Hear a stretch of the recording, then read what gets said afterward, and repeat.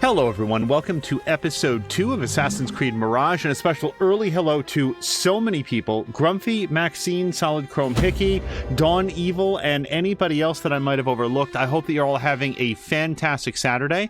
We are back for episode 2. Now, since the last episode, I did run around on the map and basically just picked up collectibles.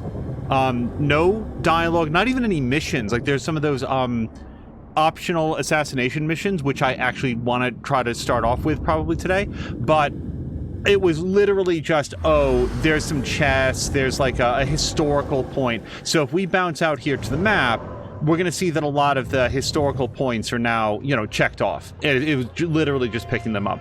One thing that I wanted to do and then did not was, like, get at all better at fighting, so we might take a look at that. This is new. Oh, that's right. I did find like a lost book, but I wasn't sure what that meant.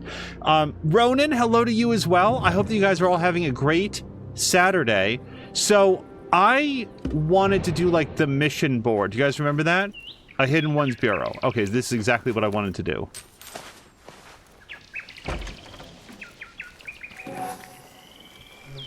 Wait, is this not? This is just her house. Okay. Lady, I'll be right back. I really want to try to keep track of all the different characters and people. Like, Nahal, I think, is the person that Basim got into, like, a big fight with at the beginning. And, like, that person in the house that's, like, voiced by the famous actor, I think it's like Roshan or something like that, but we'll nail that down as we go.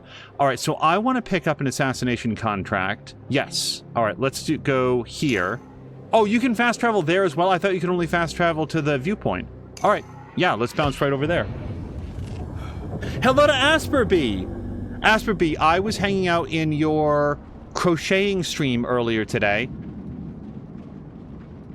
One thing that we have not connected on is, you have braces. So did I, as an adult. It was quite the experience. I hope that you're at the point where you sort of, like, gotten accustomed to them and that process is going well, because I remember getting them on. It was...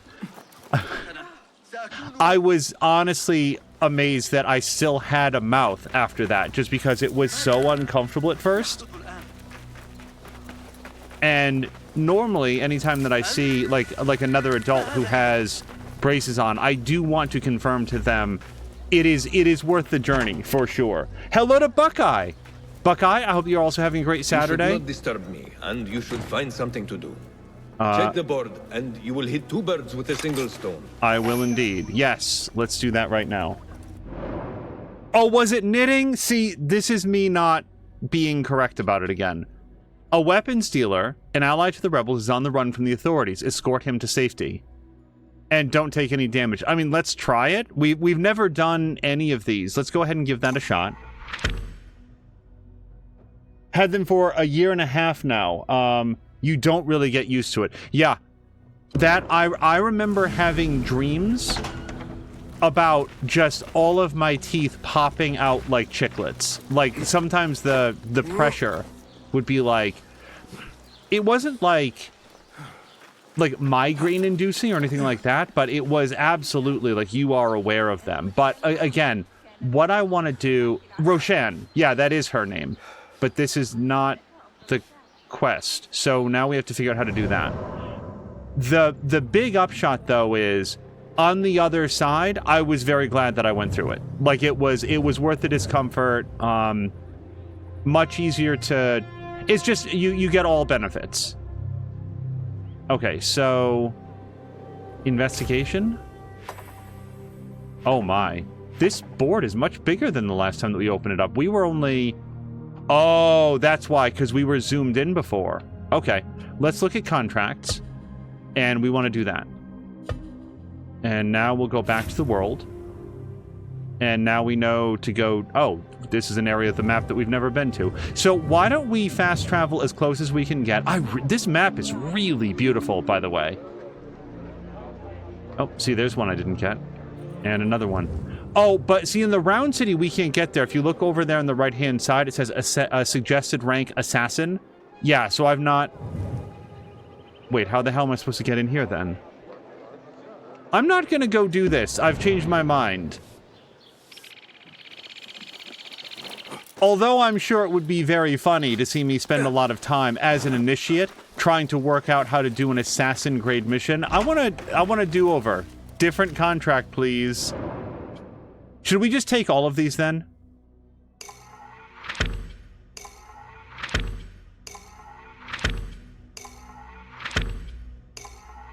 Okay, let's work out what is closest now. All right. So, this one is the closest. The state official. Assassinate the state official. A corrupt state official is visiting a prison. Assassinate him. Sounds right up my alley. To all hidden ones, the caliph's former concubine, that same girl we liberated not so long ago, informs me that a corrupt state official plans to visit the Damascus state prison. What do I require? Well, I require the idiot dead so we can place our own man in his stead. This will help our cause. Now feel free to take a direct hand in the killing. Alternatively, if the prisoners were to be freed, I'm sure they would make short work of the official and take great pleasure in the bargain. You will find the official near the courtyard area, overseeing the prisoners on the first floor. I wish you success. I like that second option. That sounds like fun. Asper B is looking forward to getting them out. It will be so worth it. Plus, my dentist and orthodontist are friends of mine, so it's a nice experience. Yeah, Brian was sharing, like, having to move away from somebody that he enjoyed working with. Ronan, hello to Ronan, says, I've never had braces, but it sounds like a nightmare to me. Really not a nightmare. It's just sort of like, it's an experience that if you've been through, then you can look at somebody else, like, in the process and say, like, A, hey, I know that's like, that can be really uncomfortable, and B, when it's done, you'll be like, okay, that was worth it. I tend to try to offer the same comfort to people who are... let's do this at night, actually. Hold on. One thing that I learned during my off-stream thing is that you can pass time, although I haven't actually done it. So I don't know if we get to choose when we stop, but yeah, that's about it. Perfect. People who are gearing up for knee surgery. That's another topic that, like, I personally haven't done knee surgery, but everybody that I know that has been like, you go through the recovery process and then you are 100% happy that you did it. Oh, nice. Asperby says that they should be coming out at the end of the year. Yeah, Asperby says the same thing that I was feeling at the time. Would have liked to have had them in earlier. Okay. So the thing for me is the dodge. And somebody actually asked, like, what was the dodge button in Banishers, for example? Because that was actually the last third-person action game that we played, and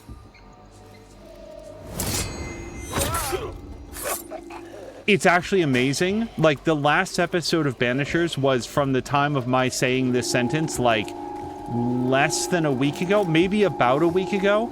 I don't remember what the dodge button was. I assume it was B on an Xbox controller, like that button over there on the right. But I legit do not remember.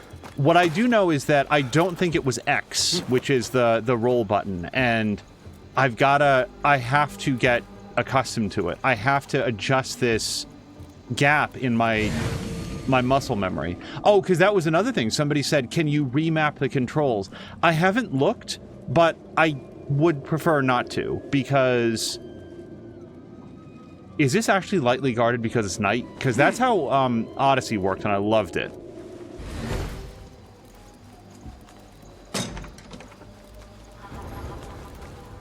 Oh, right. Sorry, I'm going to cough here in just 1 second. All right, sorry. That was not the way into the prison. Into the, like, prison structure. We're already on prison grounds. What I'm looking for is the... Here's how you go in.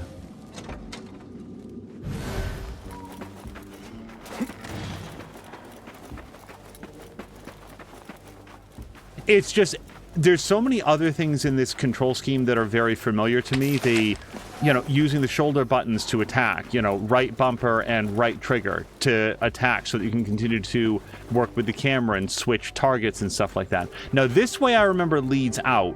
Well, let's double check, but I'm pretty sure that this just goes out of the prison. Yeah, and there's no way in from here. Oh, hold on. Maybe I was wrong. This is why I'm glad that I looked. But for some reason, the B to stealth and X to dodge is just like malfunctioning my brain. And the best way out is through. Did I ever tell this story? So when... Okay, that's not really an assassination. Yep.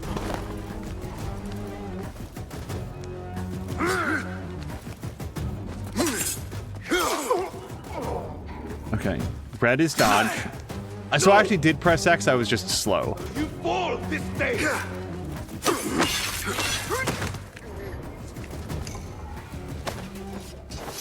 Cast your minds back to when there was a console called the Super Nintendo. For anybody that doesn't know, this was a console released after the original Nintendo system, and it had what was at the time the absolute best home port of Street Fighter 2. And then Street Fighter 2 Turbo, and then Super Street Fighter 2, and then all of those.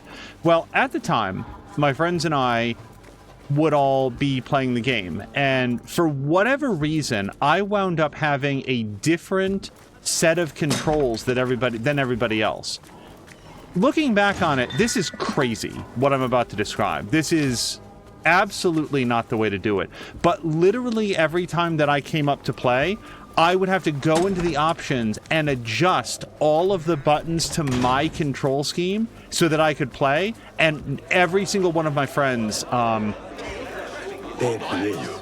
okay, I am... Freed prisoners might take care of him. Hold on. Super failing itself. And ultimately, after probably like a couple years of this, like seriously... just making everybody wait. And I got pretty quick at it, but I would have to adjust the... Nope. The controls, and then the next person who would play after me would have to adjust them back, because I was the only person that played with these controls. At some point, I don't remember if I, like, just committed to doing it on my own, or if it was, like, at my friend's house, but... I did say, okay, I'm going to stab. There we go. I'm going to rip the Band-Aid off, and I'm going to keep practicing until I am comfortable with the same controls that everybody else in the entire neighborhood uses. And I did it, and then I never looked back, and I never had to go back to those controls. So that's what Assassin's Creed Mirage is going to be like. We're going to keep going until I can figure out how to fight with these controls. Okay. Fortunately, Big Man, he was the guy that I was actually able to do what I'm supposed to. Ronan says, I'm getting my wisdom teeth out next week. I've never had any kind of dental surgery, for hoping for the best. So, Ronan, again, good news. I cannot speak to your experience with it. I will say that, just quick pause here, me having my wisdom teeth out is the best surgery I've ever had. I never felt a thing. I was completely pain-free all the way through. I came out the other side. Sorry. They gave me some meds just in case the pain did come up. I took the meds as directed, and then on the other side, it was perfectly fine, and I did not have any issues. So it was... Your mileage may vary, but hopefully you will have a similarly good experience. So here's a question. This is a rhetorical question. How do I free the prisoners? Because I've killed most of the guards.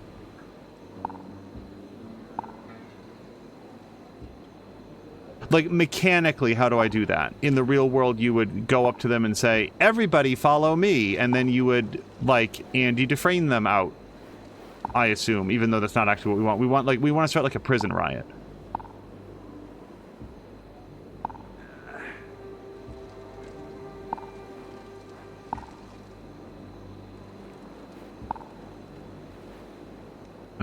And by the way, hello to Kaz. Going on the first attempt of the final boss of Lies of P. Ronan, good luck. I hope it goes very well. You have a great time, and I was about to say that you don't wind up getting frustrated, but I would assume that if there was going to be frustration, there would have been something before that point that would have been like, oh man. Kaz says this is a very pretty game. It really is, especially like, and I feel like I say this about most Assassin's Creed games, but the vista of it, like, just look at the building density. It really looks great. Okay, so free the prisoners. The reason that I went to in Kidu or whatever is that I was hoping that like he would show a symbol, some sort of clue, because yeah, we are at the prison, but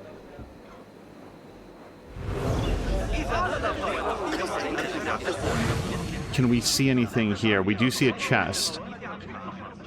Like, I don't feel like free the prisoners is going to be just kill every single guard in the place.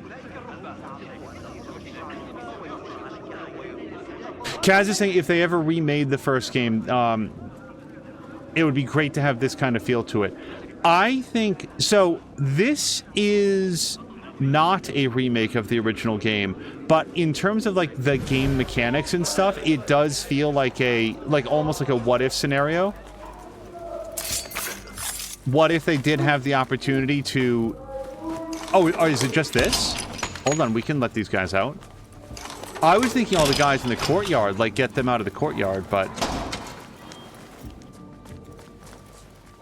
it could be as simple as this. But mostly I would like to see them do a redo on the first one, because the overall story of Altair is so important to, like, Assassin's Creed lore as, like, an overall franchise, but...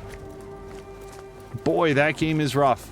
I actually have, in my years of streaming, encountered people who don't dislike it to the point of recommending that everybody just straight up skipping it, but that is... Assassin's Creed 1, dating back to the first time that I ever played it, like, played it through and completed it, has always felt like a very thoroughly described proof of concept. It's technically a game with very, very, very short sort of gameplay loops, and it's not very well balanced, and a lot of the gameplay mechanics are not very well executed, from the investigation to the eavesdropping to the variety of missions. It's very repetitive. You can see sort of like those bones of something there, but it's not until Assassin's Creed 2 that starts to get developed. That said, if they were to go back and revisit it and do a full-on, like a complete rebuild of it, to bring it more in line with all of the other things that the rest of the franchise has done so well, I'd love to see that. Asper B says, oh, hold on. He sees somebody, and he doesn't know who it is yet, and he's got a bow. I've got a knife. Let's see which one wins. Probably his bow. Hey! Alright. We might just... This guy's actually facing away. Asperby says she had 4 molars out as well because they had enamel deficiency and didn't have any issues. No pain during or after, just a strange feeling. My wisdom teeth are replacing the ones that they pulled, and that's why I need the braces mainly.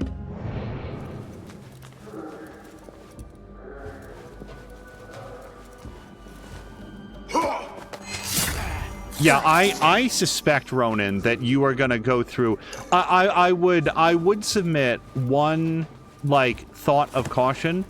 It was actually a friend of a friend, like, had their wisdom teeth out and then thought it was a super good idea, like, the day after. I actually, it might have been later the same day or something like that, was gonna go out camping with all of their friends. I would probably not do that, because it is surgery. You should be mindful about the possible need to you know, rest and recover.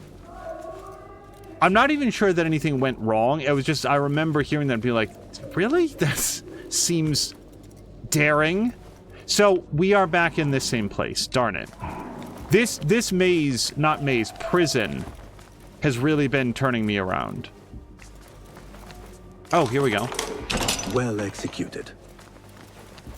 Okay. Now leave the prison. Okay, so the prisoners are going to take care of the kill for me. So now I just have to find my way back out.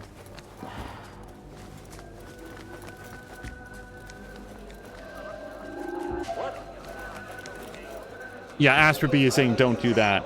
Kaz is saying Assassin's Creed is my favorite game of the series. Really? This feels like a modern day version of this, and I would love to see a remaster of the Holy Lands because that would be so pretty. Yeah. Hold on.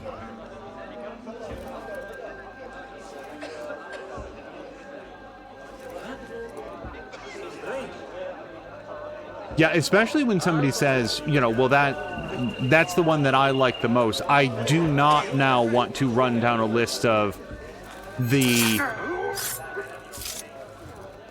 things that didn't work for me in the first one, because I never want to remove anybody else's joy in something. I really love, like, the Assassin's Creed franchise is so much fun, I think, to talk about. I'm trying to remember who it was. It might be like Princess Casey or somebody. Hello to Inner! I think it might be like Princess Casey. Somebody said that Assassin's Creed Unity is their favorite, like in the whole franchise. I find that really interesting because to take nothing away from that, and like that's a completely valid viewpoint, Unity is one of my least favorites. And what I like about that is that the Assassin's Creed franchise is so big, it's so sprawling, there's so many different variations on these same themes that you can encounter people who, like, the one that they really, really liked was Liberation, and then, like, that was their favorite, and then they didn't like any of the others. Oh, mine was, like, Samalander. Samalander's played Assassin's Creed Black Flag. As far as I know from his description, that's the one that he's played. It's the only one that he was interested in. I think that's super cool. I am looking to get, like, leave the prison. I'm trying to do it without running afoul of every single guard between here and there. There we go.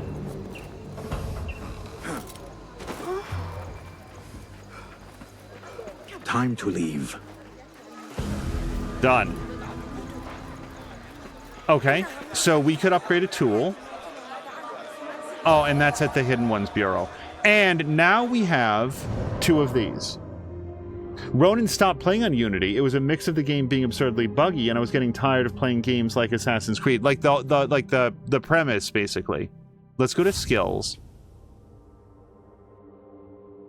I kind of feel like I want this, Enkidu Acuity 1, so that he can see things better. Alternatively, well, okay, so one of the things that I saw that we picked up was a race, and I have to assume that this might come in handy if we're trying to go quickly from one place to another.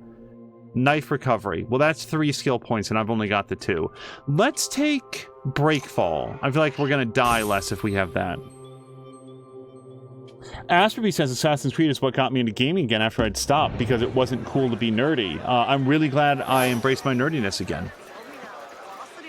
I have certainly lived in the world where it is very uncool to be nerdy. I have never stopped gaming. There's probably a lot to be said for. Oh, that's another one of the quests. Yes. Let's go do this then.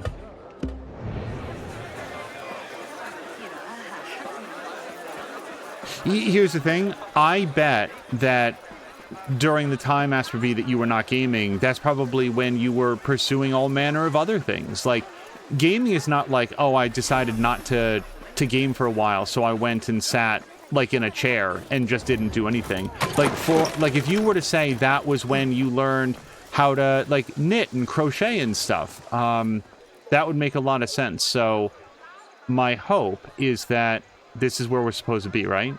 Meet with the contact. Citizens, please note that a musical Like, now you get to both catch up on gaming and enjoy whatever other good memories that you also made. Hello to Scaly One! Scaly One, thank you so much for the resubscription. I really appreciate it. I hope you're having a great weekend. talent of Baghdad's finest rising star. Scaly One, I don't know if you saw episode 1, but we are into episode 2 of... That just looks like a guard to me. Still, maybe the contact will not come out if there's a guard there.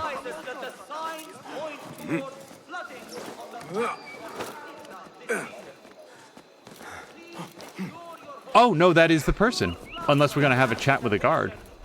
So yeah, Scaly One, this is episode 2 of Assassin's Creed Mirage, first playthrough. If you didn't see the first one, I am very bad at the combat, but we're going to practice until we get better. A curious choice for a meeting place. Do you have the marked coins? They are waiting for you at Damascus Gate. What? Is this some kind of trick? No trick. A race. I believe I'm fast enough to outrun your reputation. See you at the gate. I should retrieve the coins at Damascus Gate before someone else does. Okay, we're not currently doing the race, though. Or are we? Oh, yeah, no, it's actually this way.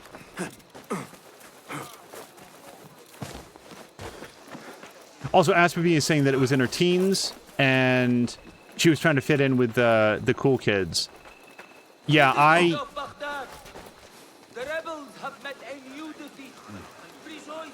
didn't feel a lot of interest most of the time in fitting in with the cool kids, but... A good effort. But no matter how loud the wind howls, it will never move the mountain. Today you were lucky. Tomorrow, perhaps not. Honestly, I didn't think that I won that. Because it looked to me like he touched the roof first. I have the coins. Now to make haste and deliver them. Okay, well, see, Asperby says I mainly went out partying and wasting money. I have to assume, though, that there were some really good memories that came out of the partying and wasting money. That seems pretty cool. And, like, the thing is, the good news is, like, the games are still here. Whether it's Assassin's Creed or, I don't know, like what else came around this time? Batman Arkham Asylum or Just Cause 2, Borderlands, like, those games are still around. You still get to play them, but you also still get all of those memories. I probably should spend zero energy advising people to have fewer regrets about broadening their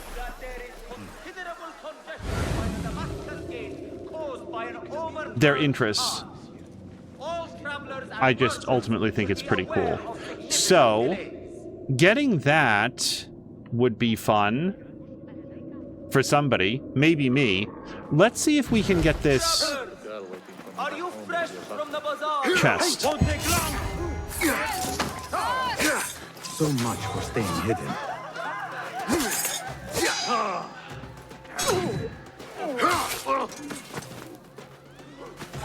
Nope. So, that was me trying to parry an unbreakable.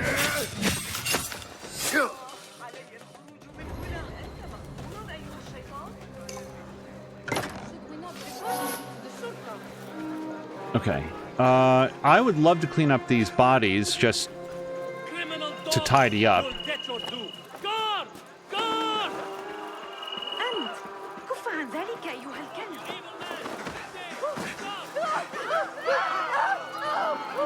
Hey, it's him! Guard! He's over here! Get him! Are we allowed to introduce the snitch to our blade? Or are we going to get in trouble for that? Usually in Assassin's Creed games, they frown on just killing civilians.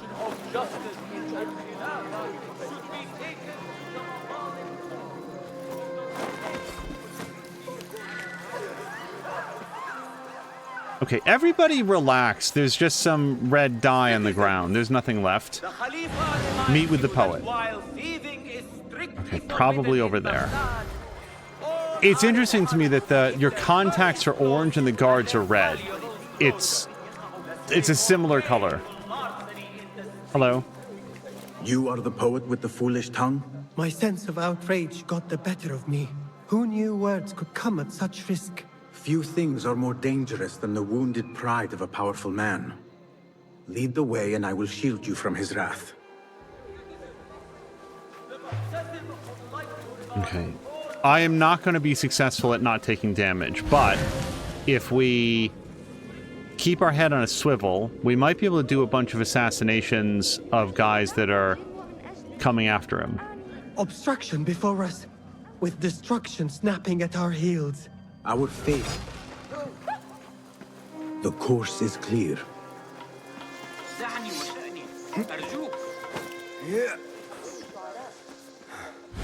All right, so I want to keep one eye on him, and then otherwise we're going to try to drop assassinate anybody that bothers him. You are supposed to be escorting me. Okay. I'm right here. Okay, you want to hold hands? We can do that too.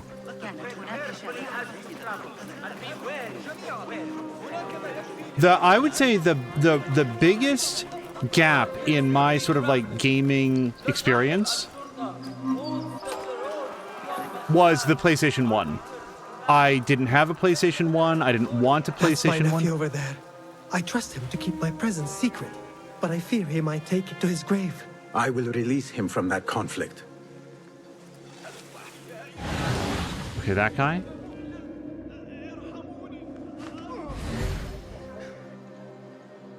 Okay, we can do this. I think.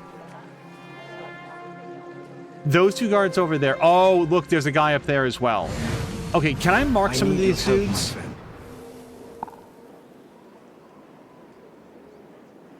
There.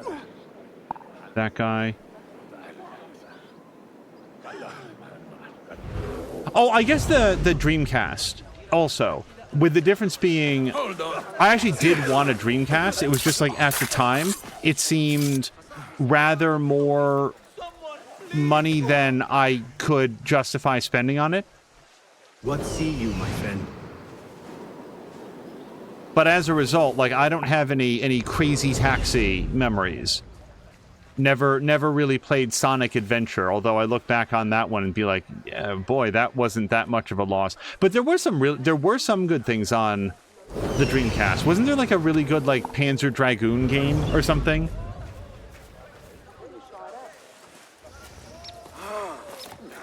All right, we're going to... Oh, but to go to Kaz's point about like how good this game looks, I was saying in the first episode, my memory of the first Assassin's Creed game was just like a lot of right angles. Up, down, left, right. Not a lot of like diagonal jumps or anything like that. This guy is looking all over the place and it's making me nervous. So we're going to come up behind him. Relax, lady. And by comparison, the architecture in this one seems much more organic.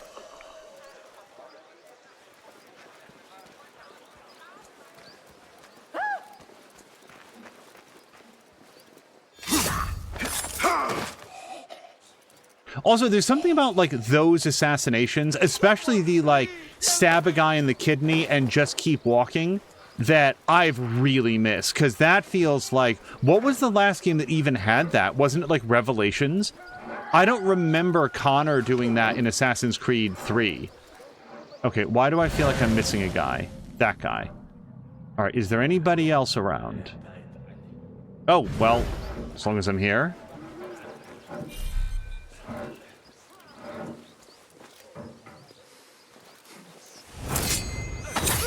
What?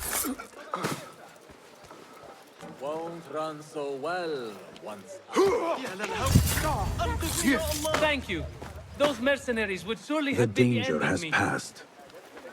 Are you new to the word follow? أيها المجنون انتبه لنفسك.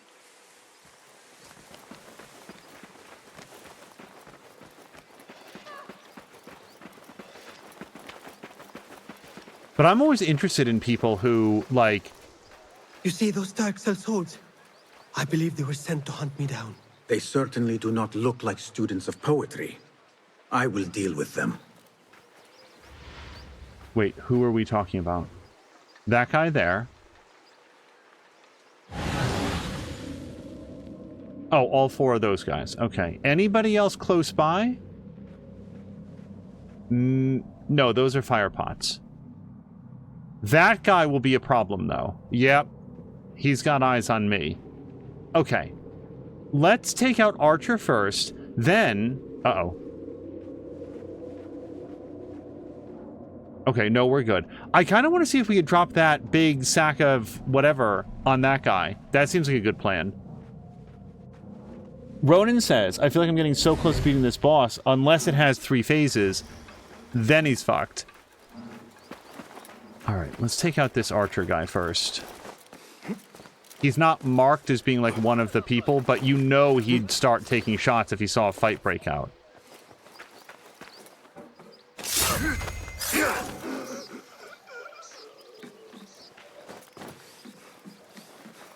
Okay, let's just double check.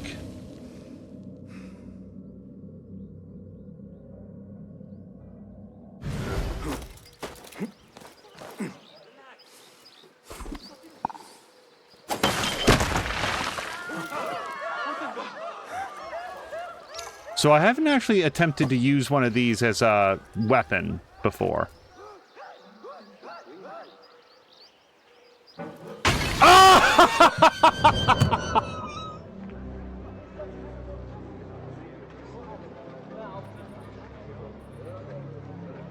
I was so prepared for that to to take out 2 guys. I was so ready for it to be a success. Oh my god. And I thought that means that we failed. If you look over here, can I gesture with the mouse? Yeah. Do not take any damage. Hello to Lady B. Now you get to hang out with all the cool kids and we are all the nerds. Yes, Lady B. Hello to you as well. Zar got to chapter 2 in Ronin last night. Rise of the Ronin. So that has very large chapters then as well.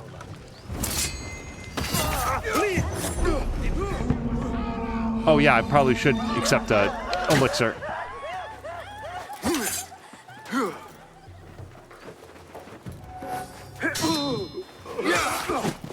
No! You!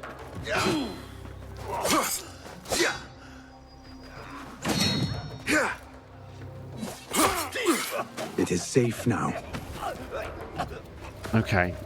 Well, this, if you think about it, this is probably the origin of the don't play with fire. We're actually the originator of that particular thought.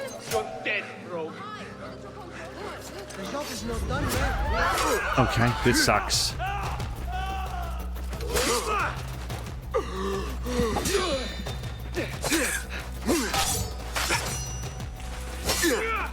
So he's way faster than the others. All you need is a word follow. Ow.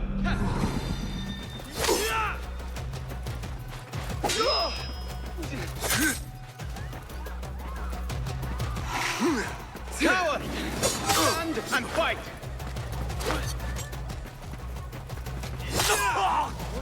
He is rather faster than I can block. Yep.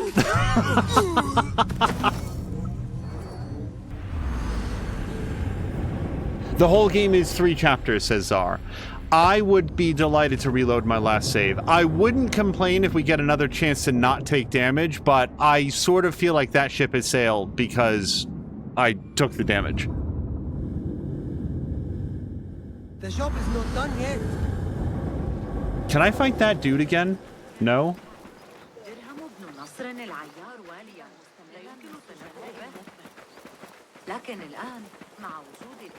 But Zar, I hope you're having a very good time with it. I did hear some feedback on it that graphically it does have a lot of, like, pop-in.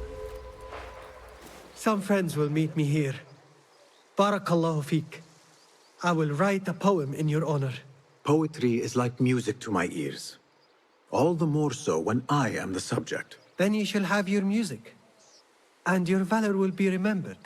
long after we have both passed from this earthly existence. But from what I saw in both the videos that you posted and from like Red Rum's gaming streams, I don't see any like pop in. I trust people that it's there, but it doesn't seem so egregious that I'm noticing it constantly. Okay, so we've done that quest, and now it'd probably be a good idea to rip down some wanted posters or something. Traitor. Okay, as opposed to combing very carefully through the city to find our next quest, here's what we'll do. We're going to go to investigation. We're going to go to the contracts. We're going to pick the next closest thing that we can do. Marked coins. Oh, right. These are the coins we already picked up. Yeah, let's go ahead and do this. And now, if we see a wanted poster between here and there, we'll rip it down.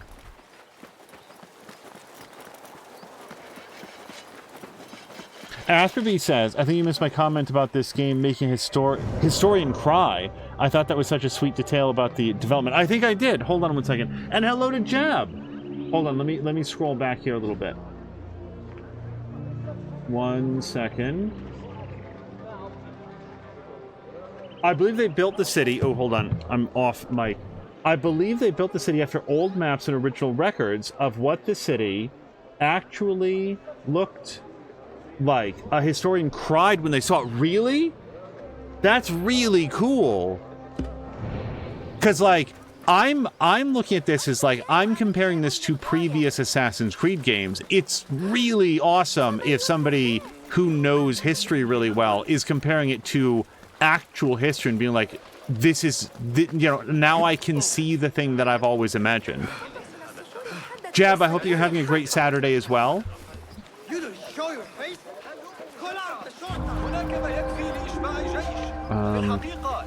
Yeah, see, now we're notorious, so any place that the guards catch sight of us, it's gonna be an issue. This is what happens when you get killed a bunch.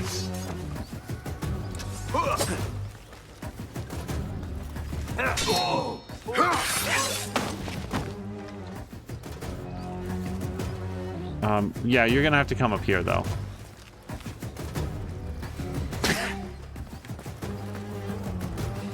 And to get way faster on the parry. Come on. I have to get way slower on the parry.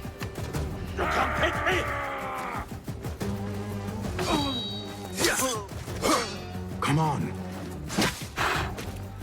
Hold on, I'll be right back. I'm coming. You coward!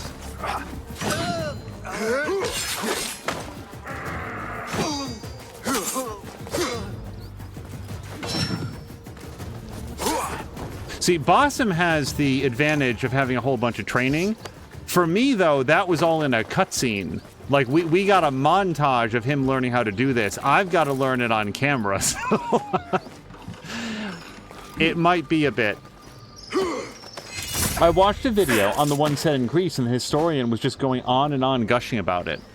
Yeah, I have, even as recently as this week, seen a lot of derogatory comments about Ubisoft and Ubicrap and how all their games are the same and a whole bunch of other, frankly, uninformed opinions. I continue to be surprised that people are that... Oh, see, I don't want to go in here. Well, okay, you know what? Let's see if we can find our way in here, and then maybe we can deliver the coins, and it won't be as bad inside the walled city, the circle city that I think it is, where it's marked as assassins only.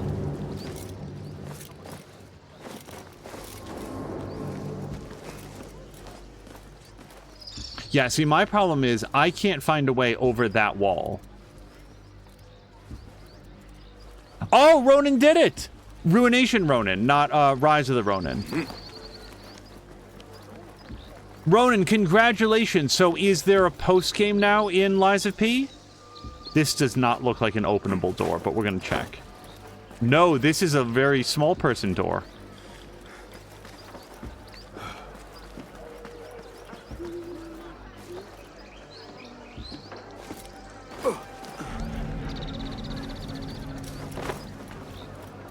I still feel like the hardest game I've ever finished was Ori and the Blind Forest.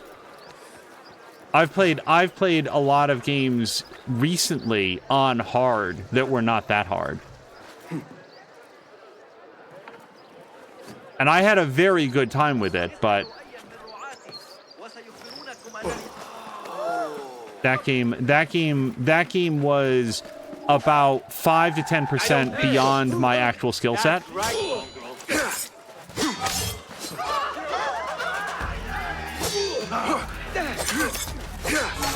I'm trying so hard to dodge. Wow. Ronan really wanted Mia to enjoy Ori. I'm trying to remember. Did she play that with control? I think that was a controller game for her. Asperby says the same thing with AC Unity. When Notre Dame burned, Ubisoft reached out and gave Paris their 3D scans to rebuild because they had the most accurate records. Yeah. That's the thing. I feel like to a casual observer, people can look at Assassin's Creed and be like, oh, it's just the same thing over and over. It's always man with knife. But when you play them, you can see how much... Uh-oh. Hey, aren't you on the posters? Stop! How much revision and experimentation that they do with each individual version. And then there's just the amount of care that they put into the crafting of the games themselves with, like, the recreation of Notre Dame, the recreation of this city. Yeah.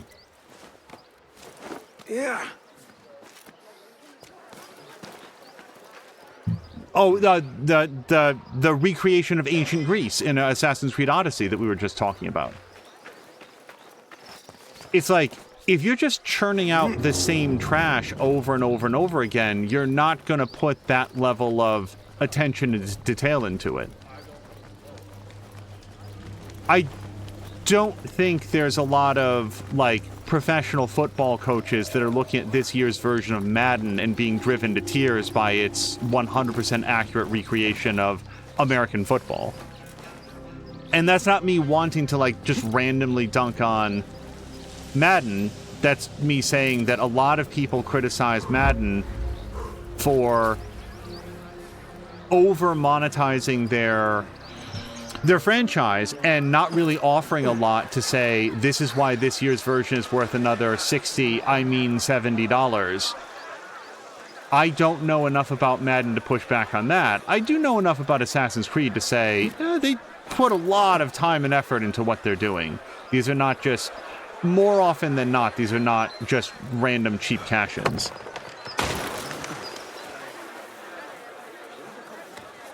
The very few that felt like that to me, Assassin's Creed Revelations, that one was the one that felt like the developer didn't have enough time to bug fix, to optimize, to flesh out some of the new gameplay mechanics. Some of the stuff that was in there was just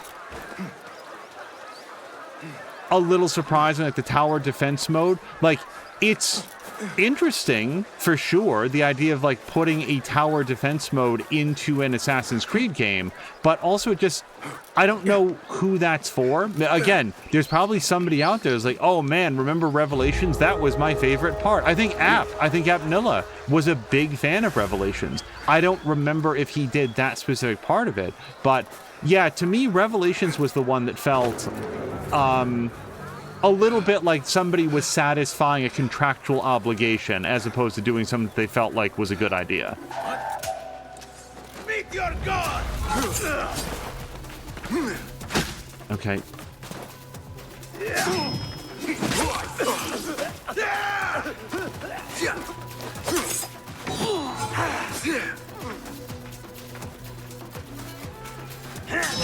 God is with me!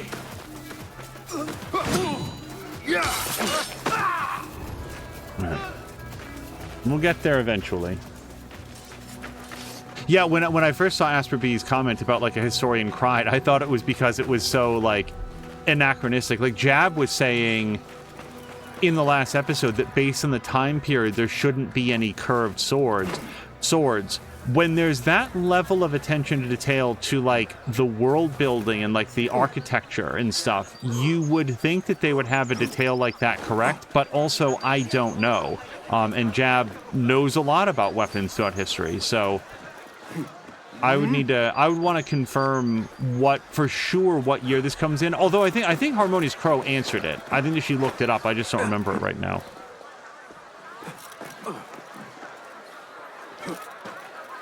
Oh, and I guess Assassin's Creed Rogue. And I like Rogue, but Rogue is another one that felt like it was sort of like the B team was assigned to work on this follow-up to Assassin's Creed Black Flag. Hey, can you turn around these assets and make a new game out of them without incurring a lot of new animation work or development costs or anything like that? And they sort of turned out Rogue. The difference between Rogue and Revelations to me is that I think that Rogue is a much more fully fleshed out game, and I think that it. You're dead. I'm warning. I think that it has a really interesting story. I think it's super cool what they did to make that dovetail in with Unity in the way that it did. And frankly, based on how Unity launched, and I mean like when it first came out, I, for one, will not judge. Rogue was for sure the better experience. Yeah, we're gonna get in a lot of trouble for all the murder. Best keep to the shadows. Okay, can everybody stop? Hold on, can I? He dodge, duck. So I think I broke line of sight. We'll find out. Ronan's got to figure out what to play next. So Ronan, if you like that style of game, have you played The Surge 2? Have you played... What's that other one? Not Elden Ring, obviously. The other one that people were really excited about. All right. Oh, Lords of the Fallen. Isn't that what it's called? Have you tried that one? Nowhere you can hide. You're already dead. Just come out. I'll play you when I find I'm gonna wait for them to get bored. Asperby says another little Easter egg I like is someone tweeted Ubisoft and asked them to put their friend's cat that passed away into the game because it has the AC logo on its nose, and Ubisoft did it. Maybe you can see if you can find it. Let's keep an eye. Don't feel like I've seen any cats in the game at all so far, but let's definitely see that. All right. Hopefully they're all bored of trying to find me. Repent, or you will know God's wrath.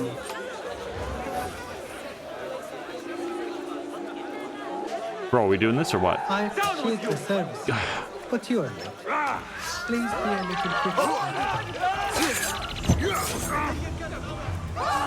Crap.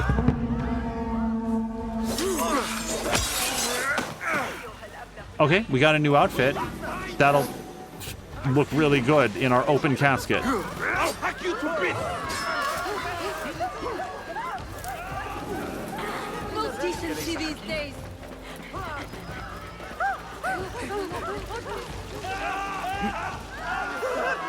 The good news is the level of guard here in the circular city is not like instant death for us. The bad news is there's a lot of guards and they all know exactly what I look like. They know Basim's name, address, social security number, fingerprints, genetic profile. They've really got him figured out. Oh, let's hide in here. Go. Okay, but more in.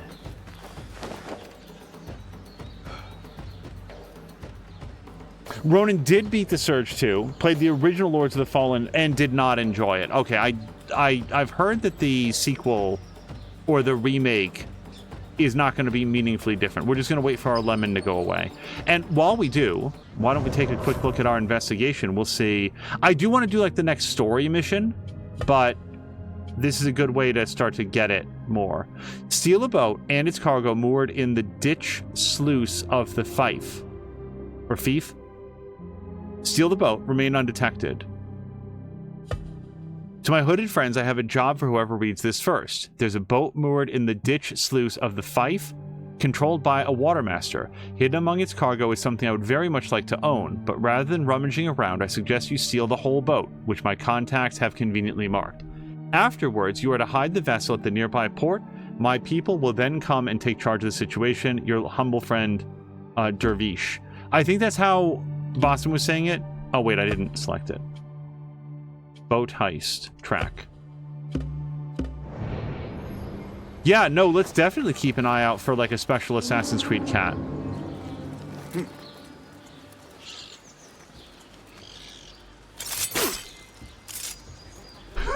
We assassinated that man straight into the table. Is this, I'm just now realizing, is this the longest that we have gone into any Assassin's Creed game with absolutely no mention of an animus or anything else?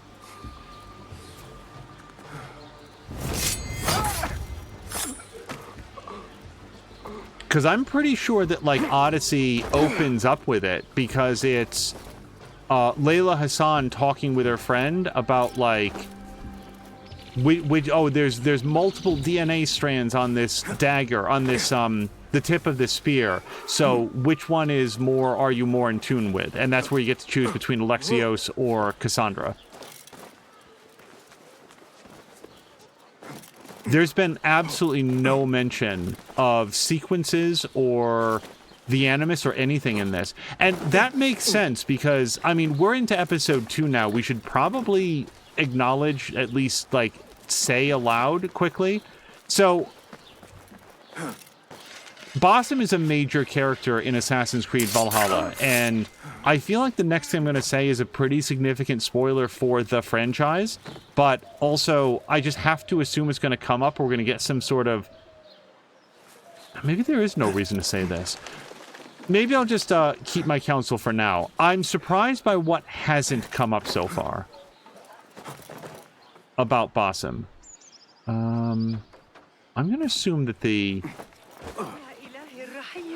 poster that we're looking for. There it is. I need to get rid of these. No, stop it.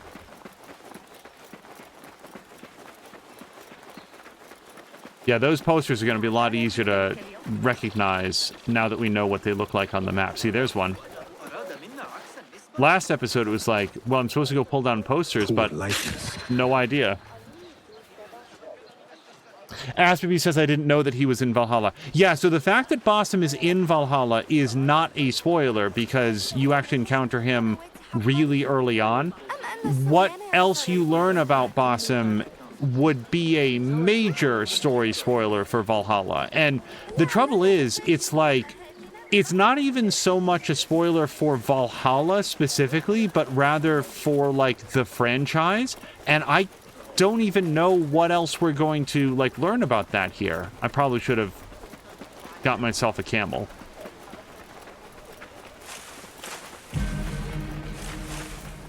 What I can say, again, is that I'm glad that the actor who plays Basim gets to, like, have another game and come back and do more voice work and stuff. I think he's really good.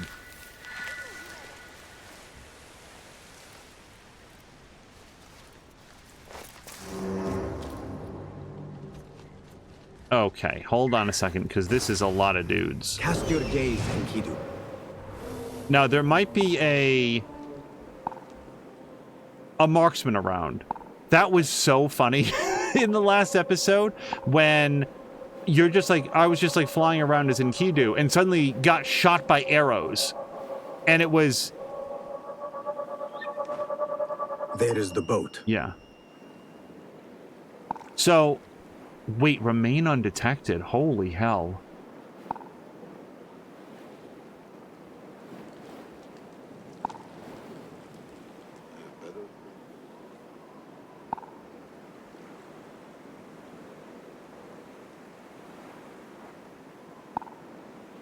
I don't remember if I picked up Enkidu's, like, oh gosh, what's it called? Acuity upgrade. Hopefully I did. There's still another person over here somewhere. Another guard. Oh, there's a dervish artifact there as well. Let's see if we can grab that. Asperby says, jumping back into the game now, haven't played in ages. Is that... Which game? Is it like an Assassin's Creed game? Is it Valhalla? Because Valhalla is like dirt cheap these days. I think that there's the Ubisoft Spring Sale is still ongoing. I don't... Okay, we're not getting recognized so far. Let's see if we can pickpocket this dude. Oh. Okay, I think that we did get it. It's a very, very narrow little blue band.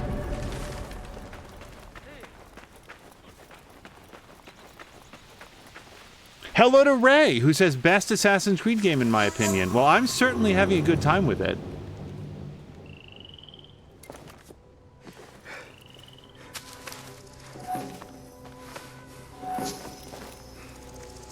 I have the AC games that I think very fondly of, and the AC games that just didn't strike me as well for whatever reason. My favorite continues to be Assassin's Creed Odyssey. Okay, so we did not mark that guy. Let's just get him on our map. So here's the thing about stealing the boat. We have not done any boat piloting in this game, and I don't know what the mechanics are going to be to get it out. And, like, certain guys, like that dude right there, that dude right there, it really feels like they're going to see us on the way out. So I feel like if we're going to try to do this undetected, we're going to have to... Where do you start? Probably up high, honestly. How do I get up to that roof? I think that we go down slightly. Go down. I'm gonna sidle our way over here.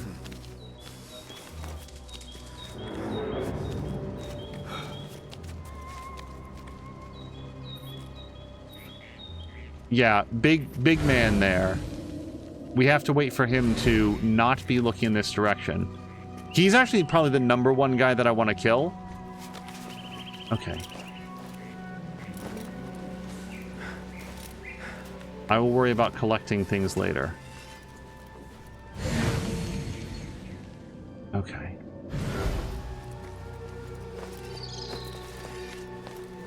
I'll say this for Unity, like we were talking about Unity earlier. Unity has, like, some really interesting ideas that felt like they were angling up towards doing, like, Hitman-style levels. Where it was going to be, like almost like a puzzle box to get into this level and to get at the person that you wanted to kill, and that they were toying with the idea of having, like, different, like, opportunity attacks to do on them.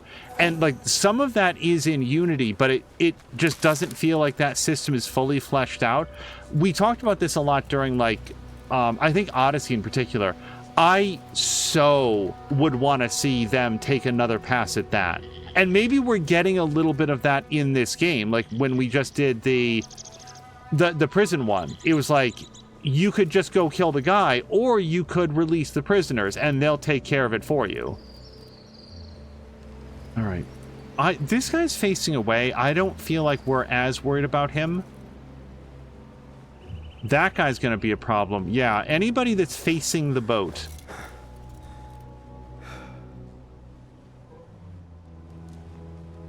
These guys seem like they might meet. We might be able to. Right, so there's a problem. He's got a little bit of white left on his bar. Okay. I would like to carry this person away. Just get you back here. Maybe in the shadow. You won't be as noticeable.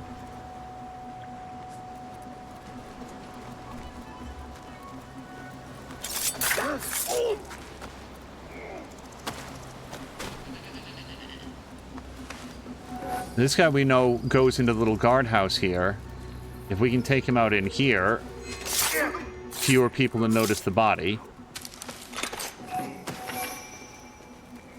Okay, and now we are the man up on the wall.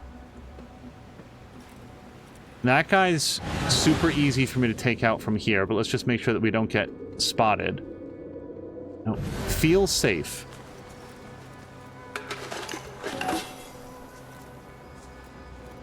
Ronan is saying it's a stealth mission if nobody is left alive to talk about it. Wasn't it Shadow Tactics? No. What was it called? What was the pirate game? The pirate stealth game? That was the one where every once in a while I'd be sure to leave at least one person alive and conscious so that when they suddenly realized that nobody else was around, that would be our pirate legend. Because if you take out everybody... I will need to clear the way to get the boat out.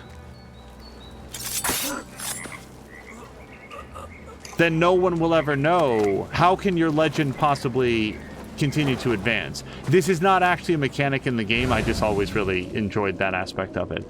So, now we need to open the gate. Apparently there's a couple of gates. Yeah, that guy we didn't take out before.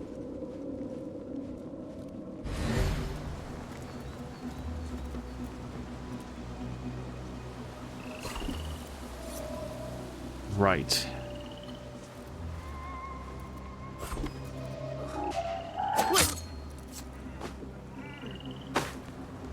Okay. I feel like I'm going to take this guy out just for safety's sake. He's doing his inventory or whatever. Fuck, fuck, no! God damn it!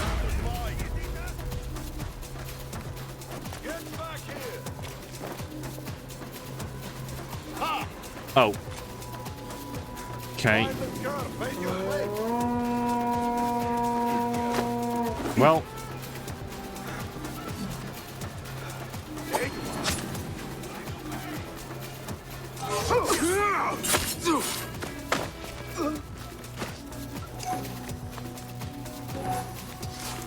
And the thing is, I absolutely, I regret not looking left and right. I don't regret taking that guy out because this is where the boat is going to go. Like, we have to take out these guards on this side of the wall or else they would have seen us come out.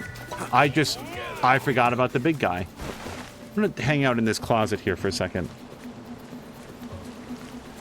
Oh, did I say the wrong name again? Apparently it was Inner who said that. Whoops.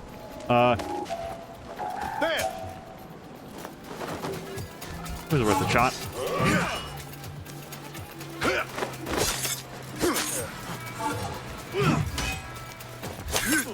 Oh, come on. No, I'm out of stamina. Yeah, I am not yet looking at the stamina bar. Is it my turn?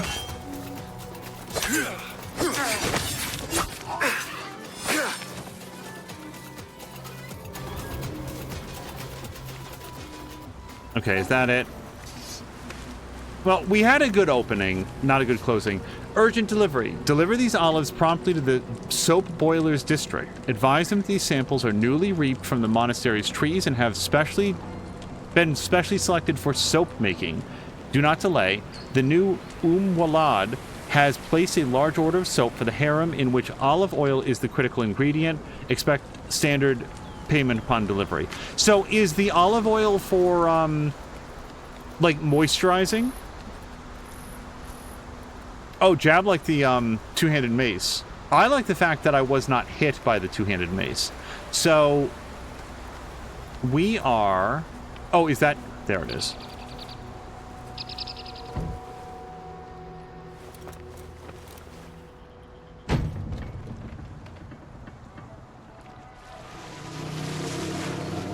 Now to get onto the canal. That's a bummer, not getting the bonus objective. I really wanted it. Should be smooth sailing from here.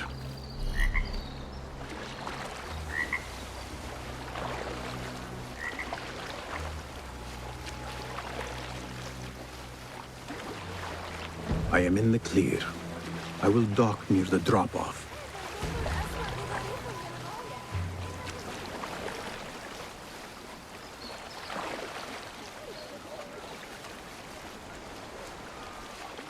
Inner says he never mixes up names when he's streaming. By the way, Inner, did you guys have like another like RPG planning session or like event this weekend? Or is that next weekend?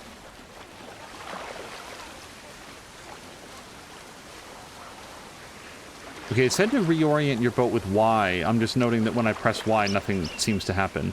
Maybe you can like pivot it if you're at a standstill.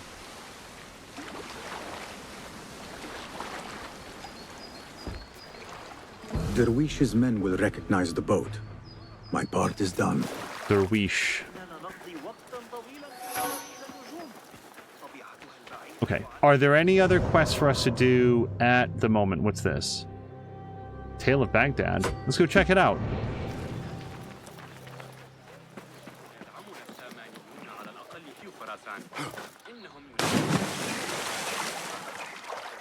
Inner says it'll be 2 weeks from now they're going to pick up streaming again. The D&D game.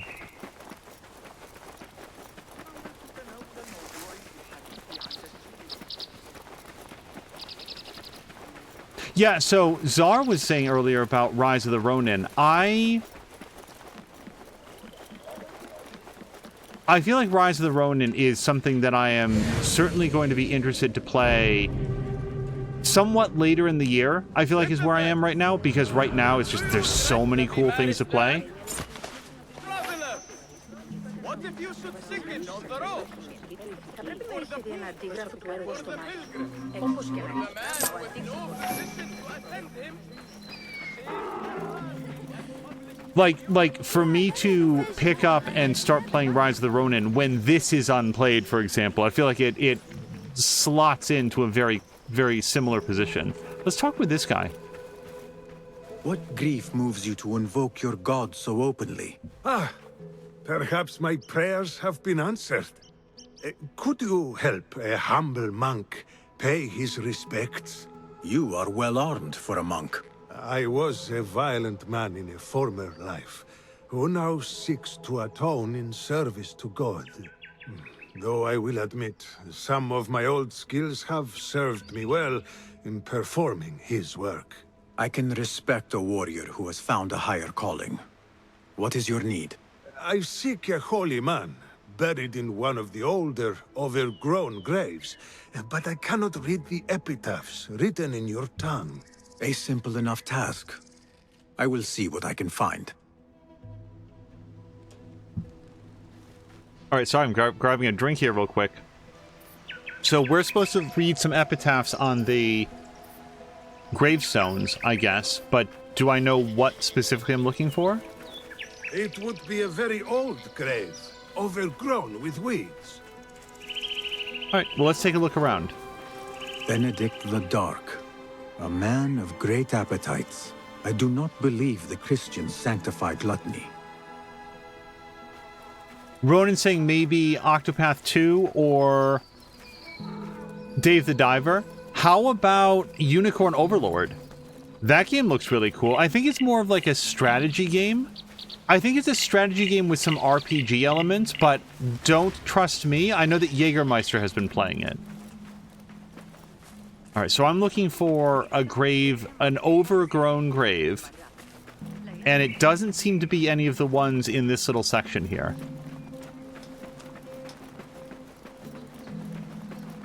Hey, who's putting up what wanted posters of me? Vigilant. At the graveyard. Wanted, this man, for immediate internment.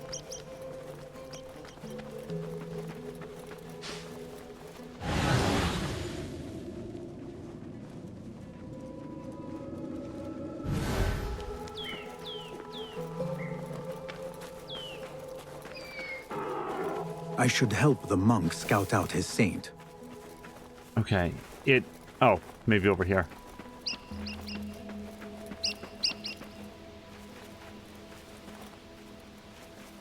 See, he's looking at that one.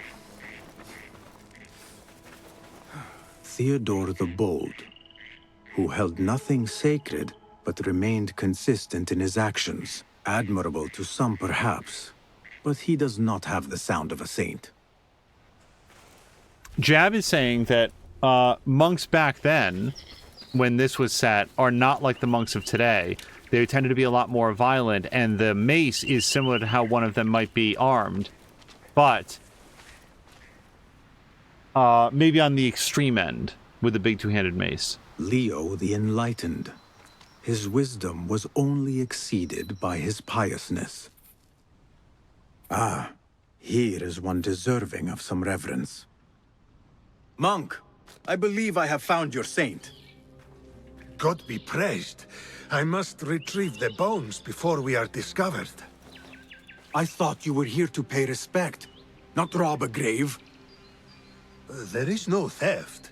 His bones belong to the church, and will do more good among the faithful than rotting in the ground.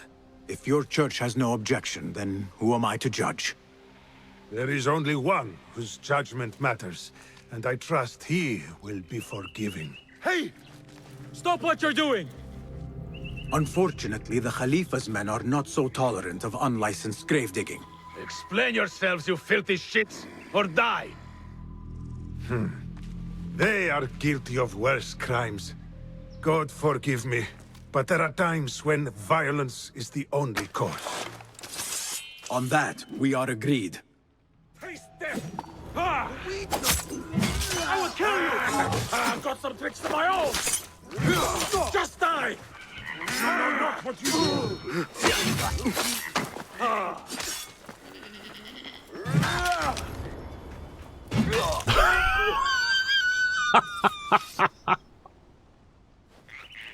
There was no other way to resolve this. These kinds of men understand only violence and cruelty. You have performed God's will, my friend. He will surely bless you with good fortune. I answer to another calling. But I will not turn down a bit of extra luck. Oh, we don't get to help him dig up the bones? That it was?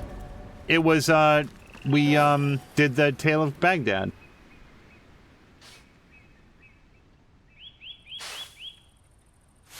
Alright, well, we'll let him get to it. Oh, yes, please.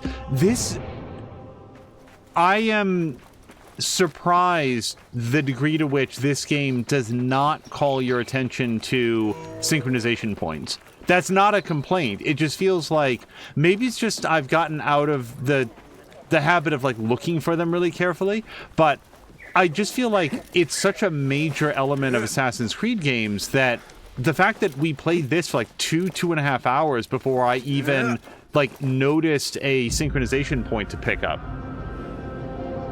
Jab is saying, monks would often take to the streets with clubs and cudgels and oppose other monks armed similarly with different opinions on religion.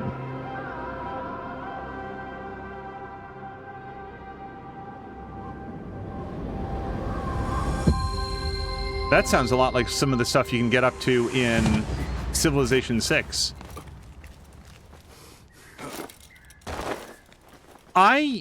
It is interesting to me in reading like conversations and stuff about Civilization 6. One of the complaints that continues to come up is that like when you found a religion or do something with religion in that game, the religion is just a name, and then what the religion believes in, what its perks, what the like tenets of its faith are, those are left entirely up to you as the player. Like, you get to select all of that stuff.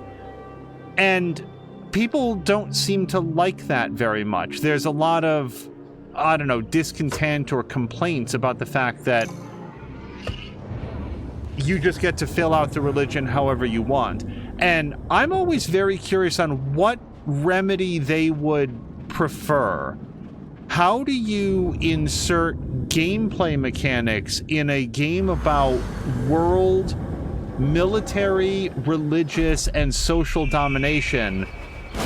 How do you insert those game mechanics into a real-world religion?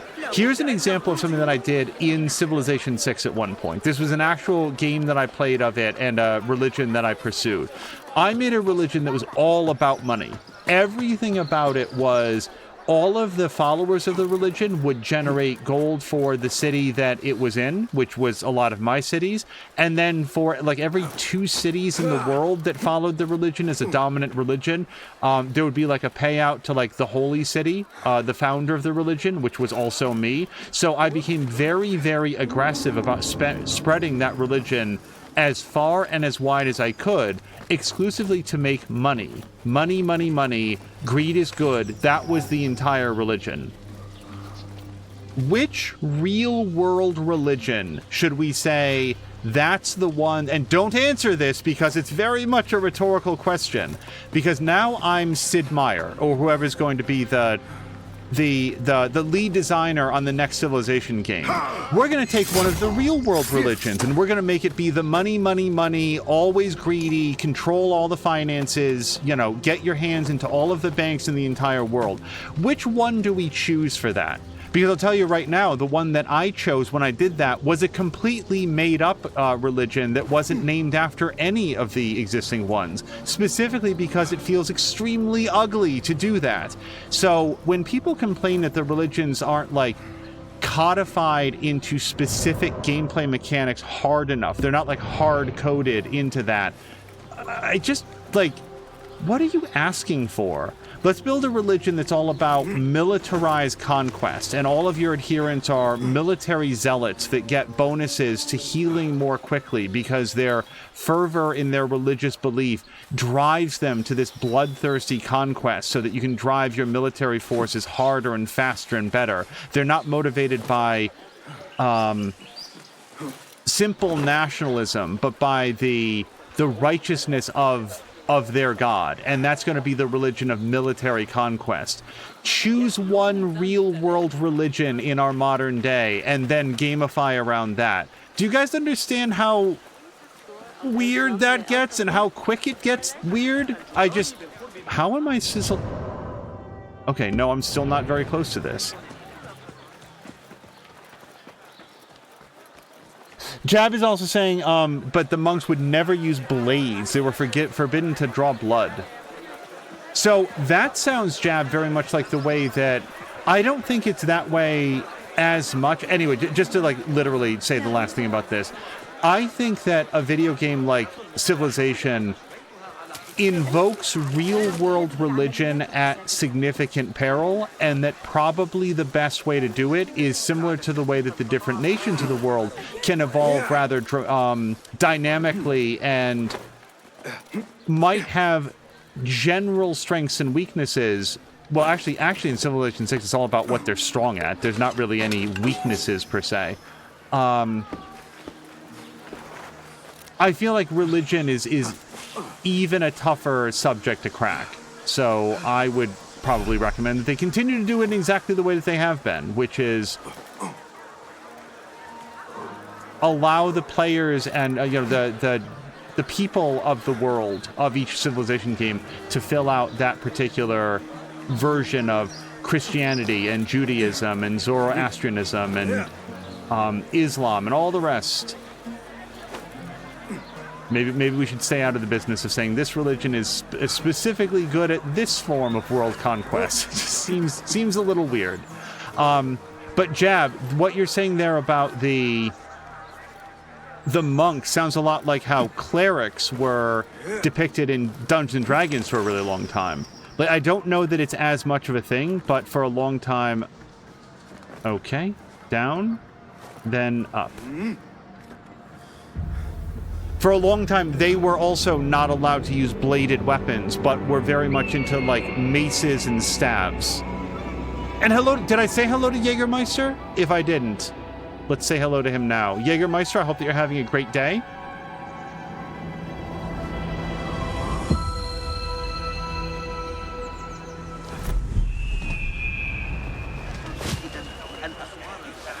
Okay, I would like to go do some story.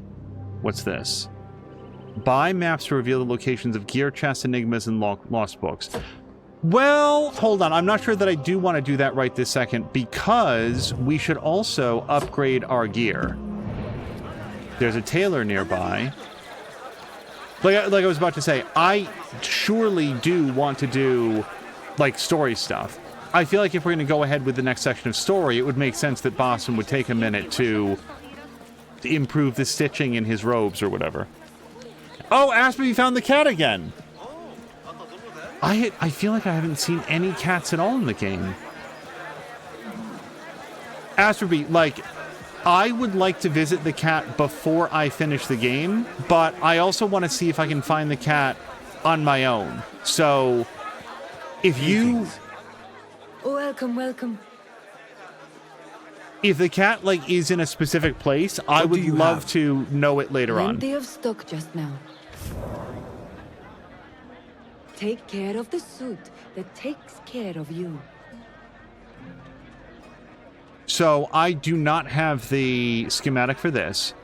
I don't really want to do the sand outfit. The sound outfit is like a DLC thing, a special bonus thing. Reduces the impact of illegal actions on Basim's notoriety by 30%. Protection is always a sound investment.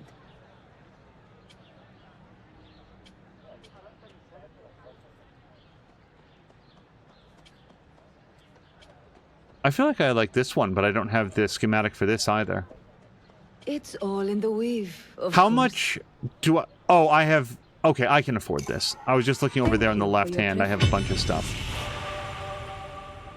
Okay, so now we can get away with more illegal stuff. Take care of the suit that takes Oh, care I can of actually you. do level 3. Okay. Very good, sir. Asperby says I'll stumble on it. Okay. Especially if it's like a special Is tribute that all? to a guy's cat. I must take my leave. Be well, Sahib. Or a person's cat, I should say. Alright, I would also like to stop by a blacksmith if we can afford that. Historical site. Why not?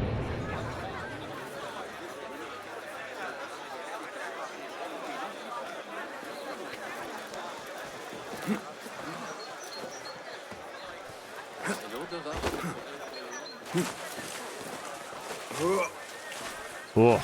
So this weekend we attempted to watch a movie called You Won't Be Alone or something like that. Oh gosh, we literally just tried to watch this this weekend, and today's Saturday, so like it was either yesterday or today. I'm honestly trying to remember. There's a particular style of directing where, or maybe it's cinematography, where you have two options on where the camera is.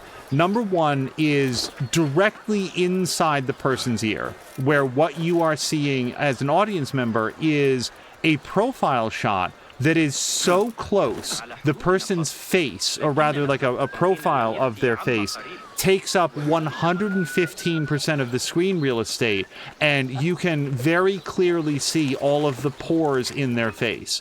Or the other option for your camera placement is 3 blocks away, filmed with an extremely wide-angle lens. So all of the characters look like dots on the horizon.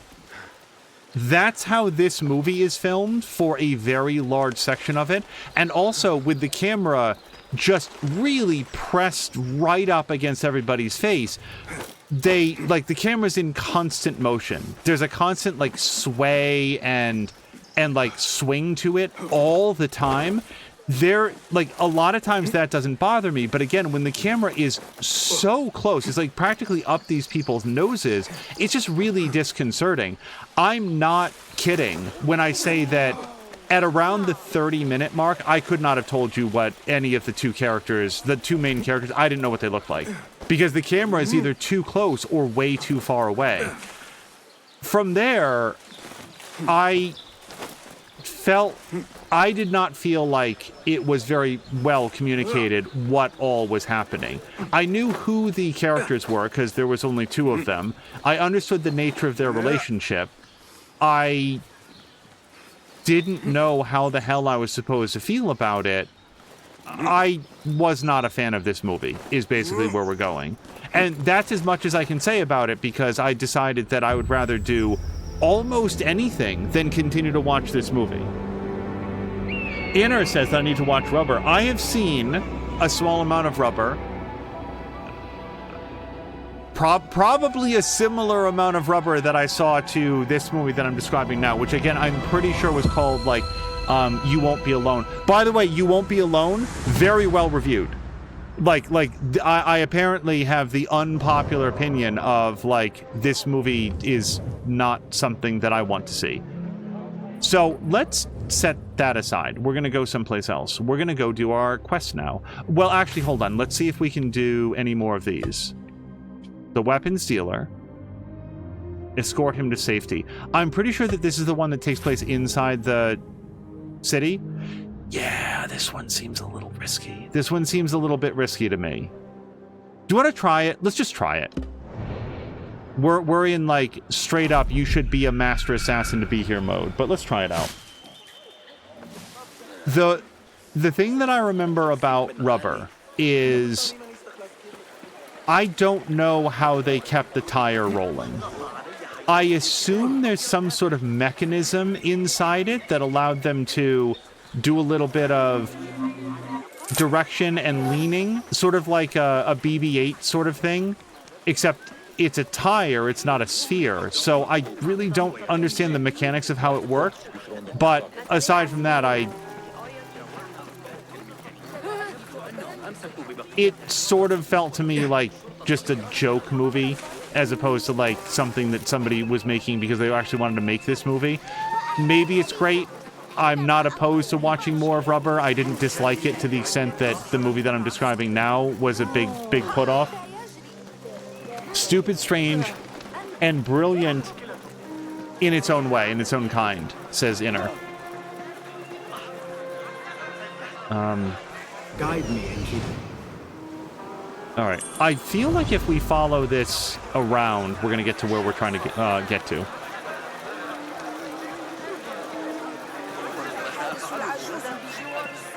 Since I can't, like, these walls have spikes up on the top of them, so Basim cannot get over it without shredding his body. Oh, hey, we'll pick up another codex entry. I want to say that The Children, which was also a very well-reviewed, I think, British horror movie, I felt very similar about that. Just like, man, I dislike the way this was shot so much, and the fact that it played so coy with some of the things that were supposed to be horrifying, and it just seemed to be in love with having these things happen slightly off camera. I didn't feel like that was adding to the suspense of it. I felt like they weren't certain how to film some of these things, so they just gave up and just had the camera be like, whoa, stop it.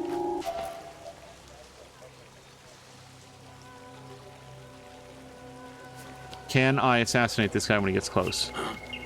For sure. No, he's not going to be close enough. So, I don't actually mean to be here. I'm supposed to be on the other side of this. Maybe we can sneak past the harem guards. Have I seen the end of Rubber? I have not. We were watching some of it. Maybe I was watching some of it, and sort of wandered away from it. Oh, I thought I was ducking. I was not.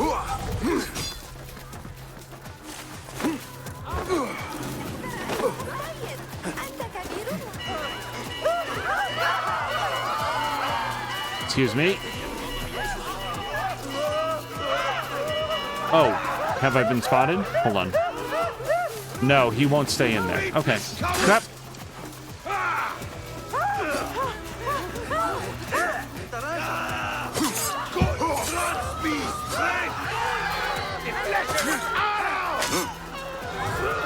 Okay.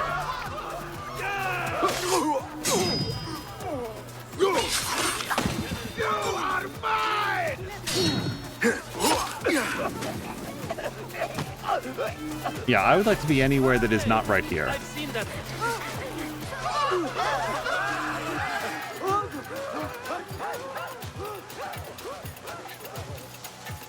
It explains a lot, says Inner, and not. It's like Cube. Oh, now I know why. What? Now I have more questions. Why? Was it made by, like, the same team? See, I like Cube. The difference between Rubber and Cube is that Rubber is, at least from the section that I saw, about a tire that's rolling around. And I know the tire is, like, murderous and that it wants to kill people, and I'm pretty sure that it does.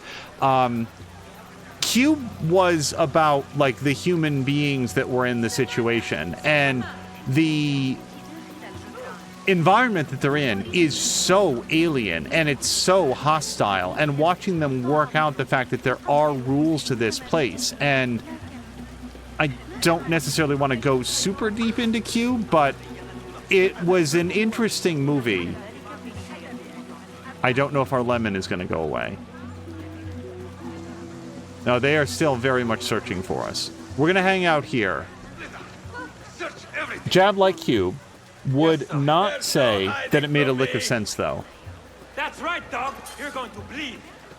Cube reminded me of a book that I hold in pretty high regard, especially for young adults, called House of Stairs, which is very similar. It's about a group of people that wake up, teenagers in this case, that wake up inside of an extremely foreign and off-putting environment. It's like this endless void that is just staircases leading into nothing. Staircases going up to landings, going up to more staircases, up and down as far as the eye can see.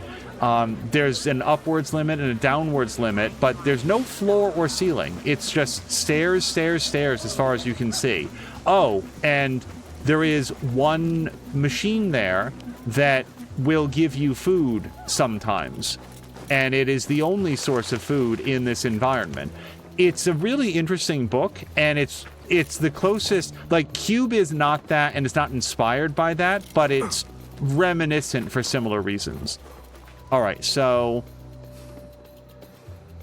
meet with the weapons dealer. I need your eyes, my friend.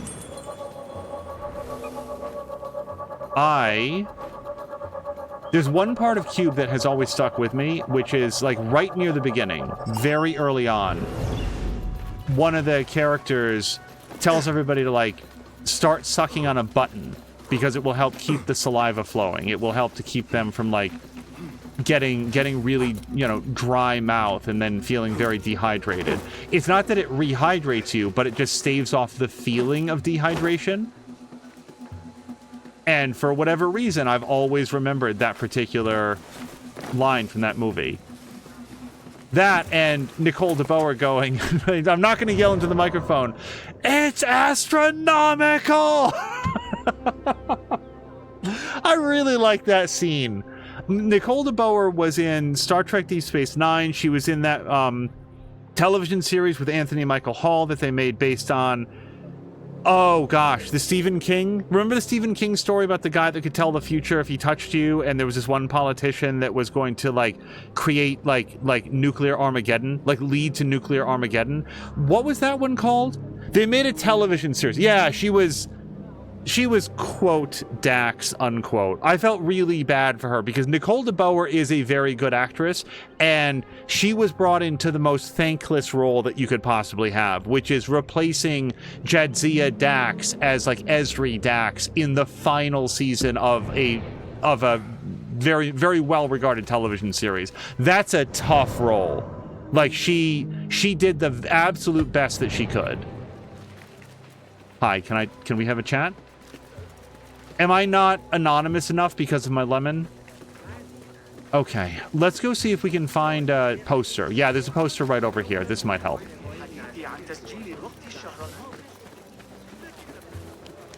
Better keep a low profile. Yeah, she played, like, Anthony Michael Hall's, like, ex-wife or something like that in Dead Zone. Wasn't that what it was called? The Dead Zone? Okay, our lemon is gone. Now we can talk. Beshi sent me. I am here to help you to safety. I do not know you. Am I just meant to take you at your word? Do you have a choice? Fine. I know a way out of the city. And remember, I have eyes in the back of my head, in case you plan to stab me from behind. Inner is saying that a lot of people don't know there's 3 Cube movies. Look, a threat to be met. Preferably by you. Okay, let's use 100% of my brain power to not take damage. Let's start with, well, hold on. Let's start with this. So I do know that there are 3 Cube movies. I've seen the first Cube.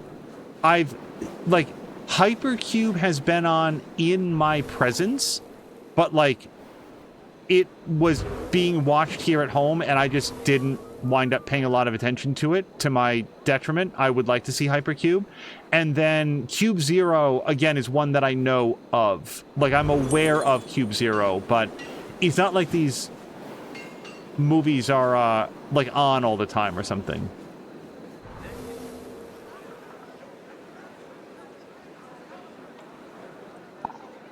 Okay, that guard is not related to what we're doing over here.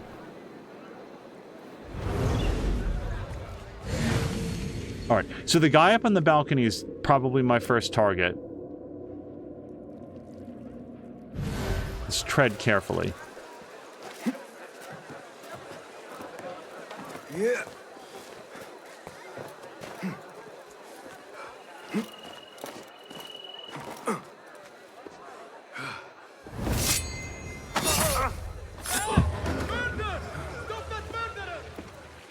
Okay, liar. Who saw that?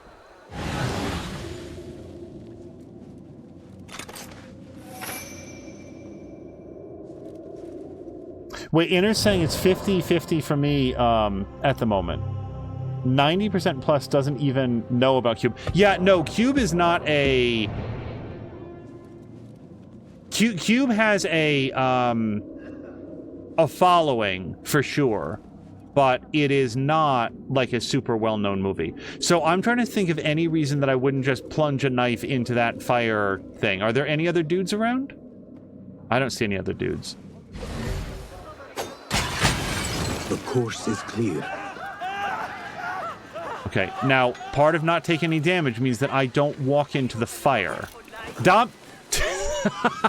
I promise you guys I held B so that we could just climb down the ladder like a regular person.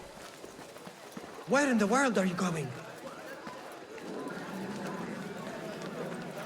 There was no talking to such filth.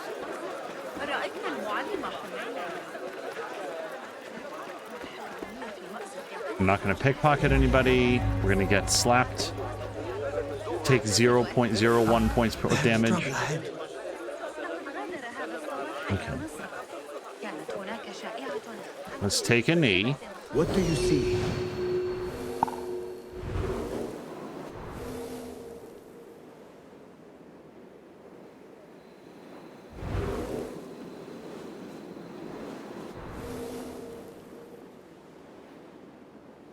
From what little I know about Hypercube, I think that it would be an interesting movie to see.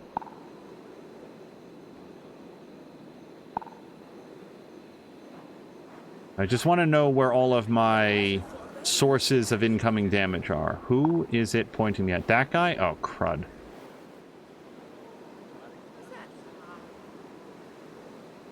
I have no idea who's pointing me to now. They're all on Prime, says Jab a few months ago. Maybe we'll check that out. Oh, by the way, Jab, did we talk about this? I don't think that we did.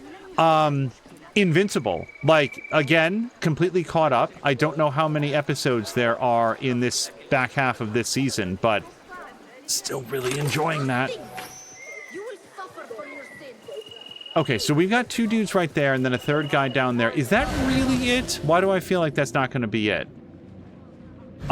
Can we pop those grain bags and blind them or stun them? We can. Okay, so I've never tried this before. Let's give it a shot. Not out here. Damn smoke.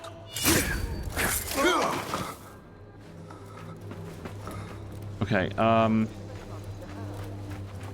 let's get these bodies out of here.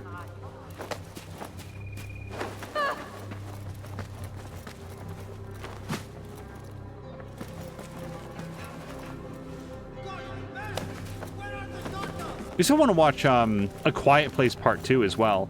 Because aren't they doing like a third movie? Yeah, they're doing like a, not a third, well, okay. They're doing a third Quiet Place movie, but it's like the prequel, like the origin story of all of it. Which I'll be interested to see. But I still need to watch part 2 of it. Nope! Oh, stupid asshole. Why are you yelling for the guards? No! Fuck. Okay, so that lady's gotta die.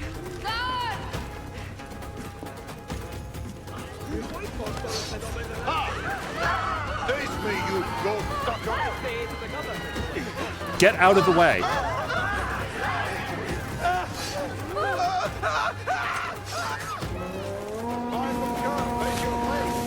Okay, so I am not here. I do not see a purpose in fighting this. Go up.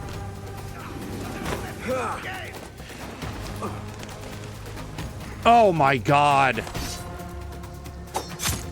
What are you up to? Help!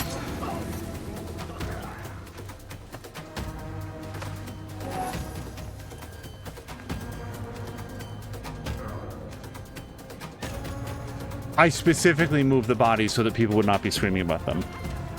Jab says, I was watching you Thursday and remembered episode 7 had come out today. Showed restraint, waiting for you to finish before watching it. But it was a close run thing. We're gonna, I'm sorry guys, we're gonna stay right here until that lemon goes away. I would like to do at least one of the bonus objectives where I don't get...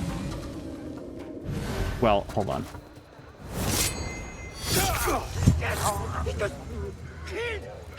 Okay. Shut up! Where can I hide? Oh my god, these people, they're so precious about murder in the streets. Okay. Now there's one dude left, right?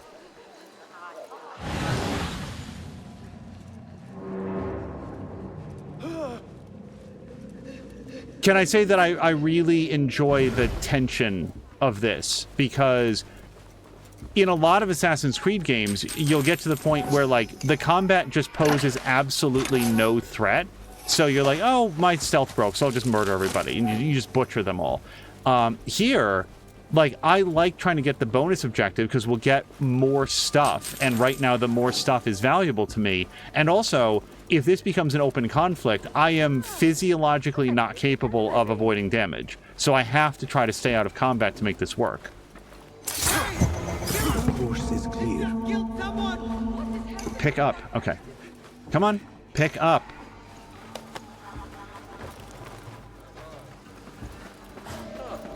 No. Shit. Please. Where are the patrols? Okay. This trash belongs in a cell. Fuck. Call out the shorter. Throw the scum in a cell. Bro, how dare you show your face? Guard, over here. She's carrying a pouch, too. Let's pickpocket her before we go. Okay. Stay close to me. So here's the issue. I'm not, like, being funny. If that guard sees me, if you look at my notoriety bar, he absolutely will pick me out. Don't wander off. Such assholes. It's the outlaw. Is there some sort of trouble? There was a cutpurse. After him. What? Go!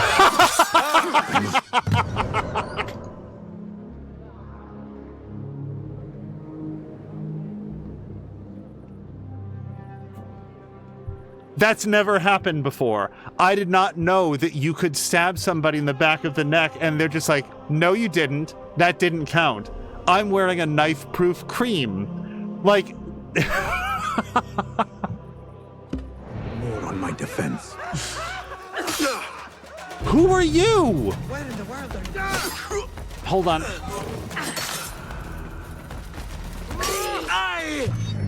Oh my god. You guys, I did my best. The trouble is, the people in this area of town are huge busybodies that will call you out, they'll rat you out to the local authorities everywhere you go.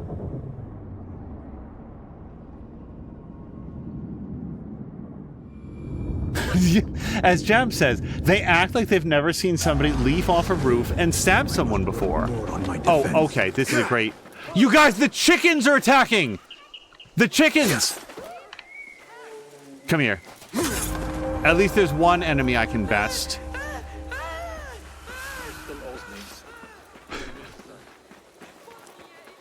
Have you known the rebels long? Long enough to believe in their cause. I like the fact that these escorts missions basically turn the world into Postal 2, where just everything is the most aggravating version of itself. Your grave, outlaw. Right, that didn't work. Stay close to me. So basically, as soon as this guy starts to animate, I need to die. Jab says foul blows indeed. Yes, and they hit below the belt.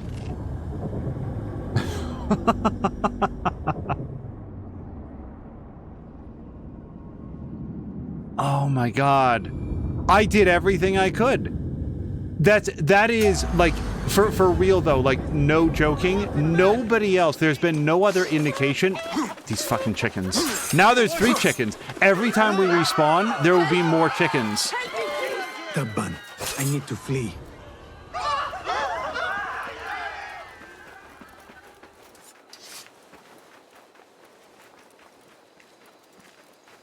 I feel like, sir, I feel like we're going a different way than we went last time. Has he just completely given up?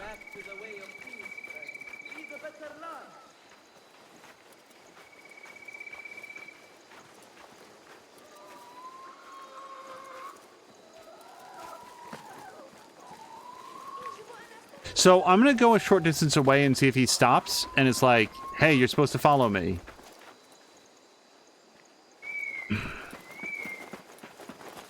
Also, so in that last fight, it wasn't the person that killed me, but like one of the people, so far all the guards have been wearing like bright red, and one of the people was like wearing like completely black garb. I don't know if that's like an elite assassin or what. So, you guys, I don't know what's happening here. I'm gonna see if we can spend time. Pass time. Let's see if this resets the quest in any way.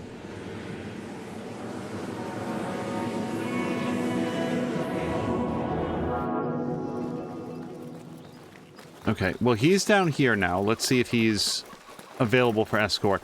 I have a feeling that we might need to leave. Hey, are we, like, going somewhere, or what's up?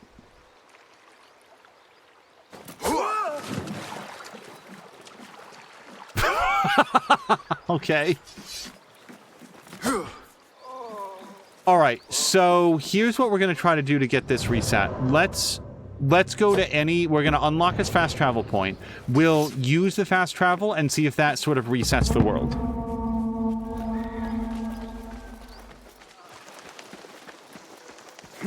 The cool thing... Oops. As long as we're here. The things that pass for art these days. And this will be even faster. This will be even faster. There we go. And actually, there's a poster over here as well. We might as well take this opportunity to reset our notoriety. What I was going to say is that now, like, you know that whenever it is that we do successfully do one of those without taking damage or being spotted or something, it's going to be so much sweeter. It's going to be such a better victory. They are looking for me. After failing this hard. Playtime's over.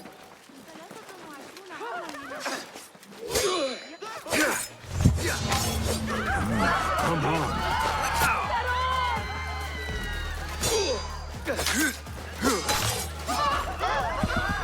You're already dead, lawbreaker.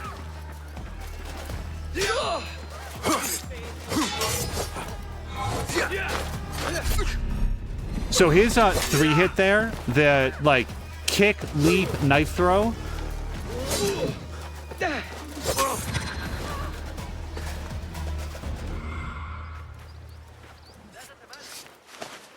Is something that I've got to learn to deal with. Did my notoriety go up, by the way? Okay, pause for a second. We still want to go over here. We're going to get this fast travel point.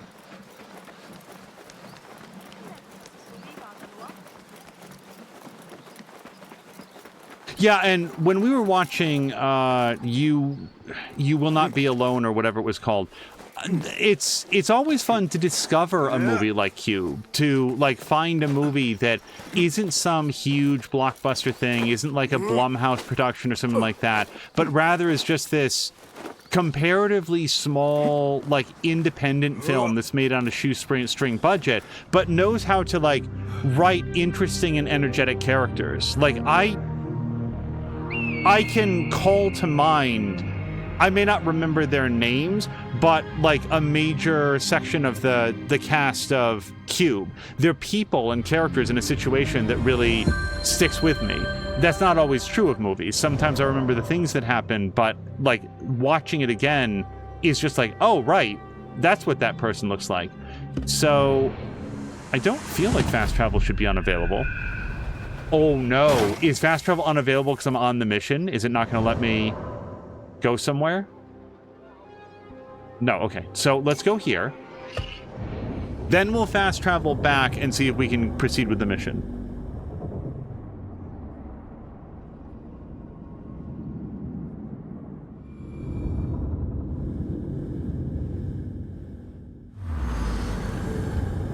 Round city. I keep calling it the circular city. Isn't there a thing in the real world where somebody's trying to make like the Line City, which is just going to be this super dense, straight, I don't know what to make of that, the way that it's showing it, that he's still in the same place. Like, if you guys did like a search for like the Line City, there's some like weird ass engineering project, some sort of like hypothetical thing where they're going to build a city that's going to be like in a very narrow straight line for some reason. I absolutely cannot figure out what the purpose of doing this is supposed to be. And also it seems like incredibly dangerous for the purposes of like getting emergency services anyplace, just because everything is just sort of like in this straight line. I don't understand this, but it's been one of those things. So I think that we might have to go somewhere else, because he is not talking to me and he's not progressing. I think he's waiting for a better assassin, I think is what's going on here. So here's what we'll do. Let's go do any other thing up to and including the main story. Let's see what's available for us. The Bronze Mirror Heist. Steal a valuable mirror secured in a bathhouse.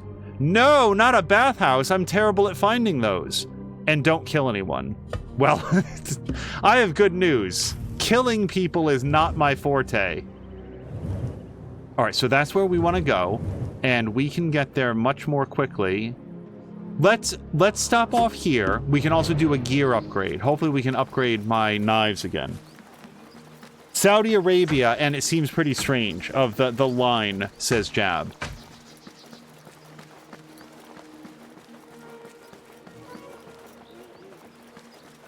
It reminds me of that line from Firefly when Captain Malcolm Reynolds is looking at this elaborate floating chandelier, and he says, I understand the how of it, but the why escapes me.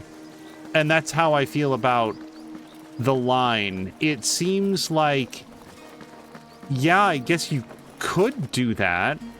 You could also design a car with triangular wheels, but why would you want to do that? It's not going to work very well.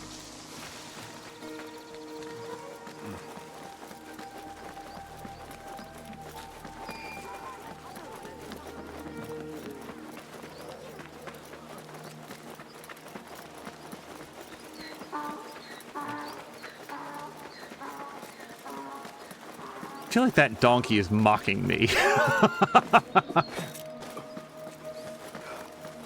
Okay, wait. We are here.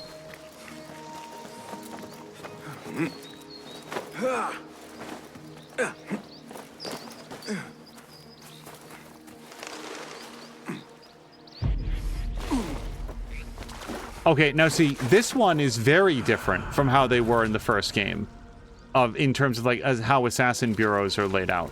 So we're here, and I would like to visit hopefully the person. Like, isn't there...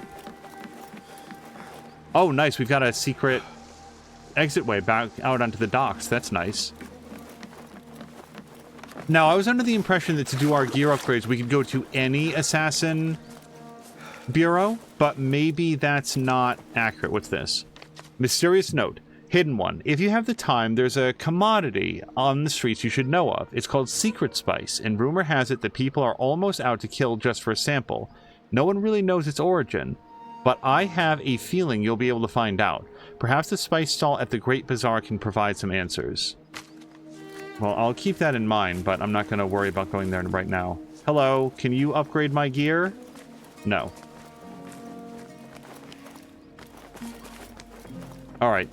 We might have to go to a specific bureau, which is a little disappointing, but that's okay. So let's continue towards the heist, which now I see is on the opposite side of this. Is that... Okay.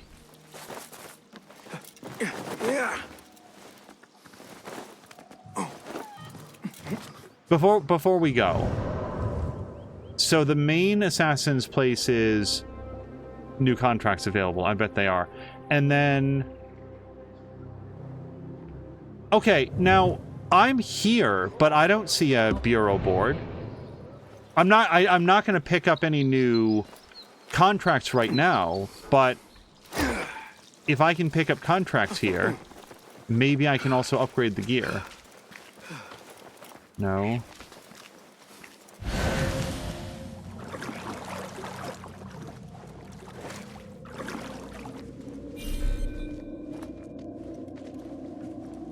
Okay.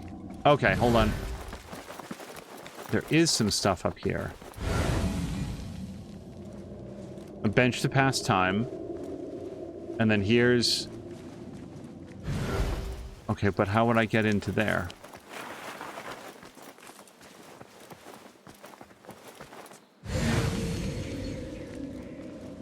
It's possible this place opens up a little bit later, but right now I don't actually see a way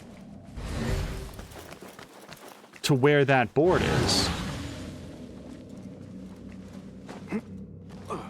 Both of the doors are closed. We've already read the note. There's no way above to it. Okay, we'll mark this off as a mystery to be solved later. I'm just gonna go around or over the building. And we'll get over to our quest.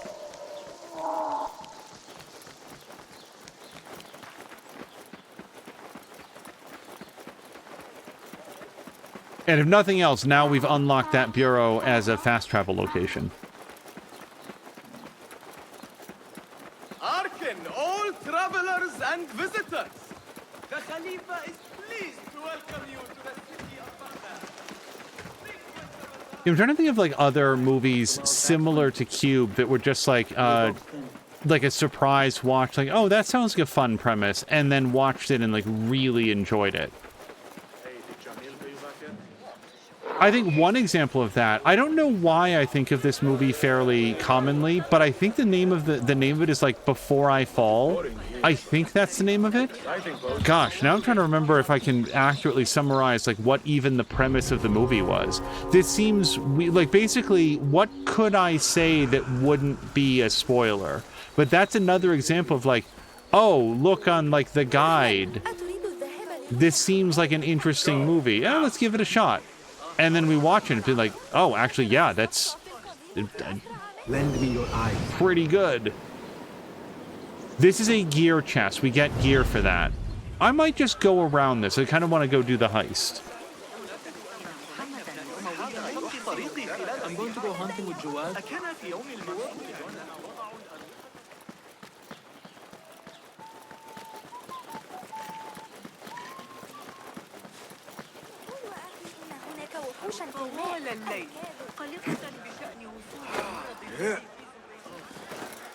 Down.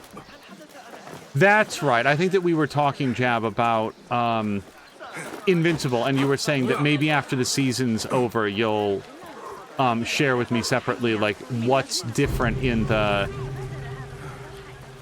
comics.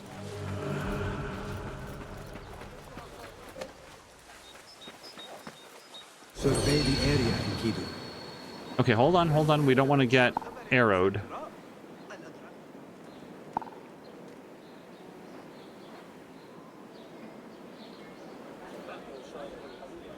That doesn't look that shard like a... Oh, it is a historical monument.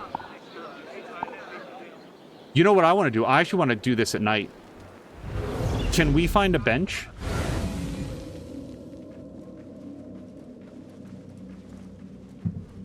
I feel like going to the prison at night was a good idea, and then I immediately stopped doing that. Hey, let's get this dervish task.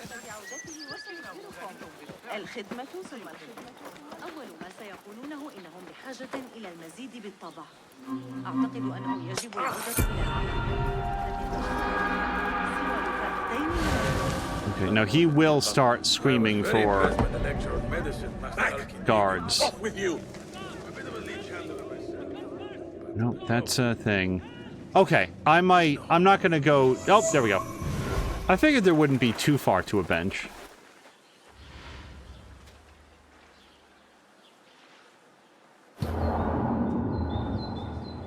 Let's do our crime at night.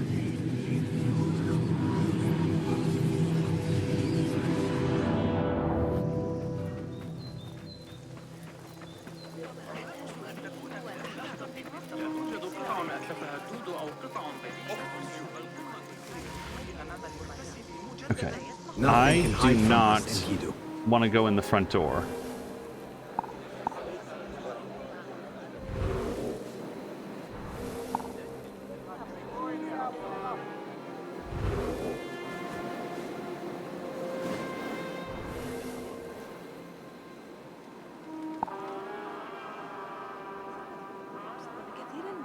Gosh, what game was it that we were playing that I could not stop wishing that I had access to, like, an aerial eagle drone just to, like, get a layout of the building, just to understand, like, you know what? I think it was Forbidden West. Like, I really had a good time with Forbidden West, but there were times when you're, like, trying to work out, like, how to gain access to an area and trying just to get eyes on it, just to be, like, able to, like, visually take it in could be very challenging. Do not kill anyone. Wow, this one's going to be interesting.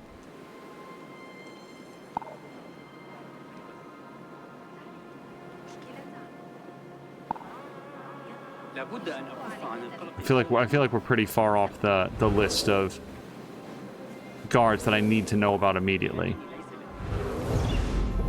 There is my key holder. Jeb, Tremors is a great call. Tremors is a great example of that, and has some masterclass effects and editing work. Like, really great stuff. There's, like, in Tremors, there's this one shot, forgive me if I've shared this, but I just think it's fascinating. Go somewhere else. How does he see me? There's this one shot of one of the graboids breaking into, like, Michael Gross's and Reba McEntire's basement, and it comes smashing through the wall, and it's this, like, gigantic animal, and then the camera sweeps over. Or no, maybe it's in the opposite. Maybe it's like Michael Gross and Reba McEntire come downstairs, and the camera swings over, and a graboid, like, smashes through the wall. And what's actually happening there? Or no, he takes... okay, I keep fucking up. They take some like shotgun blasts at the graboid that has smashed through the wall, and then the camera pans over to this, like, gigantic beast that is, like, partway through the wall. Well, what it is they have a regular human shot of Michael Gross and Reba McEntire standing in the doorway to the basement, like, firing their guns, and then as the camera pans over, it cuts so seamlessly to a miniature version of that basement wall that when you're watching it, it's like a regular human. You're never going to notice the cut. It's brilliant. It's so cool the way that they did it. And there's, like, unless I'm badly misremembering, no CGI in the movie at all. It just looks great. Okay. We've got to work our way into the compound, and I can't kill the guy at the front door. I don't want to draw his attention. How do we never get the good jobs? We're stuck out here while the... Show me the path ahead. I just want to have these guys marked for my knowledge and sanity. Done. Done. Okay. So, who else do we have around? That guy.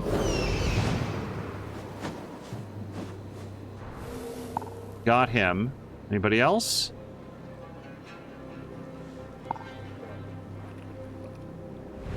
I have to say, I mean, it's been a while since I've seen them, and maybe if I saw them now, I'd find them, like, really cheap and whatever. But Tremors 2 and Tremors 3, actually, I liked a great deal. Then there's the one that's, like, in, like, the 1800s or something. Never saw that one. And I'm trying to remember if there's, like, a movie called, like, Tremor Aftershocks or something.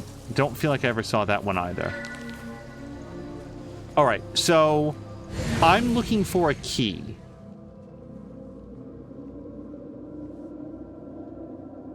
No one out here is marked with a key.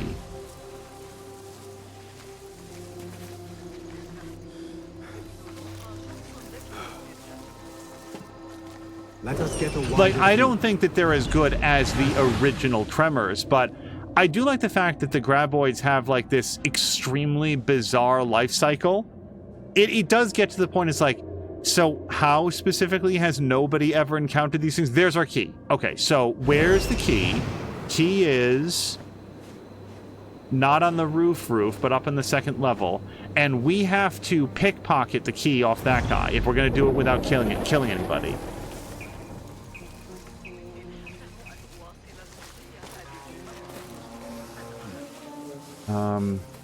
Why do I feel like I'm not remotely headed in the right direction?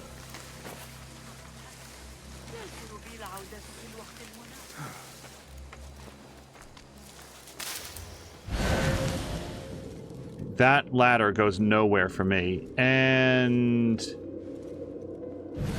so if I'm really quick about it, we might be able to slip around this door without him noticing. Okay, now I might be able to get up. But I'm going to wait for this guard to... Lend me your eyes. Really need to make sure there's no guards up here. That aren't marked anyway. No one? Okay. Crap. Okay, one last sweep up here. There is a dude right there.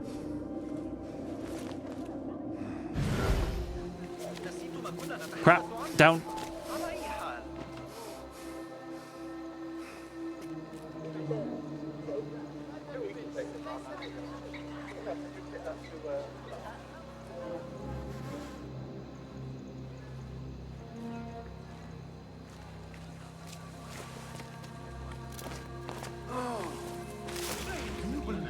Okay. Officers were supposed to be more disciplined. The opposite from what I've seen. Corruption rises up.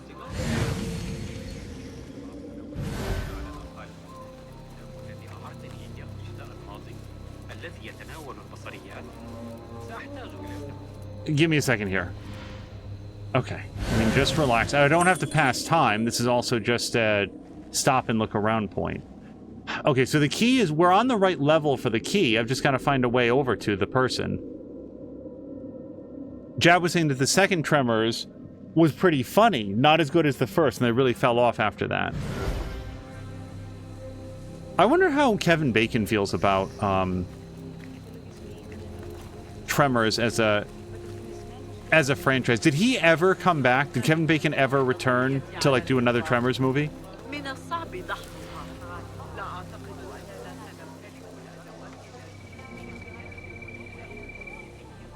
Okay, so the key is right there. Good to see you.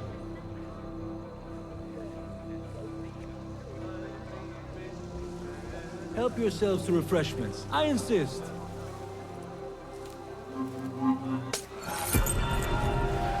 The that key is plucked. Now on to my prize. was incredibly I really fortunate. should attend more parties. Okay. Breathe in and out. So now that I've got the key... Oh, wait, is he going to notice? Crap. Okay. Can I blend in with this group of people? Well, now there's not a group of people there. I need to figure out where I'm going. So I'm going over here.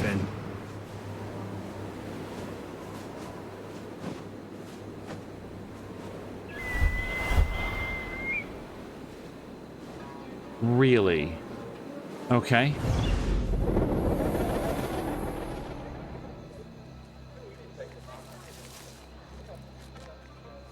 Okay, so if I, like, mingle next to these folks... Just passing through. Okay, so we do have blend spots where people just sort of hang out. And also, like, no, I was going to say it is like a red zone. Forbidden zone. So I should continue to do what I'm doing, not try to get smart about it.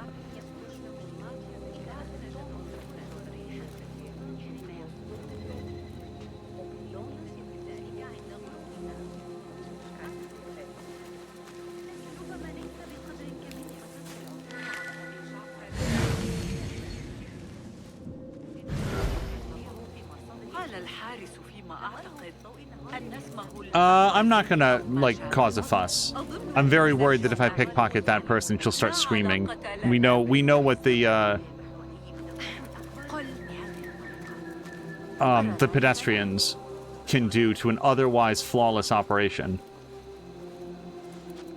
Alright, so... Nope! Shut up! Okay, so I got seen, but I haven't killed anybody. Let's just get out of here. They've chased off the thief. I'm gone.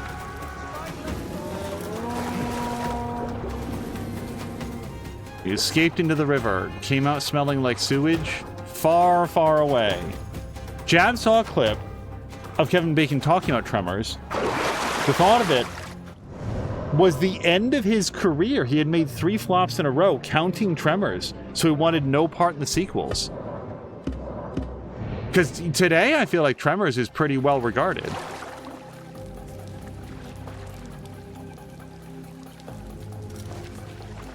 Okay, actually, this is great, because now we can slip back in. Now, the guards are all boiled up. Like, they're all running all over the place, which makes them a lot less predictable. And also, there's donkeys running around. However, if they're all gathered someplace that I'm not, that's good news.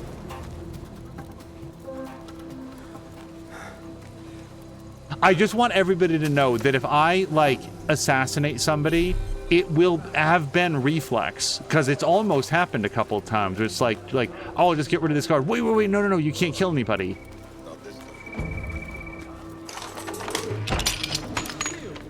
Okay, this is not what I thought was going to be in this room, but it's fine. I feel a little overdressed.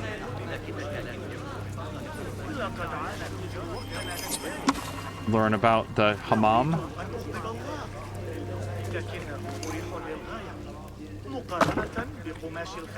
Tremors is a cult classic. Hell, Let It Crow! It was not popular when it came out. I'm glad that word of mouth has turned that around.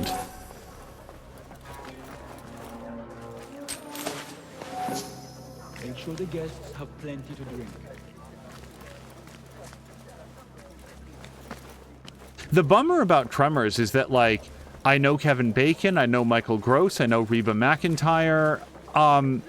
The other guy, like, the guy that's in that movie and also, like, in, I think, both of the Tremors sequels. I know he's in the second one. Like, Kevin Bacon's best friend in that movie, I don't know that actor's name. And that can't feel real good, that, like, you come away knowing, like, those actors, but not, like, the main guy in it. Wait, where's the mirror to me? Because I got a little bit distracted trying to get to that chest right there, which just seems like pure sunlight, doesn't it? It was totally mismarketed. It was a failure at the box office. Years later, it became very profitable. Fred Ward? That sounds right. Okay. Just gonna try to open up the doors and stuff.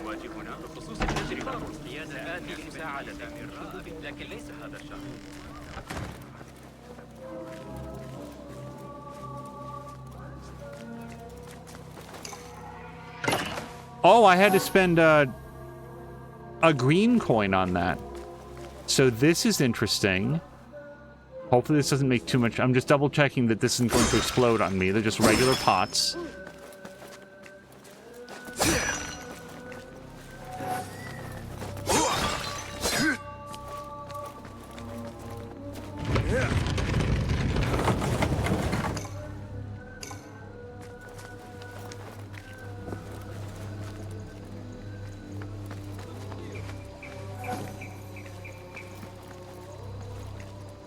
Hold on. Supply shipment note. Here are some new jars of oil for fueling the steam rooms. Handle them with care. Last thing we need are any accidental detonations. Oh, and when you store them, make sure they do not block any doors. So that's something of a clue. We could uncork a door.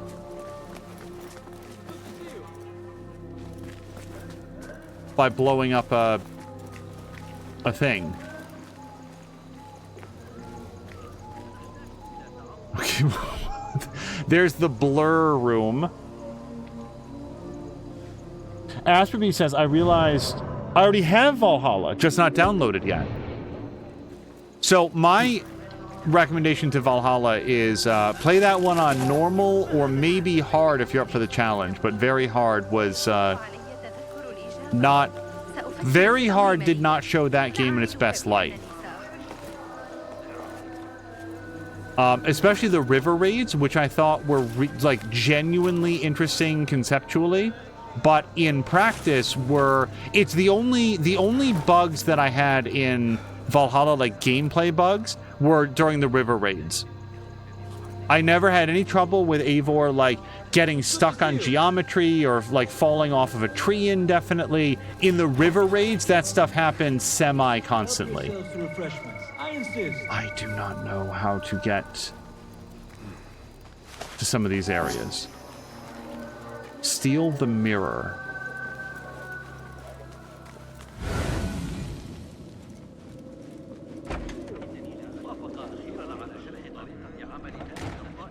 Well, okay, so if the mirror is... If the mirror is not in a chest, is that it? What's this? Oh, that looks mirror-like.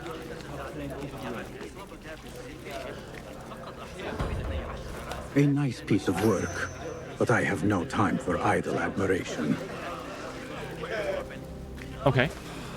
So now we will walk out very calmly. I really want that chest, but this might not be the time to get it if I need to avoid killing anybody.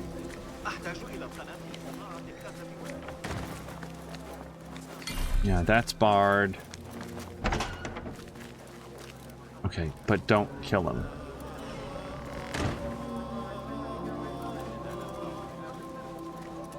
Okay, but don't press the button. So I could just try to run past him real quick. Let's do that. I'm not going to press any buttons. We're just going to run. Ignore me. Hopefully he'll just see somebody bolting out of the steam rooms. Maybe not paying the bill or whatever. He'll get bored, wander off. He doesn't have to know that there's a missing mirror. It took me a minute to even find the missing mirror. Crap. Okay. You guys, this might be it. We might have gotten the bonus objective. All I need to do is not kill anybody. Asperby always plays on normal. That's challenge enough. I think that will be a great way to play that game. Feels like playing Odyssey first. So Odyssey is a very, very large game. I would never dissuade anybody from playing Odyssey. I personally feel like Odyssey is the better of the two games. It is also the earlier of the two games. If you have both of them, I'd jump into Odyssey. Oh, and Crow is saying Origins first, which is, yeah, so Asperby did play Origins. Okay, hide item. Here is the drop-off. I trust the right person Ta-da! finds We did it. Okay, so I will return there at a different time to get or I guess it was the hammam here. We'll get that gear chest another time. Let's go do a story quest, because I've been talking about it. We've now done all of our investigations for now. Yeah, except for that one, which is a little bit bugged. We'll come back to that later in our life. I don't know if you can drop it or come back to it. Let's look at it on the map. Yeah, see, he's still hanging out on the dock. I'm a little bit worried that that one's like super bugged, but we'll reload the game. We'll figure that out later. So instead, well, let's do this. More visual acuity seems nice. Chain assassination. Now we're talking. Do I have 3 points? I do. After performing an assassination, assassinate a second nearby enemy or throw a knife at a distant one if throwing knives are available. How do you say no to that? Knife recovery. All the throwing knives that hit an enemy can be retrieved from their corpse. So far I haven't really been running out of knives, so that seems really good, but I'm going to go for chain assassination. Also, what's that? Add an additional chunk to the focus bar. We do not have a focus bar yet, so that is letting us know something in the future. See, Crow liked Origins best, her favorite of the 3. I enjoyed Origins a lot. I adored Odyssey, and then Valhalla, I did not make wise decisions about the way that I played that game. I should have dropped the difficulty to something that made it less of a slog, and I think on normal you are not going to have that difficulty. It's gonna go at the expected pace. So, I do not want to escort the weapons sealer. We want to go probably here. Well, we can do that later. It's this one.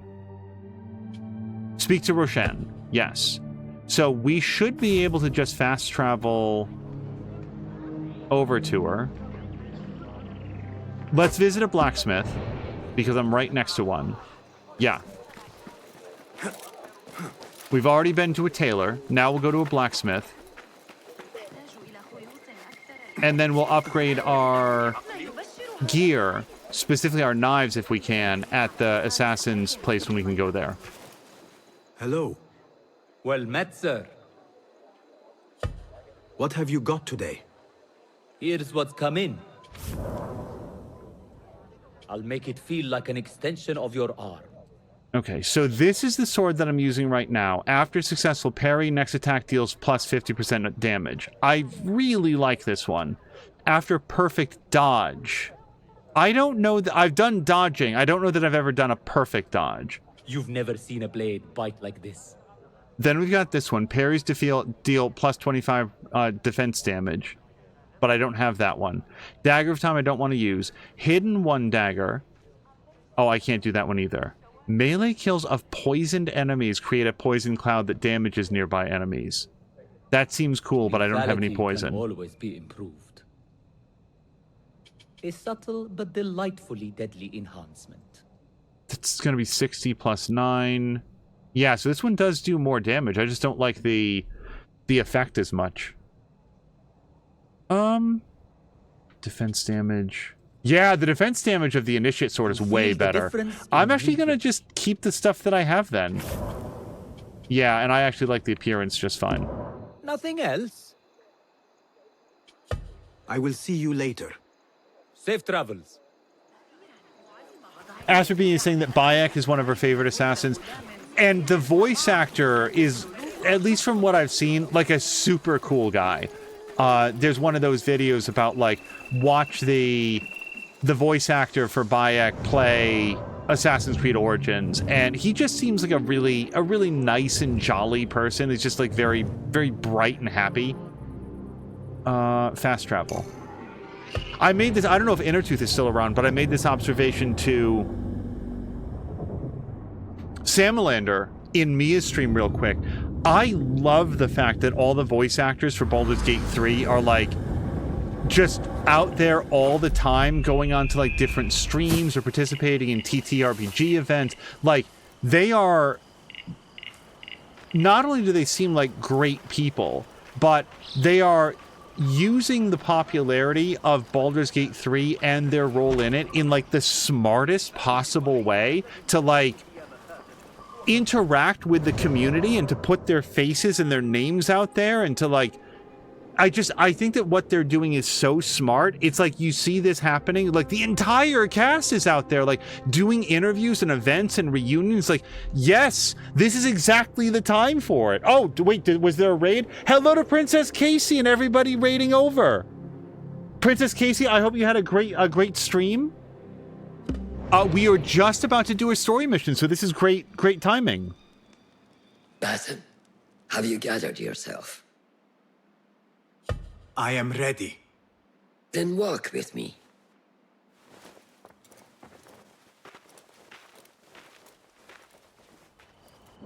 Wait, hold on 1 second. Hold on. Okay, the hell. SKC91. Alright, so I just really wanted to do a shout out. It took a second. Come, Basim.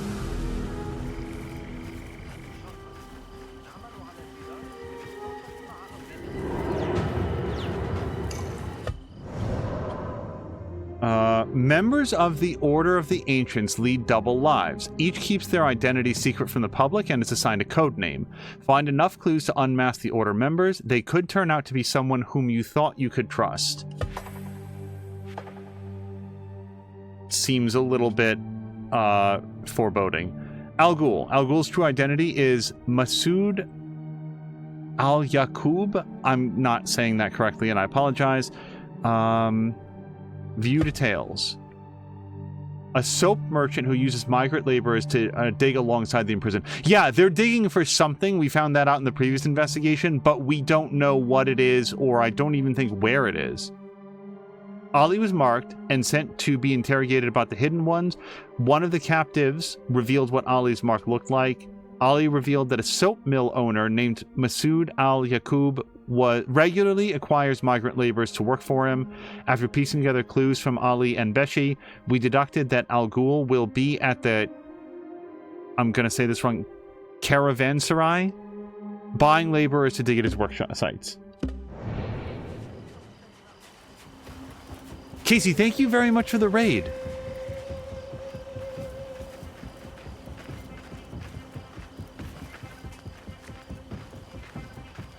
Are we on horseback?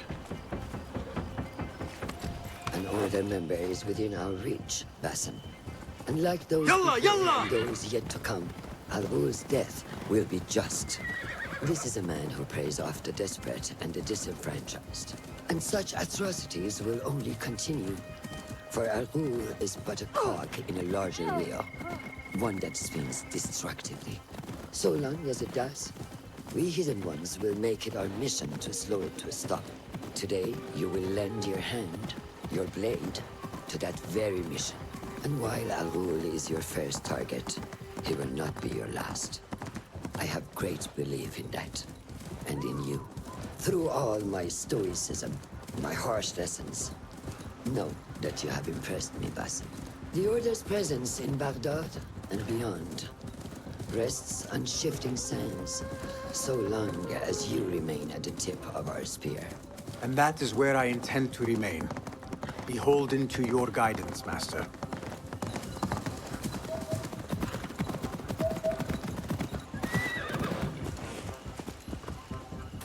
B. Yes, we learned it last time.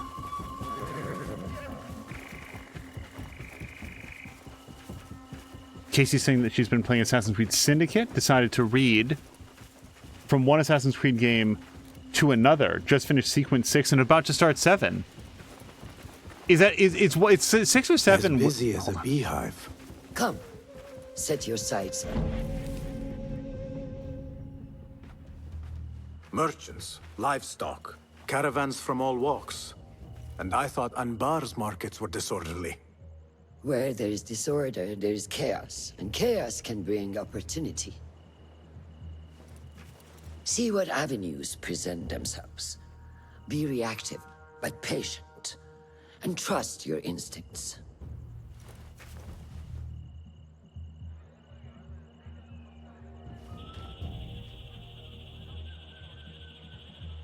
That is Mas'ud, on the balcony, just as Ali described. I see him. Go now. Wet it with the blood of the slain. I will find you when it is over.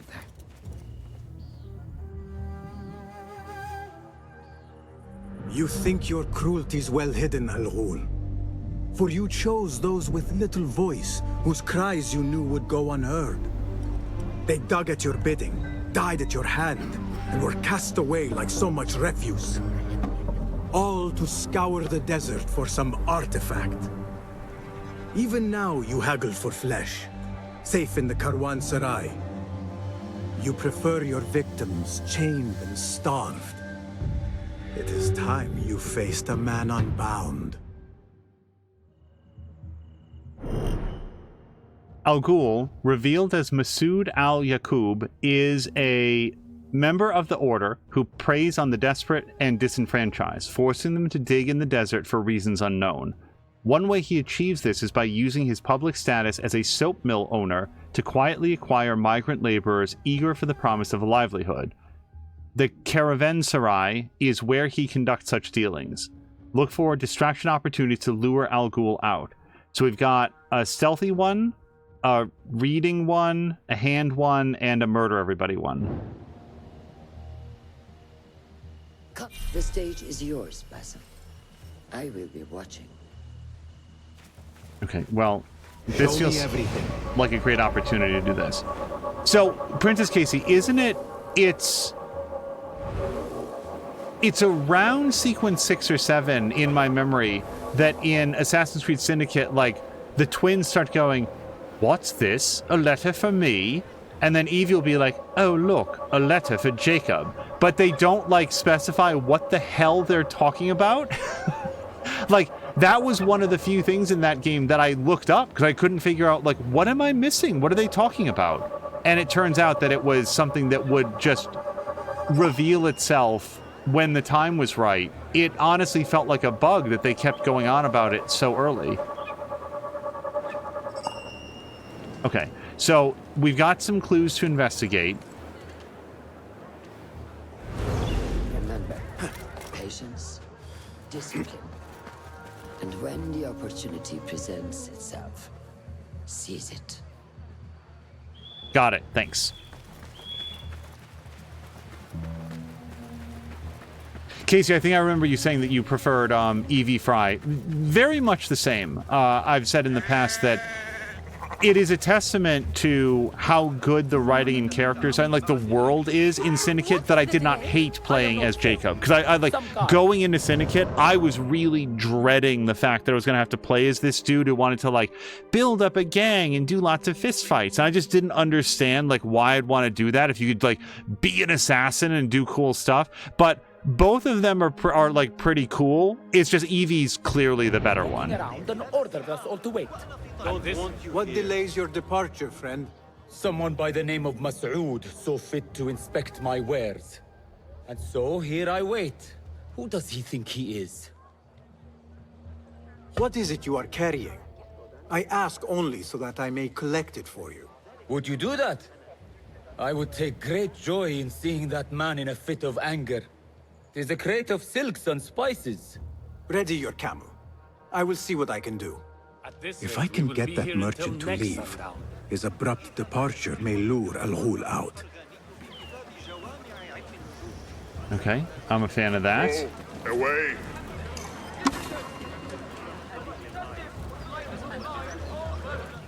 Oh, so we could get in through the front gate using that. So let's see if we can. So the thing that I like here is that we return the stolen item to the guy, and we also get what we want. So there's the confiscated item. It is in there. Yeah, we can see it in there. So I don't have to work my way in there. Let's do it. Let's spend one of our merchant tokens to get in there. I need you to draw their eyes. Yes, all right.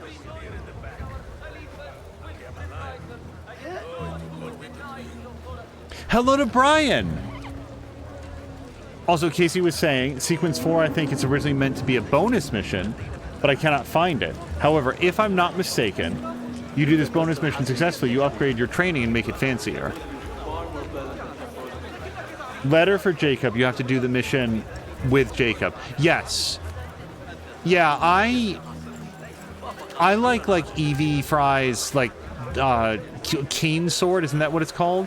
Like, it's so much cooler than Jacob's, like, brass knuckles. Like, oh wait, there's a cat over there. This could be the Asperby cat. The cat that Asperby told us about. Can I see this one? Hold on. Psst, psst, psst, psst, psst, psst. Come here. Hold on. Can I pet the cat? Oh no! Hold on. Jumped away.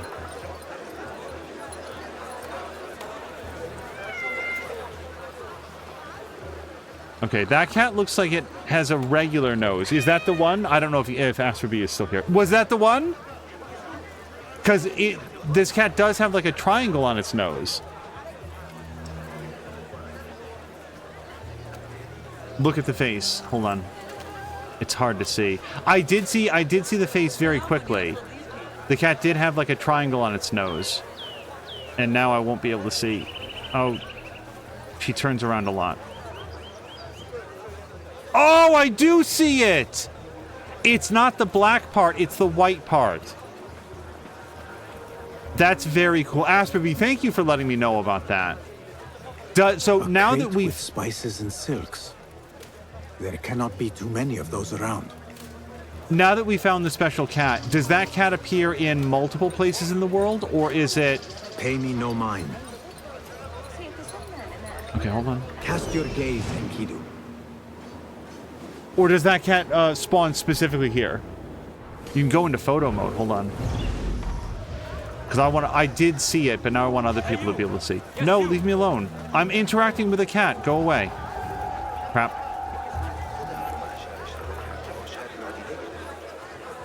Guards, I am under no restrictions to not kill you. Can I blend in?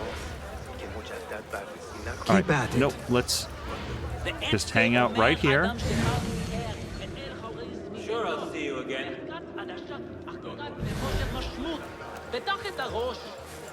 Hold on. Okay, there's the cat. Let's go over here. Let's get close-ish. Okay, hold on. Photo mode. Is it probably click in both sticks then? There we go. Oh, that's much better. Nope, nope, nope, nope, nope, nope, nope. Okay, so this is about as close as we can get. Yeah, I was looking only at the black part, which was like the triangular part. But if you look at like the white part going around it, it is absolutely the Assassin's Creed logo. That is very cool. Hello, fellow normal non-assassins. I'm standing here like you. Okay. So I would like to not... Nope, we don't have to pay again. We're very happy being right here. So I would like to disable that alarm, though, because that's going to be a headache if things get loud. And they will, because it's me playing. Show me the path ahead.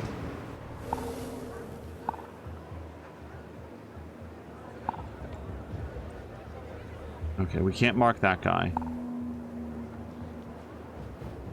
I do actually like... I'm trying to remember, because I don't feel like it was this way in, like, Odyssey or whatever, where, like, you had to be able to, like, physically see them. Do not mind me. What do you see? But where Basim can detect them through walls and stuff, Enkidu actually has to be able to see them, which I like. It gives them a different skill set, and also you can still be surprised by the guys inside.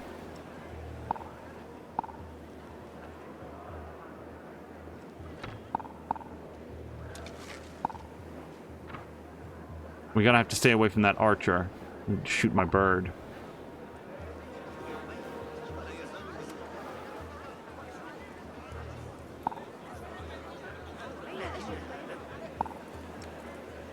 Okay, it's always going to be the one that we don't... That was a good call, by the way, about the photo mode, because that would not have occurred to me. As evidenced by the fact that it did not occur to me. Do not make a scene. Casey says, photo mode is absolutely 100% totally broken in this game. There's absolutely no way to know how you're not going to be able to use this to look around corners and get certain kinds of detail your eagle vision doesn't give you. The good news is I will probably not be activating it most of the time except by accident. So if I pitch a knife from here, I do feel like people are going to say, hey, what is that? No, shit. Can I blend in right here? I am a normal person. I'll keep an eye out for you.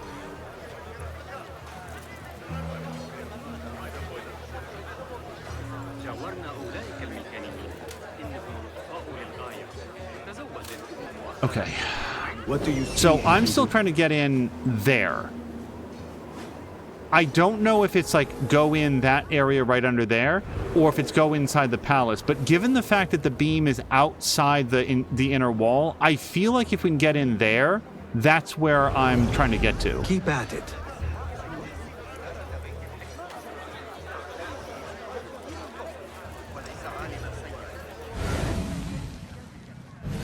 Care to sample our melodic delight? Sure. Go distract the guard Such a for me. melody suits my mood of late. We live to play.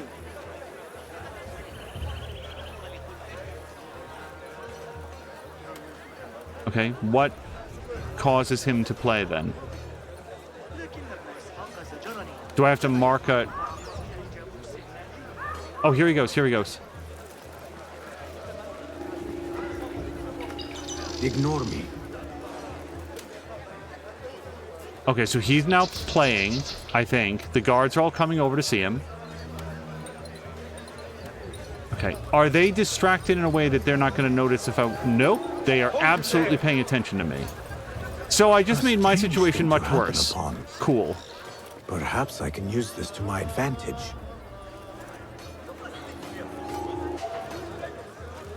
Okay.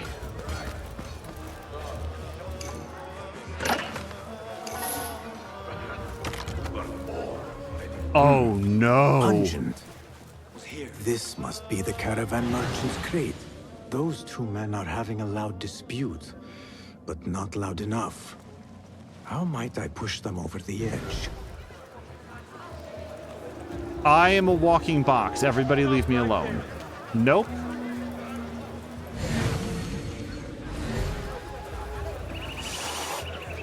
Okay. I honestly feel like in this particular setting, I should not be attracting any attention whatsoever. No, Oats! Thank you so much for the resubscription. I really appreciate it. I hope you're having a great day. Okay. So we've got to... I didn't realize that we needed to transport, like, this crate out of here. As long as we stay clear of that guy... and that guy. Ugh.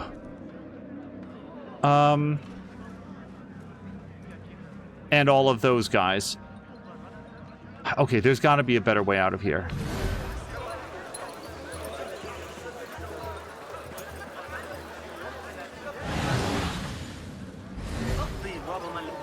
Maybe I should pay these dudes to, like, walk me out?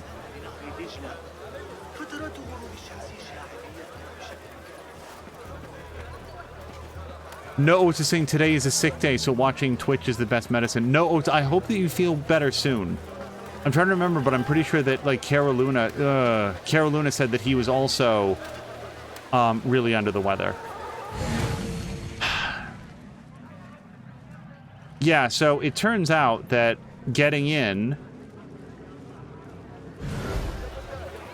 was a lot easier than getting out.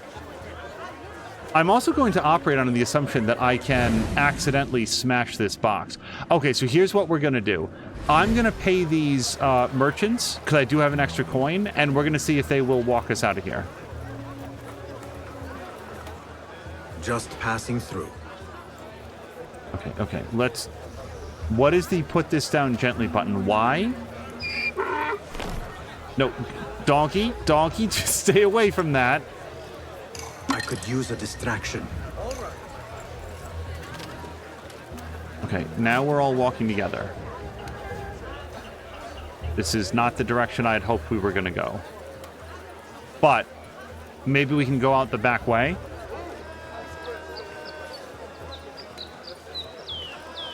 I will share no oats that I mentioned in an earlier stream that I was like suffering a sore throat for multiple days. It was the only symptom.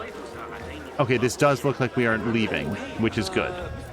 Have you been seeing I'm not sure how to describe And it only like that is only just now starting to pass. So if your symptoms are worse and more wearing than that, I hope you get better very soon.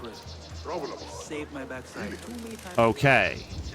Now we've left, and I just have to get our crate around to the other side, or his crate around to the other side.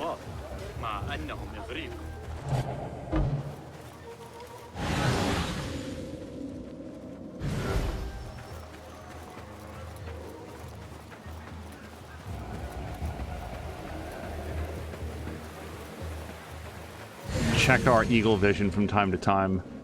Although, you know what? We're no longer in a restricted area, so it shouldn't be a problem. Princess Casey says, sometimes the human body just does things for literally no reason whatsoever.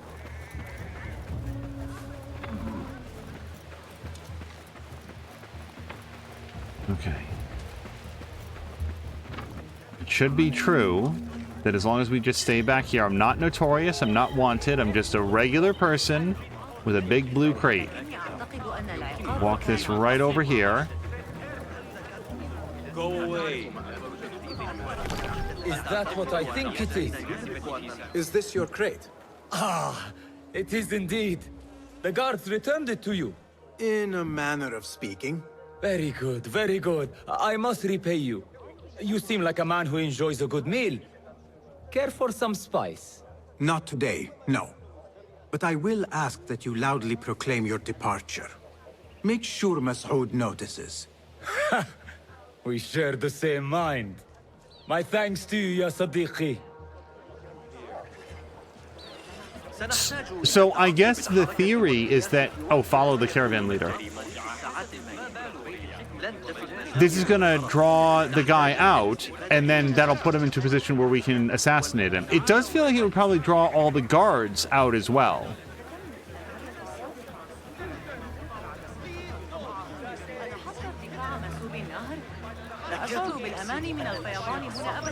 Don't. Just don't.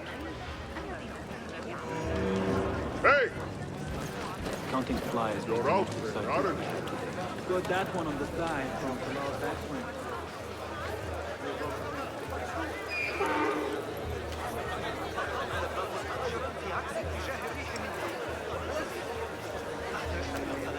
This cost me a few merchant coins to like pull off this whole like operation, but I greatly prefer this over just like go in, kill everybody, standard video game.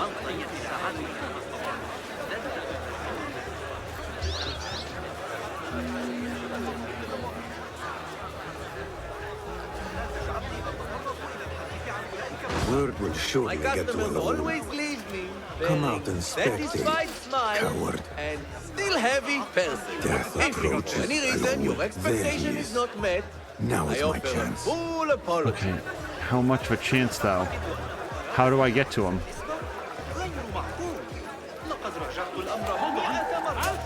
Fuck.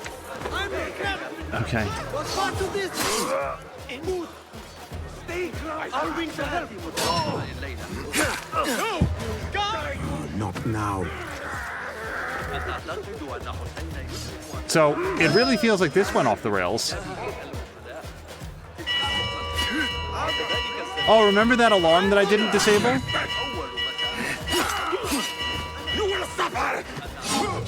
Okay, so this is horrible.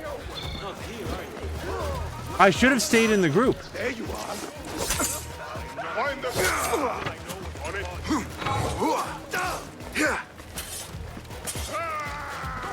I was feeling akin to a professional up until all of this. Oh, hi, guys.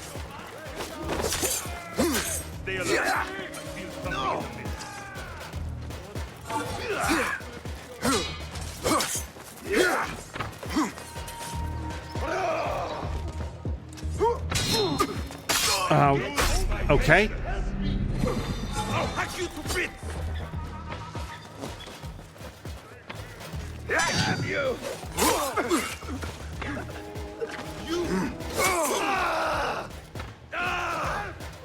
Get you!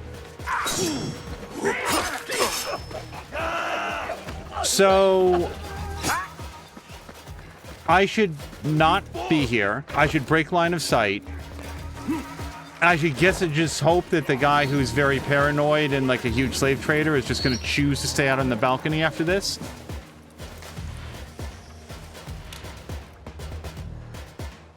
I'm bummed, man. We were so close to doing it like the right way.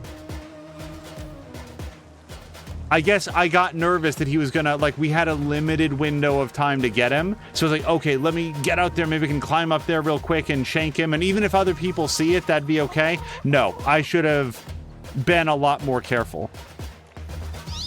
Princess Casey says, if I was playing this game, the throwing knives would be launched everywhere and half the guards would be dead by now. Probably.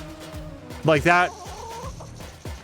So far, I've been trying to use the throwing knives as more of a, like, take that guy out from range, but I've also had some success just like whipping them at guys that are expecting a melee strike.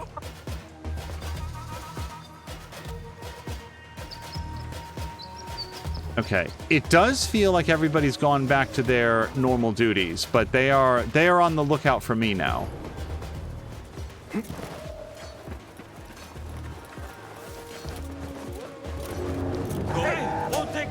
Wow, like super on guard.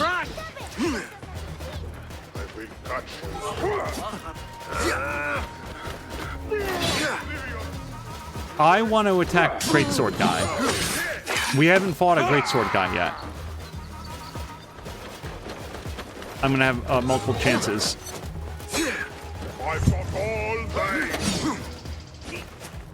They pegged me immediately, by the way. Like, as soon as I got close, also somebody's hitting me with range attacks.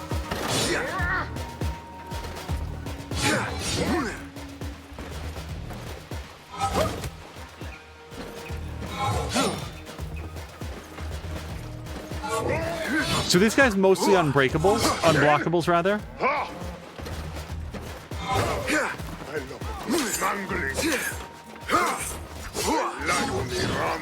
Okay, I'm out of stamina, so I gotta back off here for a second. Ow.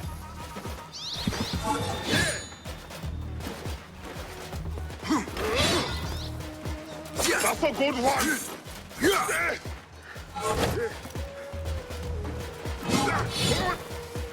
Go! No, I'm out of stamina. On, try it again. Point flat on you.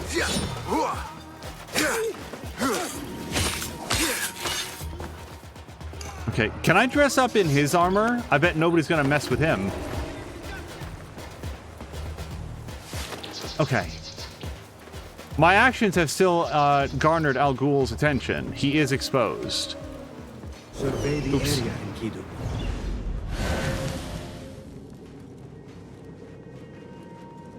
Okay, how? Oops.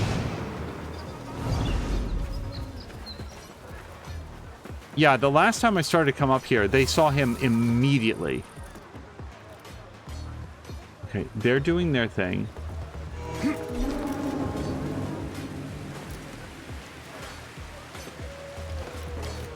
Cass says, oh, hello to Princess Casey, and asks how... Oh, no, don't go down there. I don't look familiar at all. I'm a completely different guy dressed like an Assassin's Creed.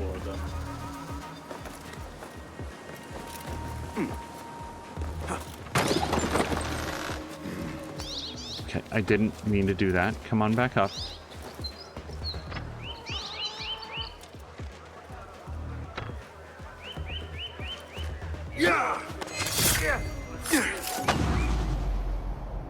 What is happening? Oh, that was my chain assassination opportunity.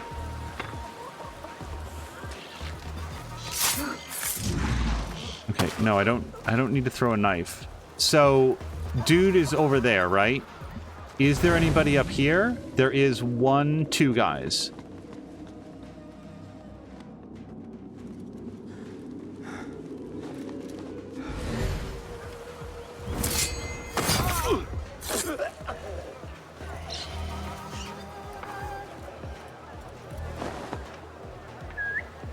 Hey, what's that?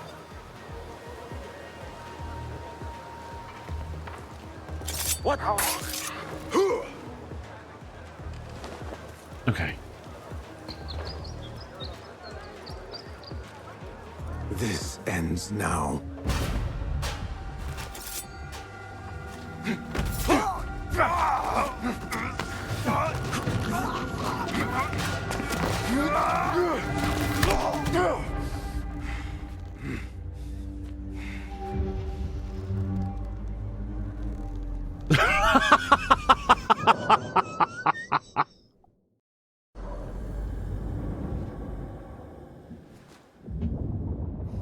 Oh, the texture's every bit as skilled as I am.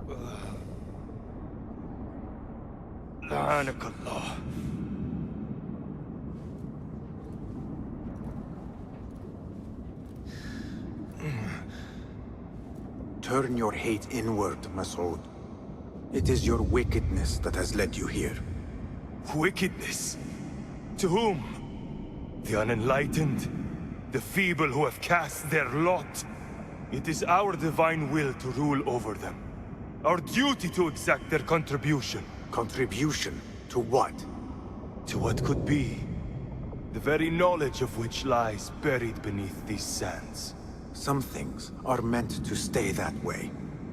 No. These are gifts, destined to be recovered. They speak to us, as you well know. Me? Oh, yes. A hidden one you may be, but not just.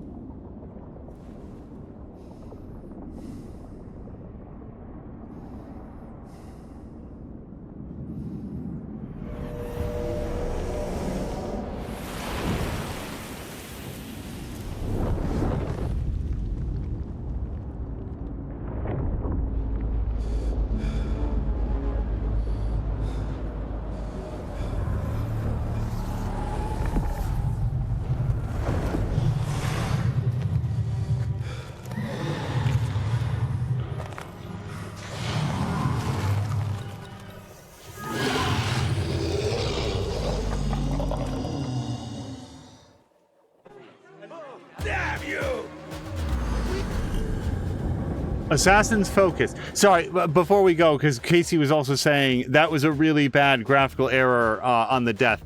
It really was. And it, like, truly, it makes me happy that the operation didn't go perfectly, that I screwed it up and then, like, we had to run away and come back, because if I'd pulled off everything flawlessly for like the first time ever and that had happened, I'd feel a little bit robbed. And instead it's just like, oh no, the game is a little bit haphazard, just like I am. So it all works out. Kaz is saying, sorry, I've been quiet, got sucked back into Ghost and have just completed a very important mission in Act 1.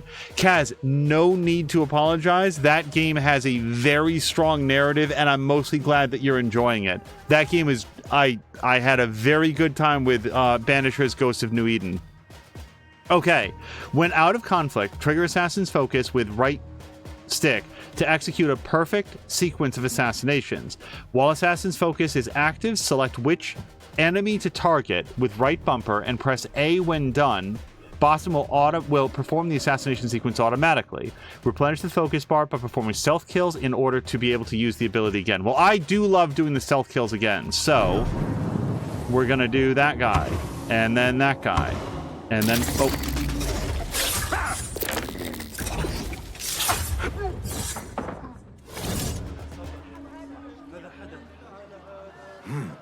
Nihal? Basim.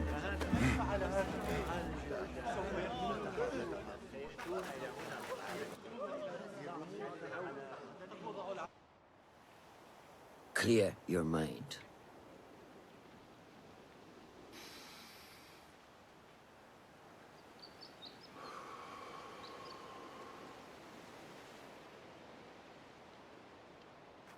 Al-Ghul's relentless pursuit at the expense of human lives has come to an end. It is a day of victory, not only for those spared of his cruelty, but for the hidden ones. The Order's grand plot in Baghdad may still be a mystery, but we can at least be certain Al-Ghul's role in it has been vanquished. I believe what he sought to uncover were more strange objects, like the one I took from the Winter Palace. What does the Order want with these relics of the past? And why guard them with so much effort? You are beginning to ask the right questions, Basim. We shall find the answers together. Lately, all I have are questions. What do you mean? Nothing. Forget I said anything. How am I to guide you if you will not speak openly? I have struggled with nightmares. In these dreams, a jinni torments me until I wake up panicked and soaked with sweat. In Alamut, I had nearly forgotten about it. But when I killed Al-Ghul, I felt its presence again. And I am left asking why? Why here? Why now? Why me? Piling questions and no answers. I meant to tell you, but... You were afraid I would think you weak of mind. We are only as weak as we allow ourselves to be.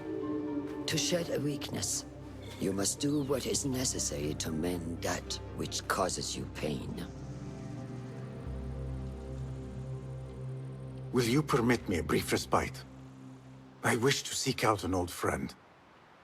Nihal? I remember. She is important to you, isn't she? She is. But last we spoke, I led her to believe otherwise. This causes you pain. Then go and heal this wound without delay.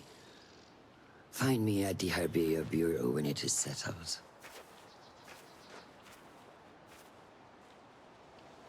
If that was indeed Nihal, I have not a clue where she went.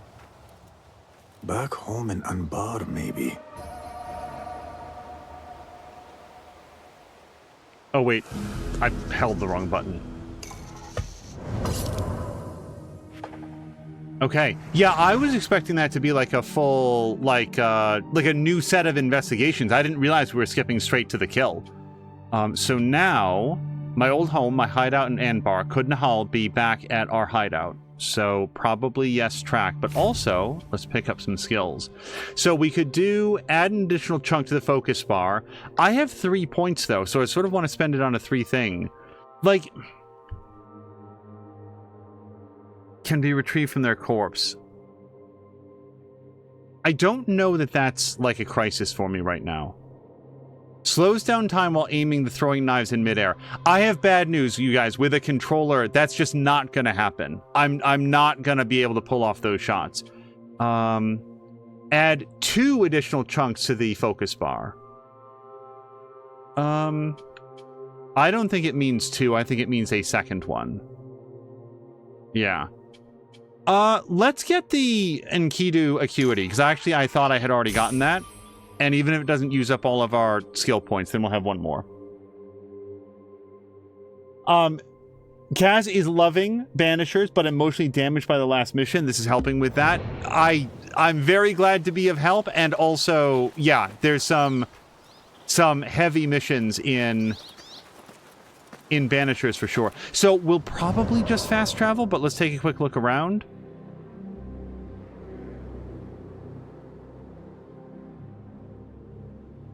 I don't need to do that. I don't need to do that. Well, I do kind of need to do this.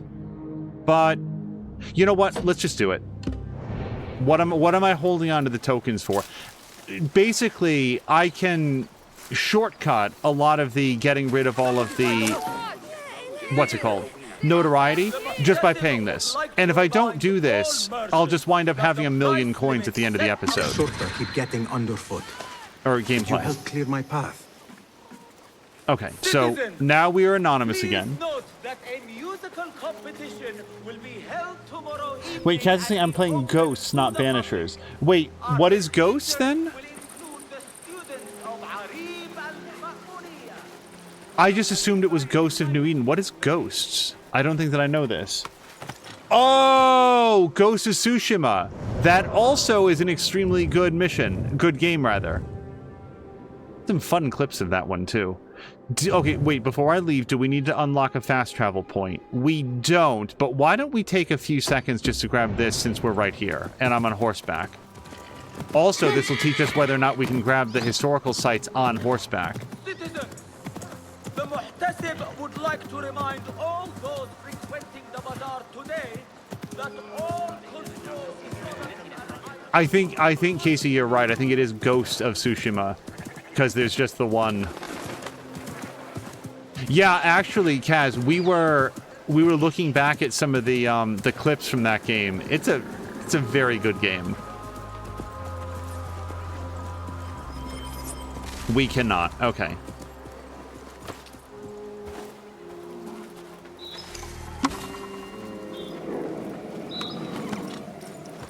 Okay. Should we fast travel to where we're going? Let's go to World. Zoom out. So where our goal is my old house. Am I not following the investigation? No, I am. Oh, holy hell. Yeah, that's a long ways away. Okay, well, in that case, let's go here. I thought it was back in Baghdad where we'd come from. Yeah, Ghost of Tsushima is going to be out on PC pretty soon, too. Maybe it's May, so when I say pretty soon, I'm like a couple of months from now. 1 month from now.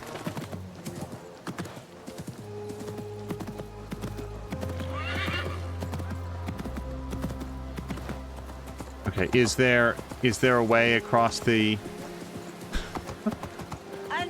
Someone has surely invented a way to get across this river.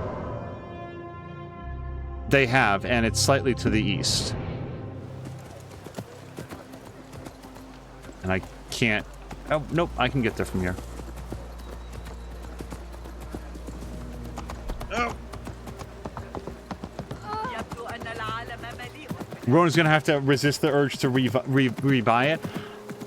Ghost of Tsushima was a game that I enjoyed so much that I actually talked myself into the idea that after hitting credits, I would continue to play it to get the elements, the parts of it that I hadn't yet gotten, you know, to get up to 100% completion, and then revisit it once the expansion pack came out, because it was like a story expansion, I think. I remember this correctly, and then I just didn't.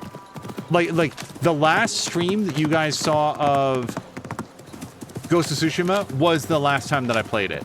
It's a thing, just like with App. App has a known thing. He talks about it all the time. His day ones, his episode ones, he usually does not have a good time with whatever he's playing. It takes him a while to adjust to the fact that it's not whatever he was playing before, and then as he sticks with it, he usually finds things that he enjoys about it and then builds forward from there. He talks about that very openly. With me, I have like the opposite end of that, like the opposite end of the game. I will usually warm to a new game very quickly. It's not all that common that I will... Nope. Okay, so where do we get started here? It's not very common that I will start up a new game and be like, I just don't like this. It does happen from time to time. And usually, much like App, I will then give it a second shot. But on the way out of a game, once I hit credits, I have completed the game. I've seen what I wanted to see. It is not impossible, but really unlikely that I will go back and continue playing a game after I have finished the main story and it has rolled credits. Everything up until then, I will continue playing faithfully and enjoy it and be like having a good time and want to keep going. There we go. All right, just looking for anything that represented a handhold on this. Kaz says, Ghost of Tsushima will be the first game to platinum. They've enjoyed it that much. I also thought that it is very good. Like, for everything that I just said, I would not want it to be mistaken as like, I didn't have a good time with it. I absolutely thought this will be the one. This will be the one that I wind up returning to off stream and continuing to play.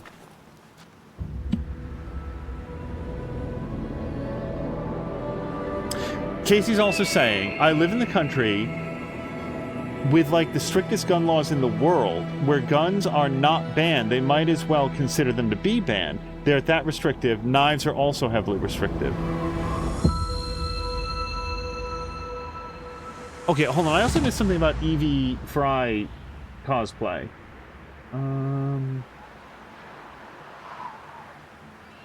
Princess Casey saying Evie Master Assassin gown equals I'd wear it in real life minus the hidden blade, of course.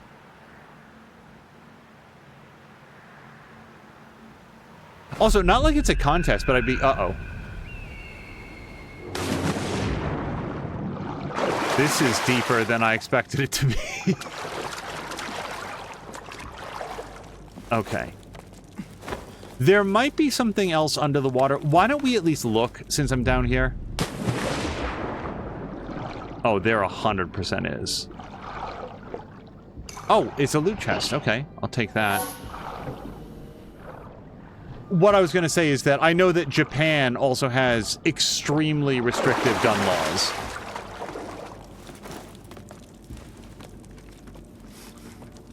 But I don't know how they compare in terms of, like, legal availability or punishment or whatever else to other countries. So I don't know that it's more or less restrictive.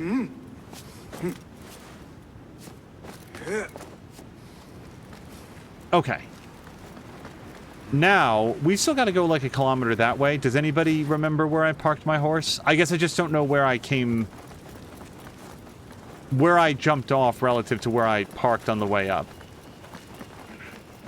There they are.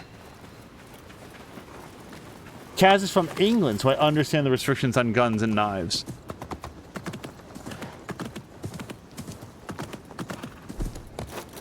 Okay. I would like to get back on the road. Let's just check our map to see...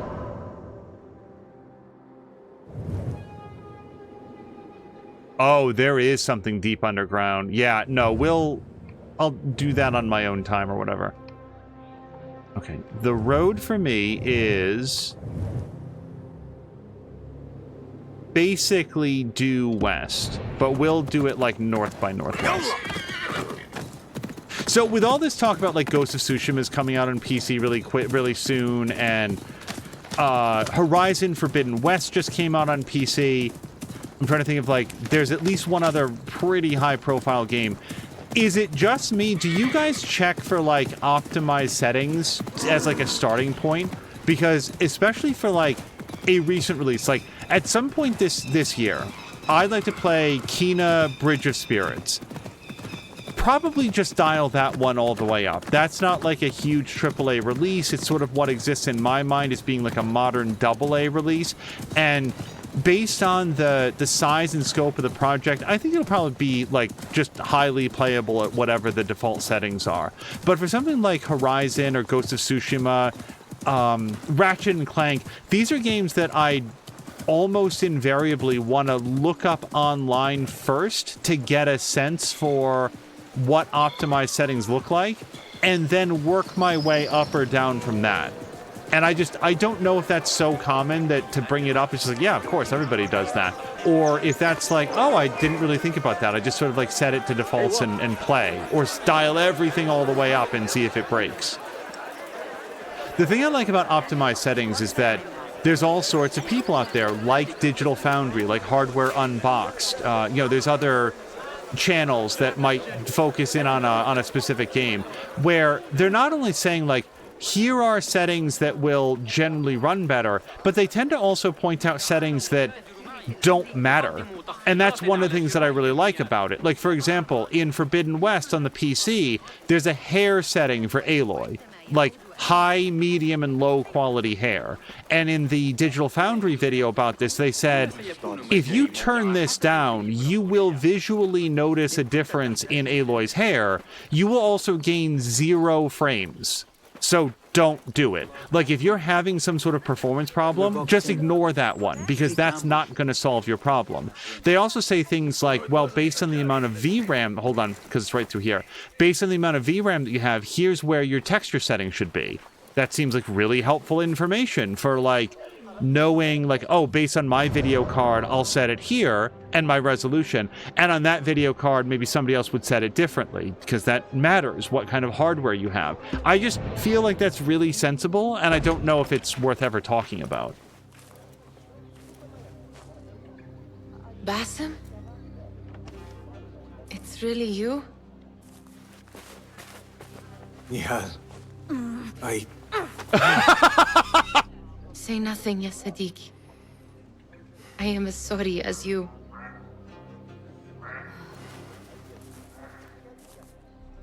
I have so much to tell you. And I you.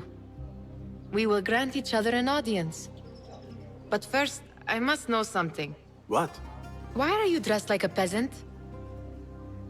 Perhaps I have less to tell you than I thought. I think I can surmise what our time apart has been like for you. And you? You have not been living here, I hope. Less living, more working. On what?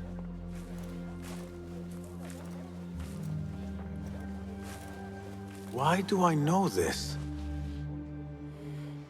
Because you have seen it. On the object we found at the Winter Palace. I have been trying to remember the specifics of its design. You have spent all this time obsessing over this symbol? Why? Because I too have seen it before. I know not where or when. Only that I have. Whatever it is, it calls to me. I intend to unravel its mystery, and so should you. But of course, duty calls. Stop. I will bear it in mind if it means you will spend more time outside these musty walls than you do within. You really do spare a thought for everyone, don't you, Basim? أراك لاحقا.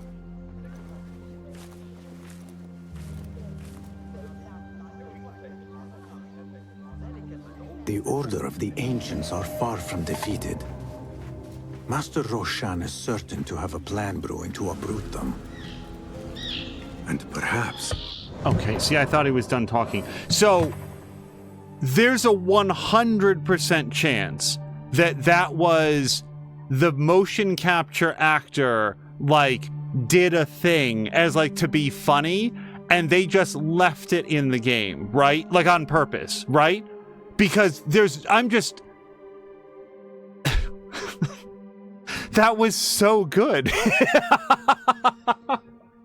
For anybody that wasn't looking directly at the screen, Nahal ran up towards Basim, hauled her hand back like she was going to give the biggest haymaker slap, and then just seamlessly went into an embrace. And it was... You heard my reaction. It was perfect. I really liked it. But the fact that it then goes completely unacknowledged for the rest of the scene, just...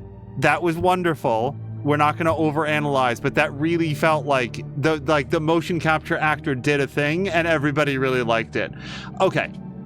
Obsessed with ancient writings. Nahal's note mentions an oasis north of the dunes. Let's track. Okay. And then I think also we could probably go interact with what's-her-face. Yeah. No, let's look into this a little bit. Look into Nihal's obsession. It seems Nihal is trying to discover the location of a secret chamber. Okay. North of the dunes. So first of all, let's find those dunes. This is just called wilderness.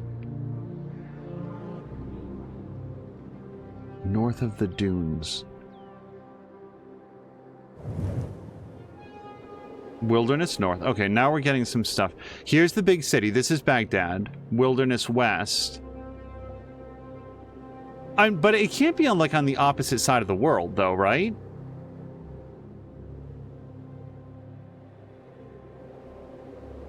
I'm actually not seeing anything. Let's find any dunes. Wilderness south.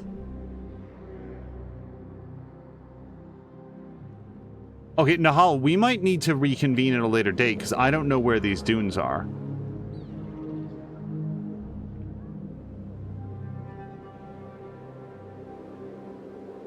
Unless these are the dunes. They were very desert-like. What's this? Hold on. What is this? Oh, there we go. Okay, so now we're going to go north of here. So let's aim for here. Seems reasonable.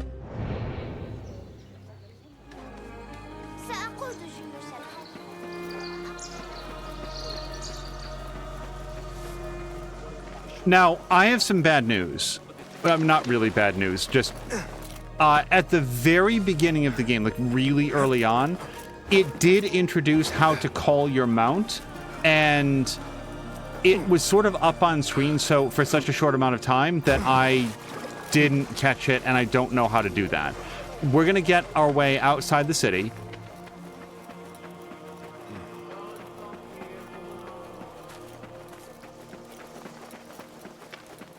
And then we'll try to figure it out. It's probably like hold down the whistle button or something.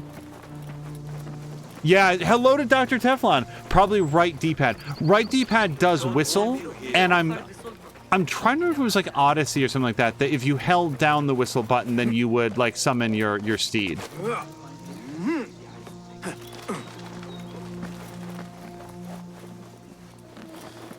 Ronan and Casey are talking about like, and I think maybe Maxine as well.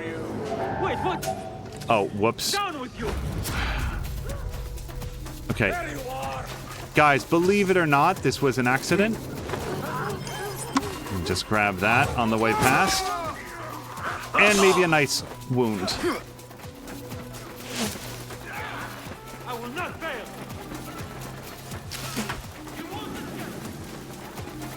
Hey, kids, you might want to run. If they can't catch me, they might just grab anybody that they can lay a hand on.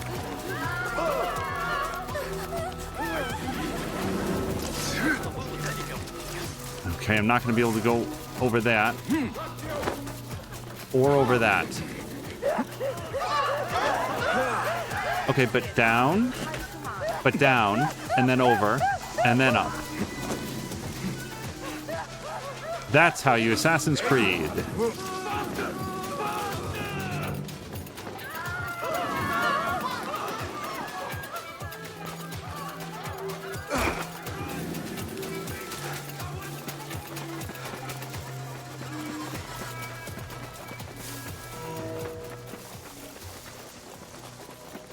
Okay.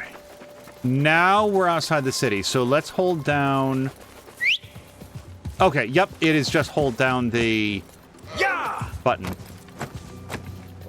The whistle button.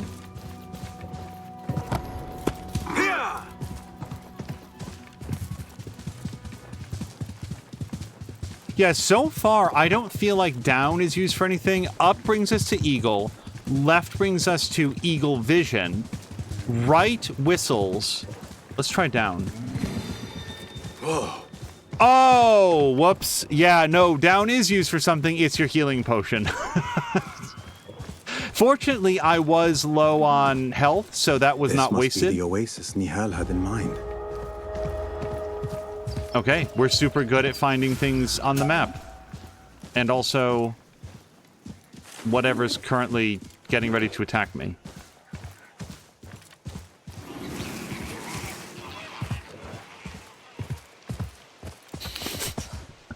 Princess Casey says, if whistling is right on... God damn it.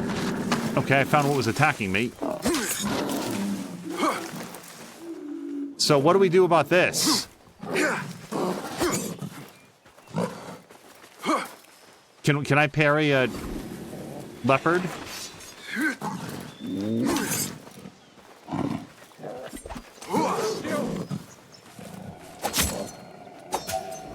Okay, they don't like knives.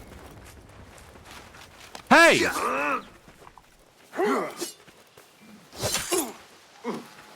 Guys, was one of this... Did that leopard, like, belong to you? A friend of yours? Also, someone's gonna come at me for calling that a leopard. Look, I don't know. It's got spots. Okay, I don't even know these jackasses. I, like, showed up and got attacked by a snarling cat. What is this? A note? I don't know.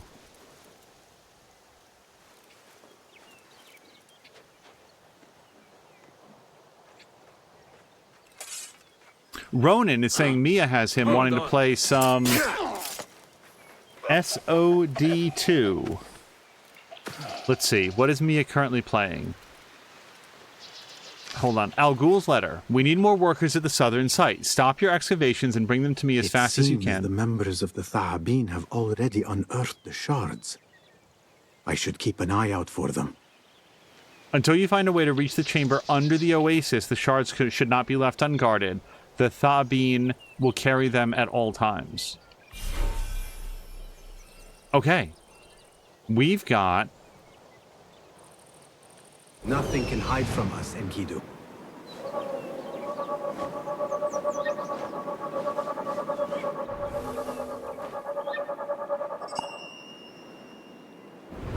So, right now, I'm thinking that the disc we found at the beginning of the previous episode, or really early in the previous episode, was probably recovered from one of the excavation sites. I was thinking that maybe it was a map to something, but maybe it's something that they pulled out of one of the excavation sites.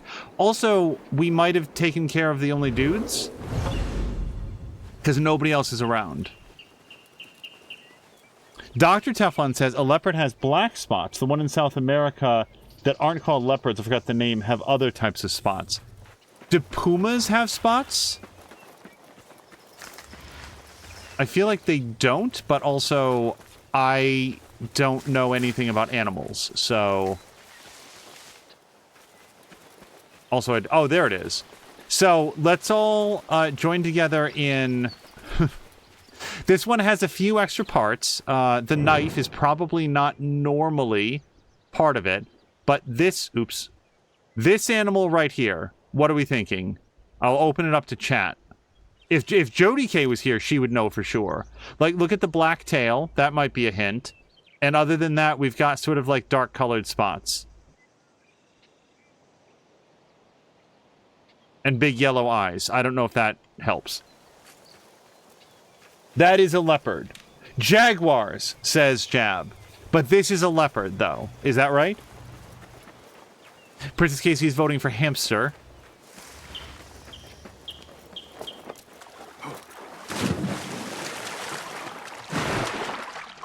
All right. So I don't know. We haven't really put Basim's breath holding to the test.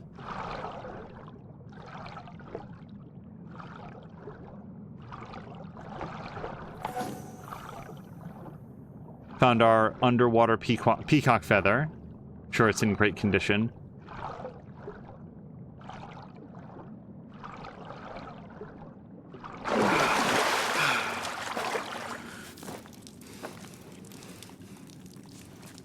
I wonder where this leads.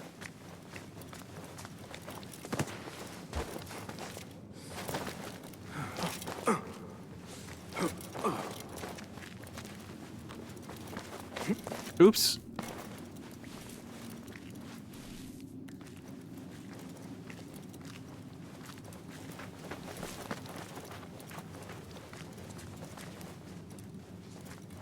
I don't know if it was Odyssey or Origins that I was always setting fire to all the cobwebs. I just really like doing that.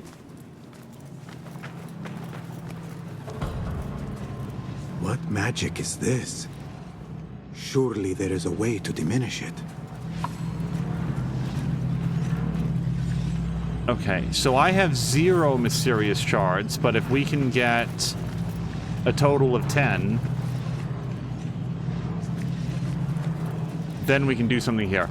I'm just going to note it would be, oh, you guys, look what's behind there. We get a magic sword. Now, see, that sword I will use all day long. I do not want to use the Sword of Time from Prince of Persia. I like Prince of Persia. There's nothing behind here, apparently. No, hold on. There's something on the dais. Is this armor? It's like an Iron Man suit. I can't really see it. But it seems very Tony Stark. And then what do we have over here? A knife. Okay. Yeah.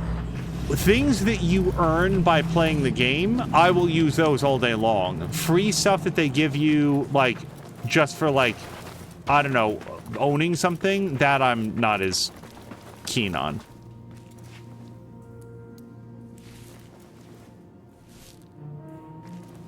Dr. Teflon says, now, can I just...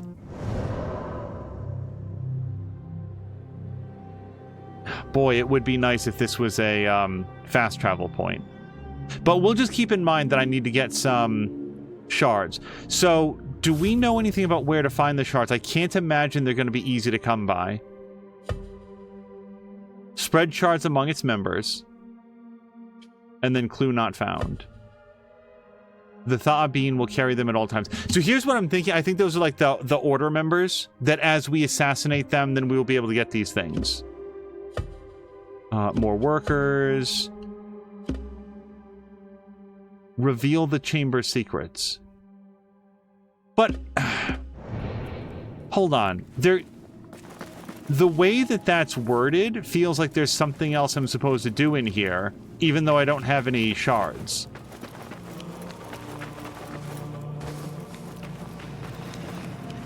Like, I feel like I'm just supposed to leave, but maybe we're supposed to look at something? Not have enough. I will need a few more of these shards. Yeah. I do not have enough. I will need a few more of these shards. I do not have enough. I will need a few more of these shards. Okay, this has to be, like, endgame content. You find the shards, you come back here. We find 2, we get an awesome dagger. We find 3, we get an awesome sword. We find 5, we get the Iron Man suit. Like, I think I'm just going to go, even though this is not marked as, like, being done. Some really cool artwork. Reveal the chamber secrets. I have to assume that this is a comeback later. And nothing else makes sense to me. Okay, so now we've got the bookworm. Al-Jahiz's library contains lots more books, but he would like some more. Let's track, because I have actually gotten some of his books. And I think that we can fast travel directly to him. Nuts. It's interesting how often I realize that I walked right by a synchronization point and just, like, didn't touch it. So here's how we're going to fix that. Let's do that, and then... Now, I only have 1 of the 6 books. Is this worth doing? Maybe we shouldn't do it yet. Yeah, maybe that's just like he's going to say, thanks, where's the other 5? Oh, I didn't get those yet. All right, we'll get to it. What are you standing here for?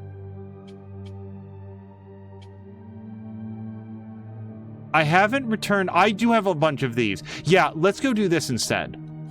So we're going to go over here. Oh. Nuts. Okay, so yeah, I do want to unlock the fast travel point for here. Basim's story. Dr. Teflon's asking, Basim's story takes place before Assassin's Creed 1, doesn't it? Yes? So Assassin's Creed 1 was like in the year like 1100 or something, wasn't it? Am I remembering that correctly? And this would be a few years before Assassin's Creed Valhalla, which I think Crow gave us the dates last time, and I don't remember, but I think that she said something to the effect of, like, 800 to 900 AD, somewhere in there. Not 800 to 900, like 870 to 900, somewhere in there.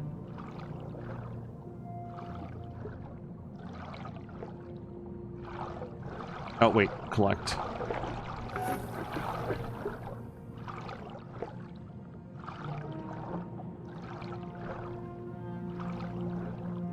Jab never turns down loot, but he's cheap. Oh, I want that loot very much. I just don't have force field breaking capabilities. I got the super special secret armor in certainly the 3 Ezio games. Like the end game armor. No, did I? I never found... I could never get the Auditore cape in Assassin's Creed 2 that you needed for one of the achievements because I couldn't find all the damn feathers.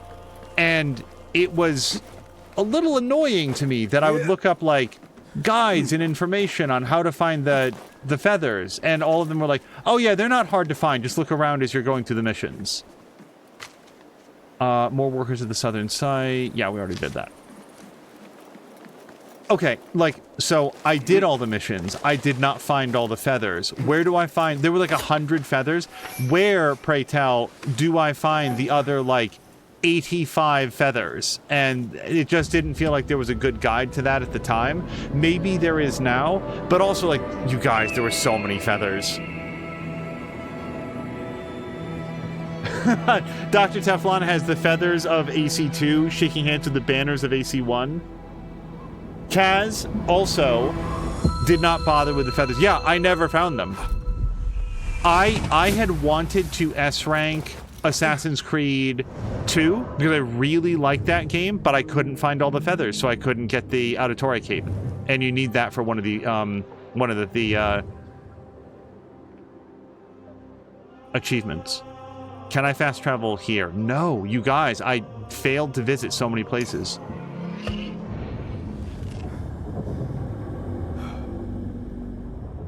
I did S-rank Brotherhood, which was a particular achievement because that one had some multiplayer-based achievements.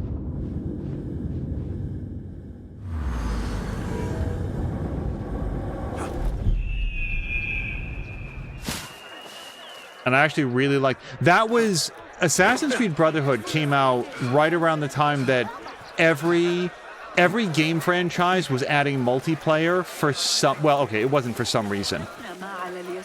There was a lot of money and energy being spent on adding multiplayer to games that were just traditionally single player. Like didn't Uncharted 2 have like a big multiplayer component? And they might have even added it to the third one. But this was right around that same time, and they announced that Assassin's Creed Brotherhood was going to have multiplayer. And a lot of people, myself certainly included, were like, what the hell are you talking about? Like, how would that even work? This is a single-player franchise. This feels, like, weird and tacked on. What on earth? And then it was really good. I played a ton of that multiplayer. Like, I played so much of it. Like, I went over to HW's at one point. We played it there. It was really fun because it would be, like, divided into rounds for anybody that didn't get the opportunity, because I'm pretty sure that the servers are now long since done. I could be wrong, but I feel like you'd have a hard time playing. There would be an environment, like a city environment, and there would be a team of, it was either 4 or 5 targets, and I'm pretty sure 4 or 5 assassins. I'm pretty sure it was. I don't think it was asymmetrical. And the round would be for like 5 minutes, and as one of the like targets, you had to not get assassinated, and you could disguise your character, like choose what like character you look like. And as far as I remember, they were only cosmetic differences. Like you could be the courtesan or the doctor or like what some of the others, and your goal was to blend in, to just like act like a regular NPC, to make sure that you didn't break your cover and try to survive, you know, keep as many of your people alive for 5 minutes. And like you also would like level up, so you would gain some additional abilities to do things like change your disguise or like drop a smoke bomb and stuff. And it was really tense and clever. It didn't, I'll say this, when playing it, it did not feel like a cheap cash-in. I really had a very good time with it. So we cannot go up from here. Well, I guess we can a little bit. How do we get over there? Can I hop across here? No. Okay. I need your eyes, my friend. I do need your eyes. How are we going to get up there? Does look like the back terrace there might have some better options to get up. No, that's got a bunch of spikes there as well.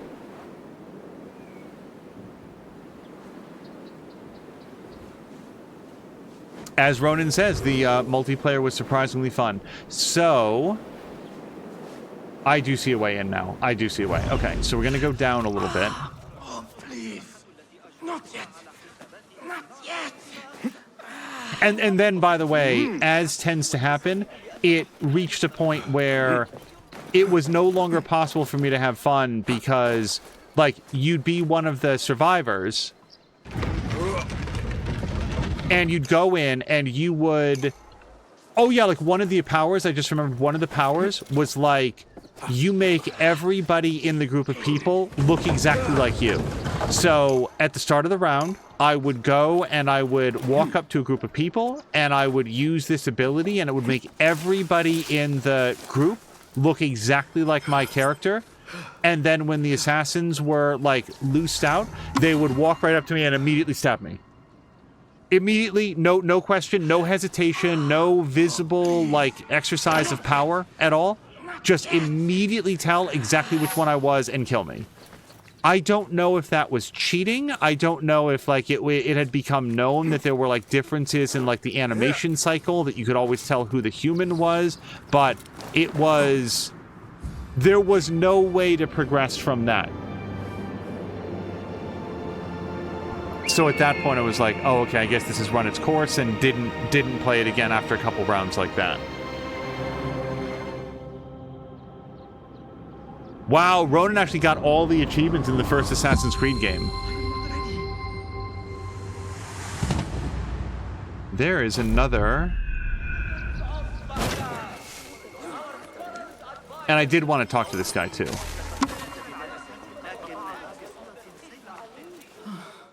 My heart, Yasri. It fails me. Let me find you some help. Perhaps there is a doctor I can take you to. Too late. Yet, there are still many things I must do. My life's work. A treatise upon the heavenly stars. I must get it to the House of Wisdom before my rivals claim it and steal my glory. If you wish, I can deliver the treatise for you. And then, there is my beloved son. Today, he and I argued, most bitterly. Without his forgiveness, I cannot... I will fetch him so that you can make your peace. No. The treatise first. Help me retrieve it. Please. I shall do so. My father was an architect. He too had his glory stolen by a rival.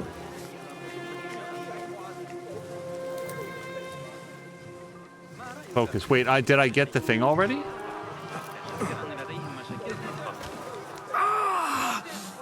My heart!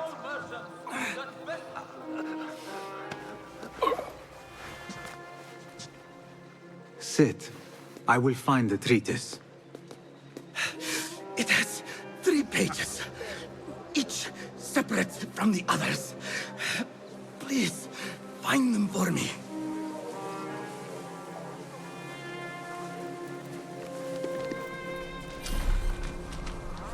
Okay. So... let's see if we can do anything on this.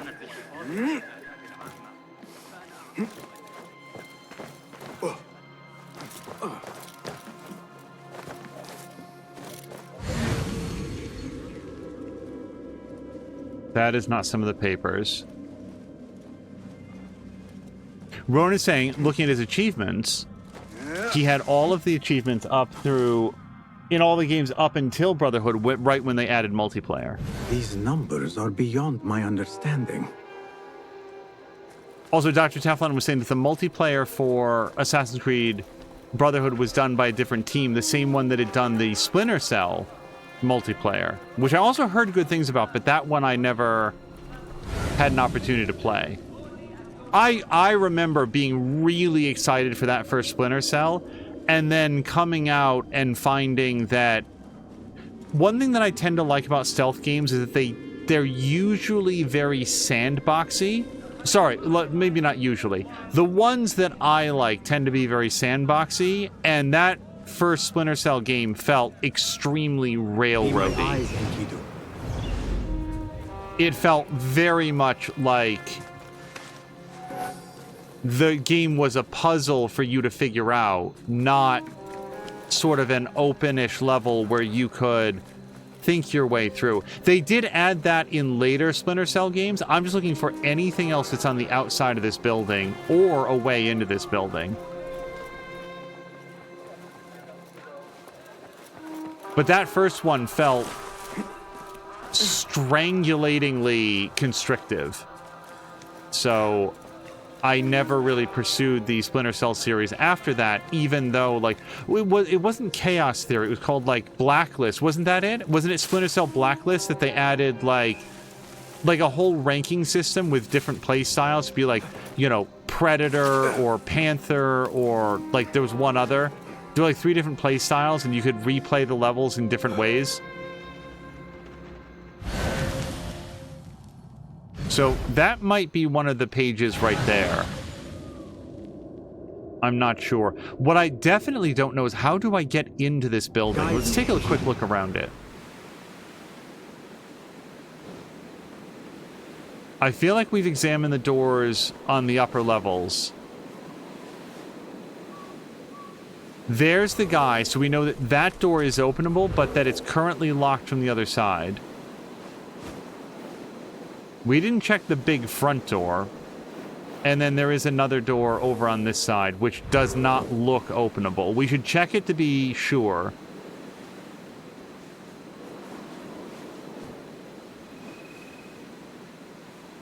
That, if we slide... I bet you if we slide that over, that's hiding, like, maybe a crawl hole. Let's try that. Alright. Let's try that idea first. Because otherwise, why would it be slidable? What would be the point of, like, moving this slightly over to one side? No, there was nothing back there. I have no idea why this is movable. Oh, hold on, hold on.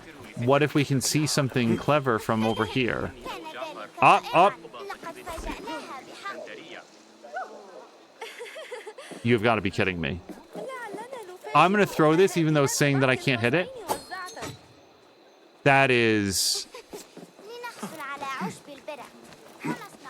extremely annoying that we can see the brace from back here, but we can't actually open the door that way. Ronan says he'd be all over new Splinter Cell game if they don't make it an open world game. Yeah, open world I don't need. Open level? Like, give me a Splinter Cell game that's structured like a Hitman game. And if people say, well, don't you have Hitman for that? Yes, but I always want more of that. I always want more of that. An open level with all sorts of things to discover and tactics to try out and, like, different challenges. Like, the Hitman World of Assassination stuff is so good. Boy, I don't... Let me just try this door. It definitely does not look openable. No.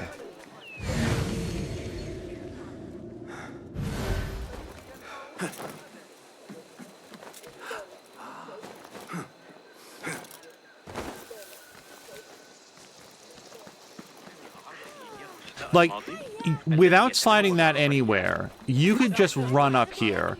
Why is this on a little track that you can slide it? It feels like it would be here for a purpose. And the number one purpose would be to be able to look in that window and see that brace and whip a knife at it. And you can't do it. So... is there anything else around here? Oops.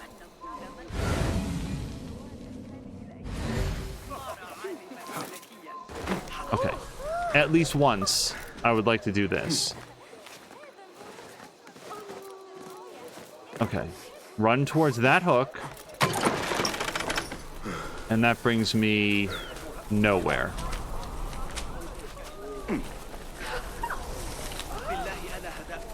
This doesn't look breakable, but we'll try it. Nope. Have you found them, Ya Sadiki? Have you found the 3 pages? I found the one.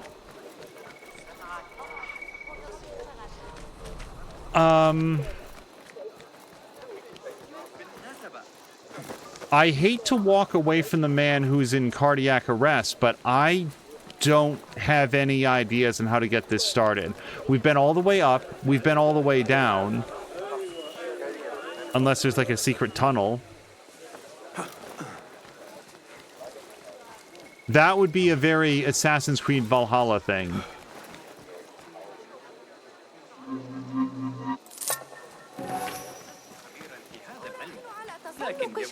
Okay, that slide thing is just going to continue to stick in my craw, so we're going to move away.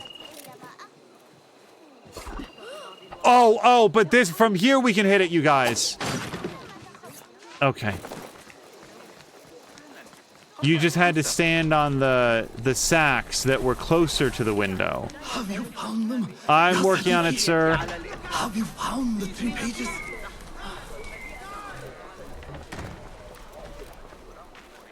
I guess props to the developers for putting in something that did definitely draw my eye to this window. In the fact that you could slide that little shelf around, but why not also make that the solution then? There you are.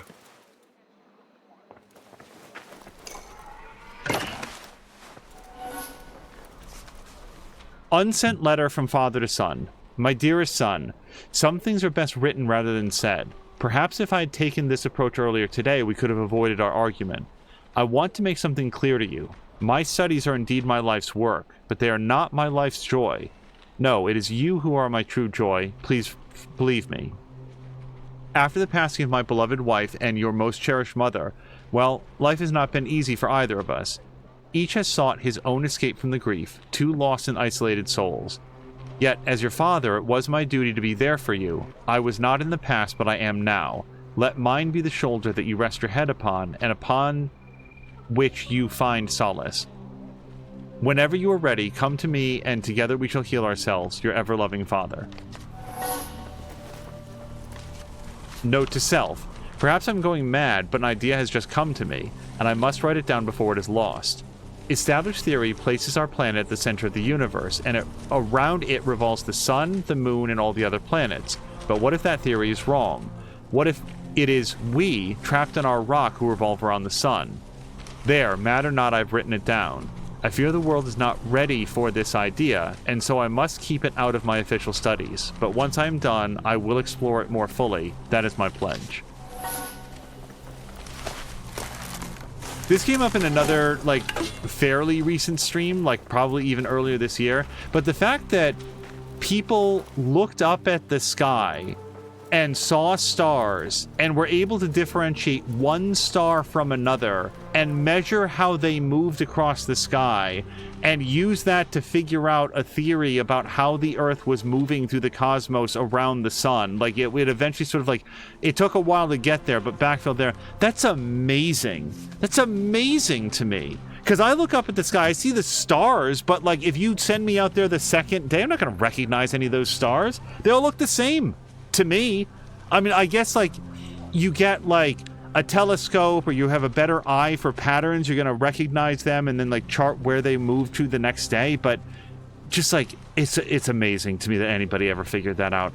Dear Al-Mahani, the palpitations in your chest continue to worry me. For this reason, I've drawn up a list of foods to help with the condition. Spinach, chickpeas, dates, citron, both the sweet and bitter varieties, olive oil in place of sesame oil, only small quantities of meat and with the fat carved off, bread made from sorghum flour, but not wheat, barley, or rice flour. Follow this list and you will surely live to become a grandfather. Your friend, I would like to say it correctly, Nazir Al-Tuzi, maybe there at the end. Okay, but we're missing one page. Oh, that's the swing post from outside.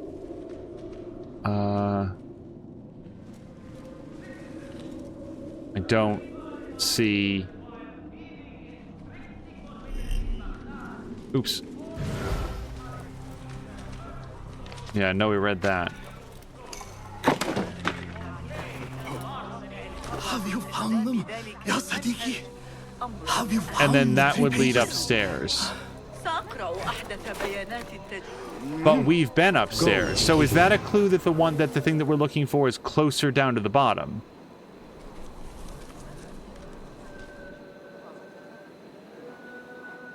Oh, this is a Tale of Baghdad. I didn't realize that that's what we were on.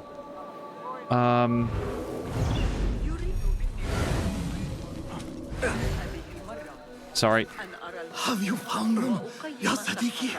Jab is also saying a lot less light pollution back then. It makes a difference. When I was living in Wyoming, it was a very different night sky.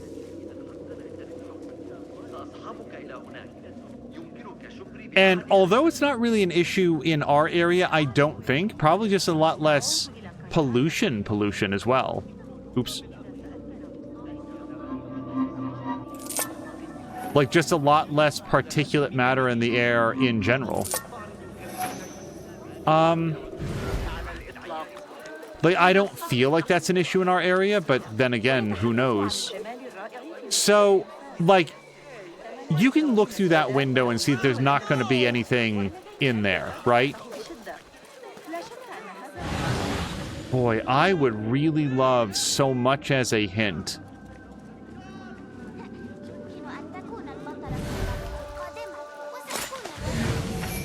Oh, that was a throwing knife. I was like, why is that so bright? Like, we read all those letters. There's our swing post. I may just walk away from this. I didn't intend to get involved up in, like, some big enigma. Oh, please keep asking me about it.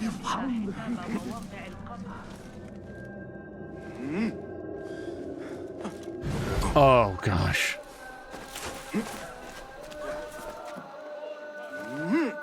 Okay, just to recap. Yeah, all 3 letters in that room we've definitely read. Now we can walk up the rope. They didn't store any of the letters outside. And then that leads us over here. We did find one of the pages there. We've already slid this back and forth, so we're not going to get anything more than that. That is, like, the way up.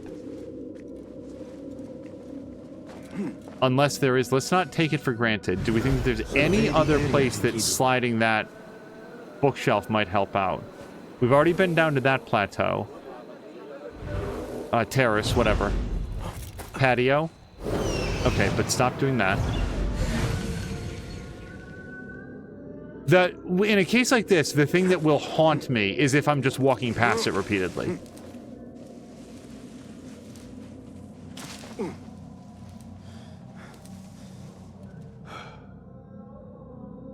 That golden glimmer below me, that's probably not it. Okay, nope, those are just the scrolls. And it's not above me. Jam says, I really believe never really seeing a true night sky has a profound effect on people.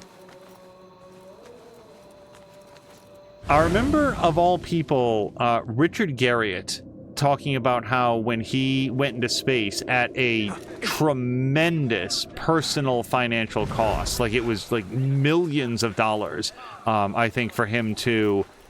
Like, he had to have surgery and stuff done, but he did get to go into space, and he said that it really put into very stark relief, like, that area down there, that's where his entire life and everything that he knows exists.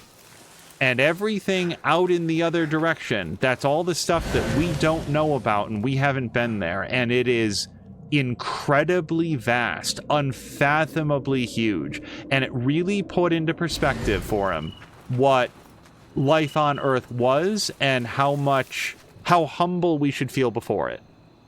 And then he proceeded to make a bunch of like NFT mobile games or whatever. So good on him, I guess. But yeah, he did write at one point pretty profoundly about the effect that being out in space, because there is no truer night sky than that that is observed from Earth orbit. Well, that's not the way that I meant to go. So I am entirely out of ideas on where to look. We found 2 out of the 3 pages. I'm not enthusiastic about walking away from this, but I can now spend a lot of time. Dude, do you have any advice on where the 3rd page is? Any clues at all? So let's think about it, though. If one was up at the top and one was in this wing, you would think that one would be in the other wing of the building. Like over here someplace. That's just a blend-in spot. Oh, Princess Casey discovered a new scar, really?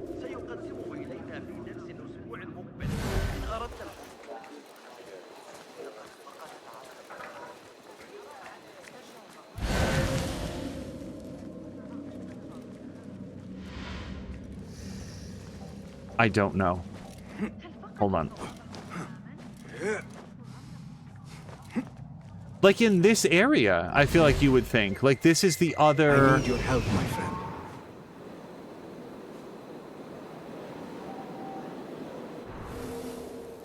Enkidu, any ideas? Like they're not going to put it on the roof, or if they have, I didn't find it when I went to the roof.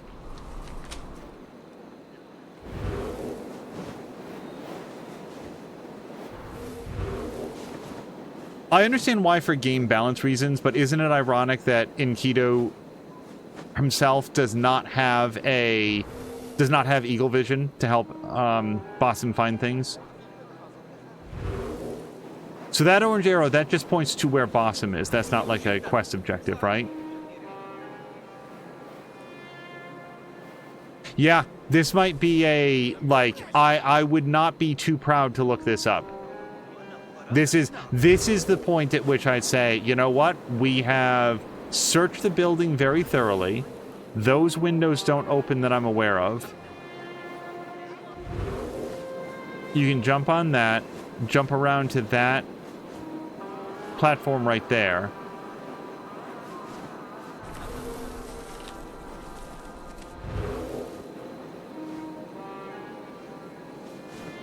It wouldn't be in one of the surrounding buildings. Like, I'm just saying that there's, like, some papers there. Let me, before we go looking up anything, let me just search a couple of these connected buildings. I feel like that would really be against the spirit of this whole thing, but who knows? Maybe they really did want to divide the papers up. It would seem especially weird if 2 of the pages are in or on the main building, and then the 3rd is just, like, idling nearby.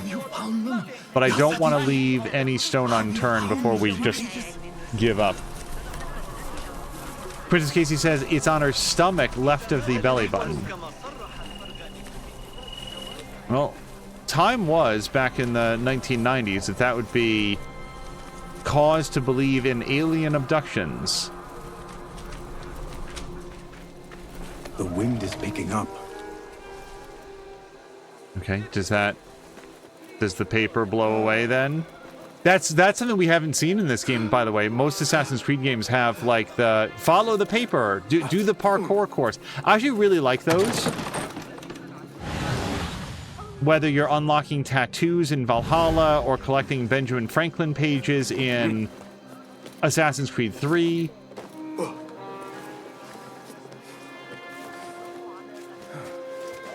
No, guys, I'm stumped. I really don't know. And then this takes us back to the window that we opened up.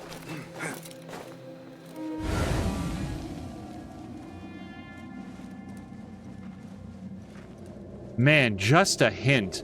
Like, I had to look up something in Road 96, for example, which, if you're not familiar, is not the sort of game that you would think that you have to look something up, but it was a situation just like this, where I was like looking. I couldn't find it. I couldn't find it anywhere. So the the situation came to, okay, well, I just keep not finding the thing that I'm looking for and just feel very frustrated, and the whole thing grinds to a halt. Wait, what's this? Okay, no, that just comes back out. Oh, that guy. He really wants me to find his pages. So then I looked it up, and it turned out that in this very small area, there was, you guessed it, one section that I hadn't looked. And then I went and I got it, and then I was able to continue forward. But it's just like, man, I don't like looking stuff up if I can avoid it. So I am out of ideas. So we're going to take a look right now. We're going to do it live. Okay, let me hit this. And we're going to go to our old friend Google. We're going to type in Assassin's Creed Mirage 3 pages. Oh, look at that. It's an autofill. Okay, so Polygon. So the good news is Polygon has an article about this. The bad news is I will probably learn about the ending of this season of Invincible, as well as, I don't know, some heretofore unknown thing about, like, Lord of the Rings. Find all 3 pages. Okay. How to start it. We've already started it. There's the guy. The first page shows up when you use your eagle vision, which makes tracking down all 3 pages... Oh, no, only the first page. Okay, got it. First page is located on top of the building. Wait, the wind takes it away? You'll have to parkour after it. It eventually comes to a stop at the building on the northeast corner of the observatory. So when I said that earlier, and Basim said northeast, so over here. When Basim said the weather is picked up, the wind is picked up, I was thinking of the correct thing. I didn't see anything go anywhere, though. Let me look at the others as well, but...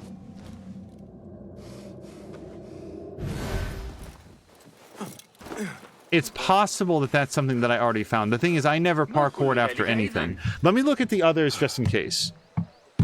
Alright. I know it's riveting to watch me not move, but I absolutely own my own bullshit when I can't do something in a game. The second page is located inside the observatory on the, directly behind the bench. So that one we definitely got. Yep. Oh, you guys! Okay. Instead, loop around and move this bookshelf on the right, stand on top of it, and aim through the barred window. So I was doing the right thing, it just didn't work. Okay, that unlocks the door. Anyway, so we've done that. Wait, the third page is located on top of the tower. Simply scale the building as if you were going to synchronize the viewpoint. You'll find it on the desk by the armillary. So it is the one that I don't have. Located on top of the building, directly to the left of the bench, but oh no, the wind takes it away. All right, let's go there. Maybe we have to climb the building again. Maybe the page resets, is what I'm saying.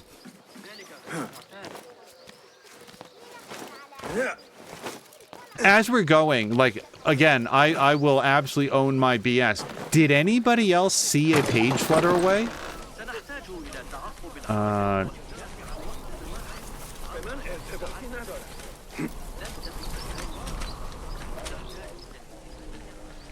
Wait, there it is. Okay. Once you know what to look for... Hey.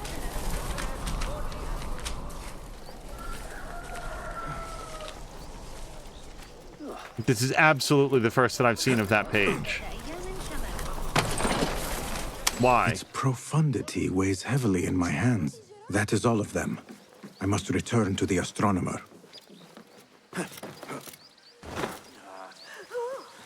Yeah, this is an opportunity for everybody in chat to, like, be way smarter and more observant. Did anybody see that? Seriously? I was looking all over the place. Oh, God damn it. I was gone for 15 minutes. My father, he has passed from this life. أحسن الله عزاءكم. The spirit left him before I arrived. Though his body remains warm to my touch. We argued earlier. It was my fault. I came to make amends, but I was too late. And you? Who are you? A momentary friend. I retrieved your father's treatise, and now I offer it to you. He said it was his life's work. His life's work? Those were his words, yes. I see. And me? What did he say of me? He begged me to seek you out. But I ignored him, and chose to secure the treatise for the sake of posterity. Posterity? La'anak Allah! I am his child! And you denied me my final moments with him? Just go. The sight of you makes me sick. Let me grieve my father in peace.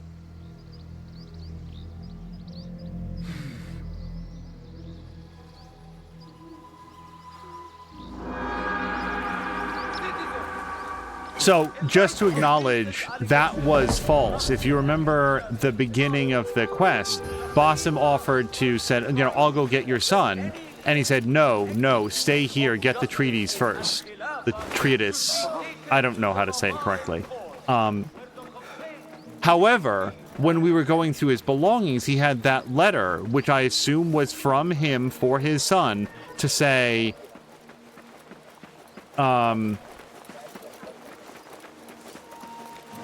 it was, we read it. It was the whole letter of apology.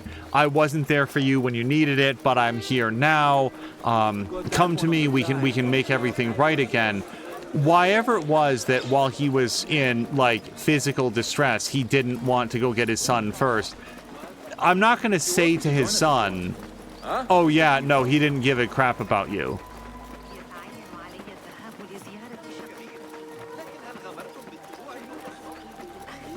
Princess Casey's saying Banishers soon. Does that mean that you're going to be playing Banishers? Princess Casey? I think you're going to enjoy it.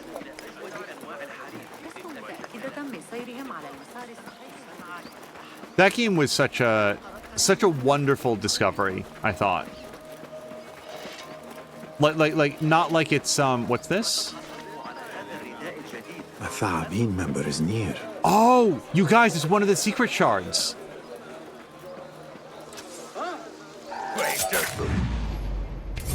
Strange shard. Yet it weighs heavily in my hand. What is it, I wonder?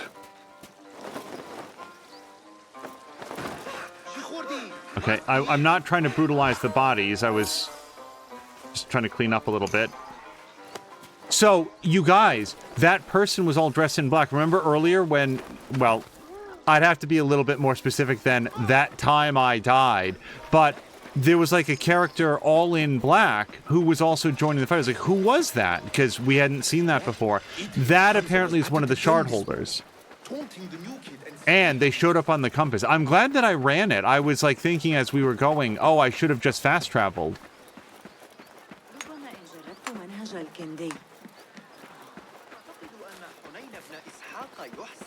That was also our very first chain assassination. Seemed like a good use of it. Okay, there's a...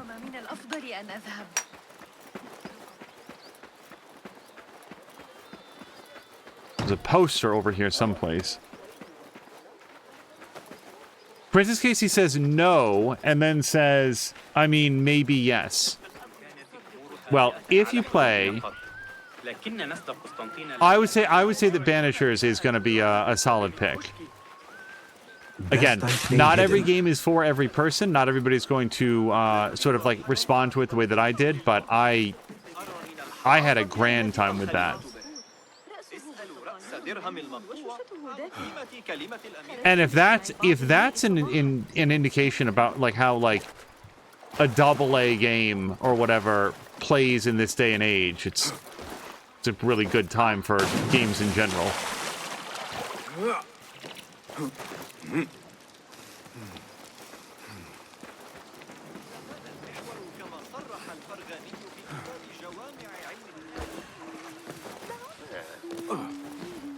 Also, when Ronan and I think Casey were talking earlier, maybe it was Ronan and Maxine, maybe it was both of them, talking about like computer specs and stuff. Ronan was saying that his preference is to buy or build a computer that will just allow him to do whatever he wants to do up at like maximum settings.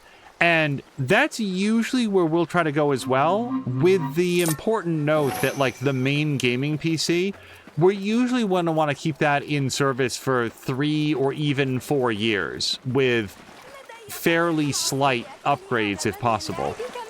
You know, aim high, get something of good quality, not have to worry too much about it for a few years. And usually around the end of that cycle, you start to encounter games that are a little bit more than it can handle at maximum quality. And also, depending on the game, like, ultra settings can sometimes have, this is another reason that I like performance guides and tweak guides, ultra settings can be, like, almost like a placebo effect. Like, they do technically look better, provided that you are literally Digital Foundry and playing back ray-traced footage at, like, 25% speed and 300% zoom, and then you can see the difference. But for like a regular human being, you're never gonna notice. Hold on. Peace, friend. Good to see you again, Basim. I will absolutely reduce prices. Just for you, Basim. An almost honest price. Promise. So why give up that 7% of performance, basically? So we did find some artifacts for him.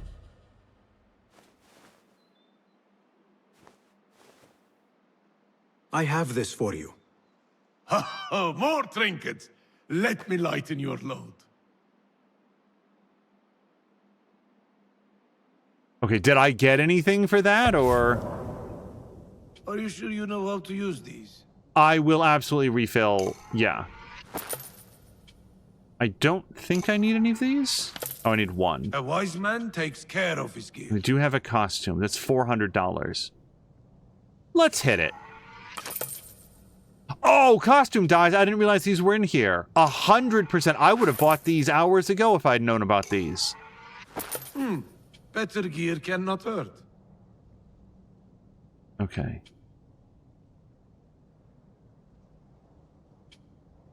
Jeweled talisman. Well, I can't afford any of these now. I wanted the dyes. Oh, we can sell all of our trinkets. Yo, now we're loaded. So your gear does look a bit threadbare.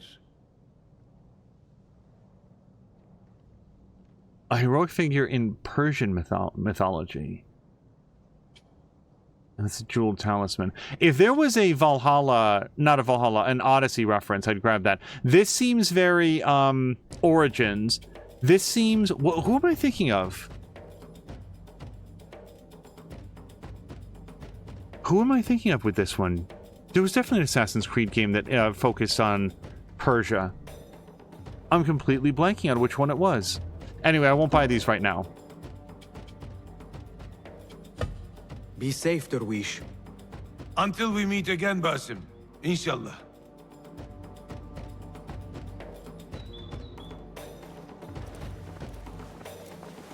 Okay, so once I get 6 of those. So there's at least one more thing that I would like to do. Also, where do you go to put on the dyes? Is it under costume? So this is our default look. Then we can go for that.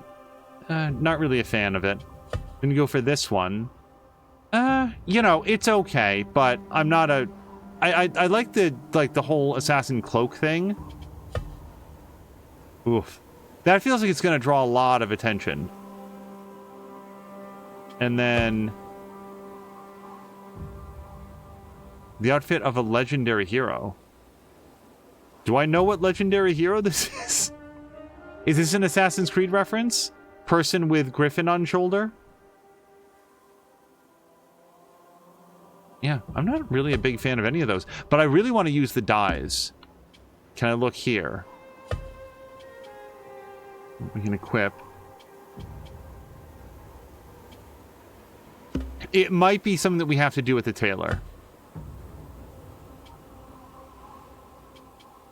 Oh, that's right. We got some new daggers. So this is the one that we've been using. Then we've got this one. Oh, that's the poisoned enemies. Hitting enemies with throwing knives from close range deals plus 10% damage. Well, the knife that we have is very balanced. This one is better for like damaging their defense. I'm fine with my current knife. You make me think. Princess Casey says that she's thinking about Assassin's Creed India. Maybe that's it? I didn't play that one. I could absolutely swear. Is it Revelations? Anyway. Alright, so I've got another stop to make. We've been talking about it for a while. I want to see if we can upgrade our gear. Is that the Dagger of Time from Prince of Persia? Yes, it is. Yep, there's a sword and a dagger that are both 100% from Prince of Persia. I will show them off now. Oh, there it is. It's got a giant exclamation point. So here is the Dagger of Time. We'll put it on there. So it sort of does that all the time. Just made of particle effects. It looks very nice. It's not the one that I'm going to be using here for a first playthrough. Also, its particular options. Perfect parry slowdown time for 3 seconds. It sounds really cool. Like, we might give it a spin at some point, but I just kind of find it a little garish. And then there's also a sword. The Sand Sword. If you take a look there, it's basically a lightsaber. Now, again, I actually think it looks really cool. Like, that's an awesome effect. I just don't want to use it because it's an awesome special effect. All right, let's look at our dyes. Wait, what is this? Oh, that's... Okay, so... Hold on. All right, so... You must equip... Yeah, no. So there's where we started. I think that Basim's feeling himself after that successful assassination. Let's put on his costume dye here. All right, looking a little more blue. All right.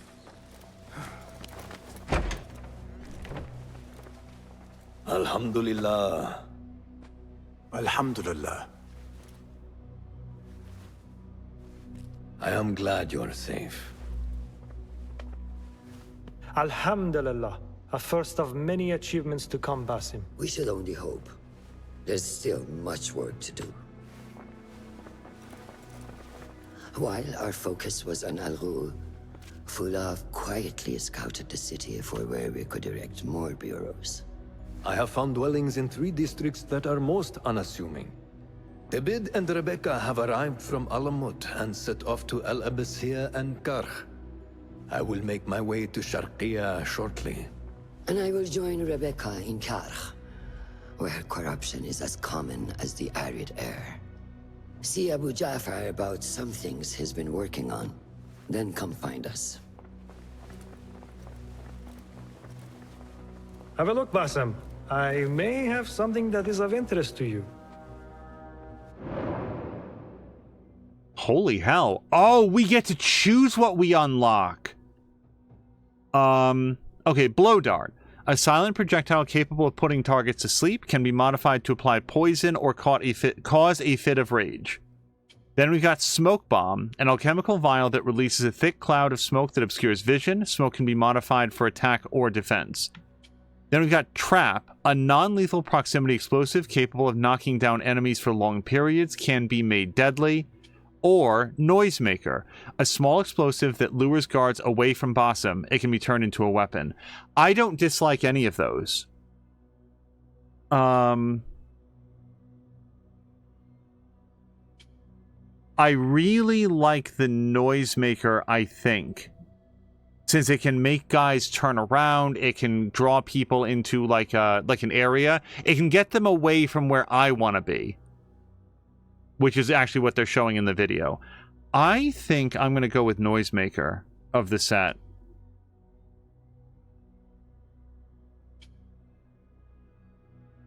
Smoke Bomb's the other one that seems really cool. To just be able to, like, you know, there's 4 guys guarding a doorway, you smoke bomb them, you shank all of them, and then just walk past them. I want to go with the Noisemaker, though. I like the idea of drawing them away. Permanent choice. Yes. This should serve me well. My thanks, Ahmed. It's Abu Jaf... Oh, you jest. Every now and again. Araka lahikan, Abu Ja'far. Keep well. And you, Basim.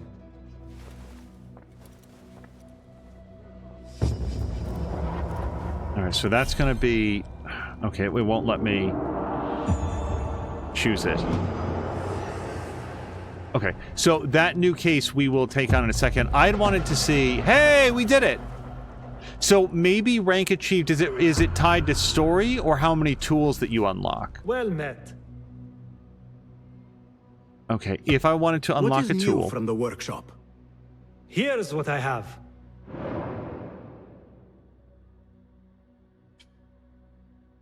Okay. It doesn't say how many skill points it would cost. Which is what I'd wanted to know. Seen enough? Perhaps your skills could be applied here. Be my guest.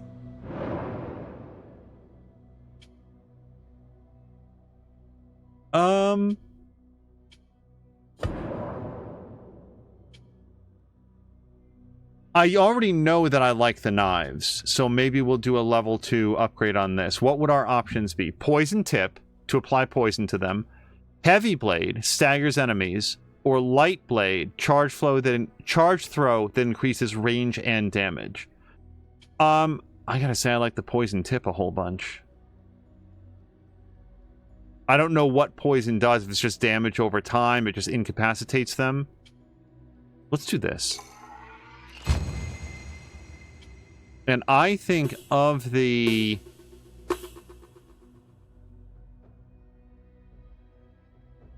Oh, look in the video. If you charge it all the way up, then you get the kill. I'm gonna try the poison, because you can switch this out whenever you come back. Oh, you guys, we could actually hit up to level 3. Let me do the Noisemaker, though. Alright, so we're definitely gonna unlock it. Okay, what do we have? Increases the ammunition. Increases the distance from which enemies are drawn to the explosion. Increases the distance you can throw this tool by 7 meters. Let's go for, like, let's make it really loud. And then can we do this as well? We can. Yeah, we'll get both of them up to level 2. So what do we like here? Fireworks. Continuous explosion that draws and holds enemies' attention for longer. Thumbs up. Weakness. Lowers the defense of enemies caught in the explosion. Sparks. Becomes an incendiary device. Well, that seems helpful if you need to, like, blow up a fire barrel, but I'm going to go with the fireworks that sort of holds their attention for longer. This is a distraction tool for me.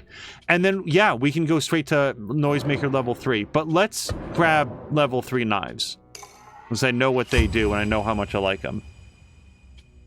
Corrode Body dissolves the corpses of those killed with the knife, leaving no traces behind. Oh, you guys, I think we have a winner. Penetrates armor to deal standard damage. No, I want to dissolve bodies. Okay, do I actually have enough? No, that was it. That was enough. Boy, I need to come back here a lot more frequently. I had a whole bunch of stuff. Nothing else? Thank you for sharing your gifts. So long. Okay, we've discovered a clue, but I think that that's going to be where we call it for this episode. We're going to head outside. And... Oh, hold on. Wait. With a throwing knife equipped, hold left trigger and press Y, X, or A to quickly use a non-projectile tool. Wait, how do you know which one you're going to do, though? It's Y. Okay. So if I press Y, does he throw it immediately? Or does he just equip it? I'm going to hold Y. Shit! Exactly. So he throws it down right where he's standing. That's why it's a quick use tool. Okay. I had to waste a tool in order to understand how it works, but now I know how it works. So just mental note, don't press Y while doing this. Okay. That is a great place to call it for this episode. This was a lot of fun. You know it's a lot of fun when the episode goes twice as long as I had expected. But we're going to call it there. Princess Casey is saying something that I strongly agree with. It's a beautiful thing that we openly admit to having very different play styles and can even be interesting to see. Absolutely. I love seeing other people, like, play through and do stuff. Like, I'm looking forward to seeing other people's playthroughs. I mean, even Kaz was talking about Ghost of Tsushima. When you play, hopefully Princess Casey, you'll stream some of Banishers, and I'll get to see some of those choices, some of those decisions as you go. I love seeing other people play games, especially, well, particularly games that I have already played, so then I can see what the path not taken might have looked like. Let's call it here. Very, very fun, you guys. We're going to go find somebody fun to raid, and until next time, thank you so much, and I hope you have a great night.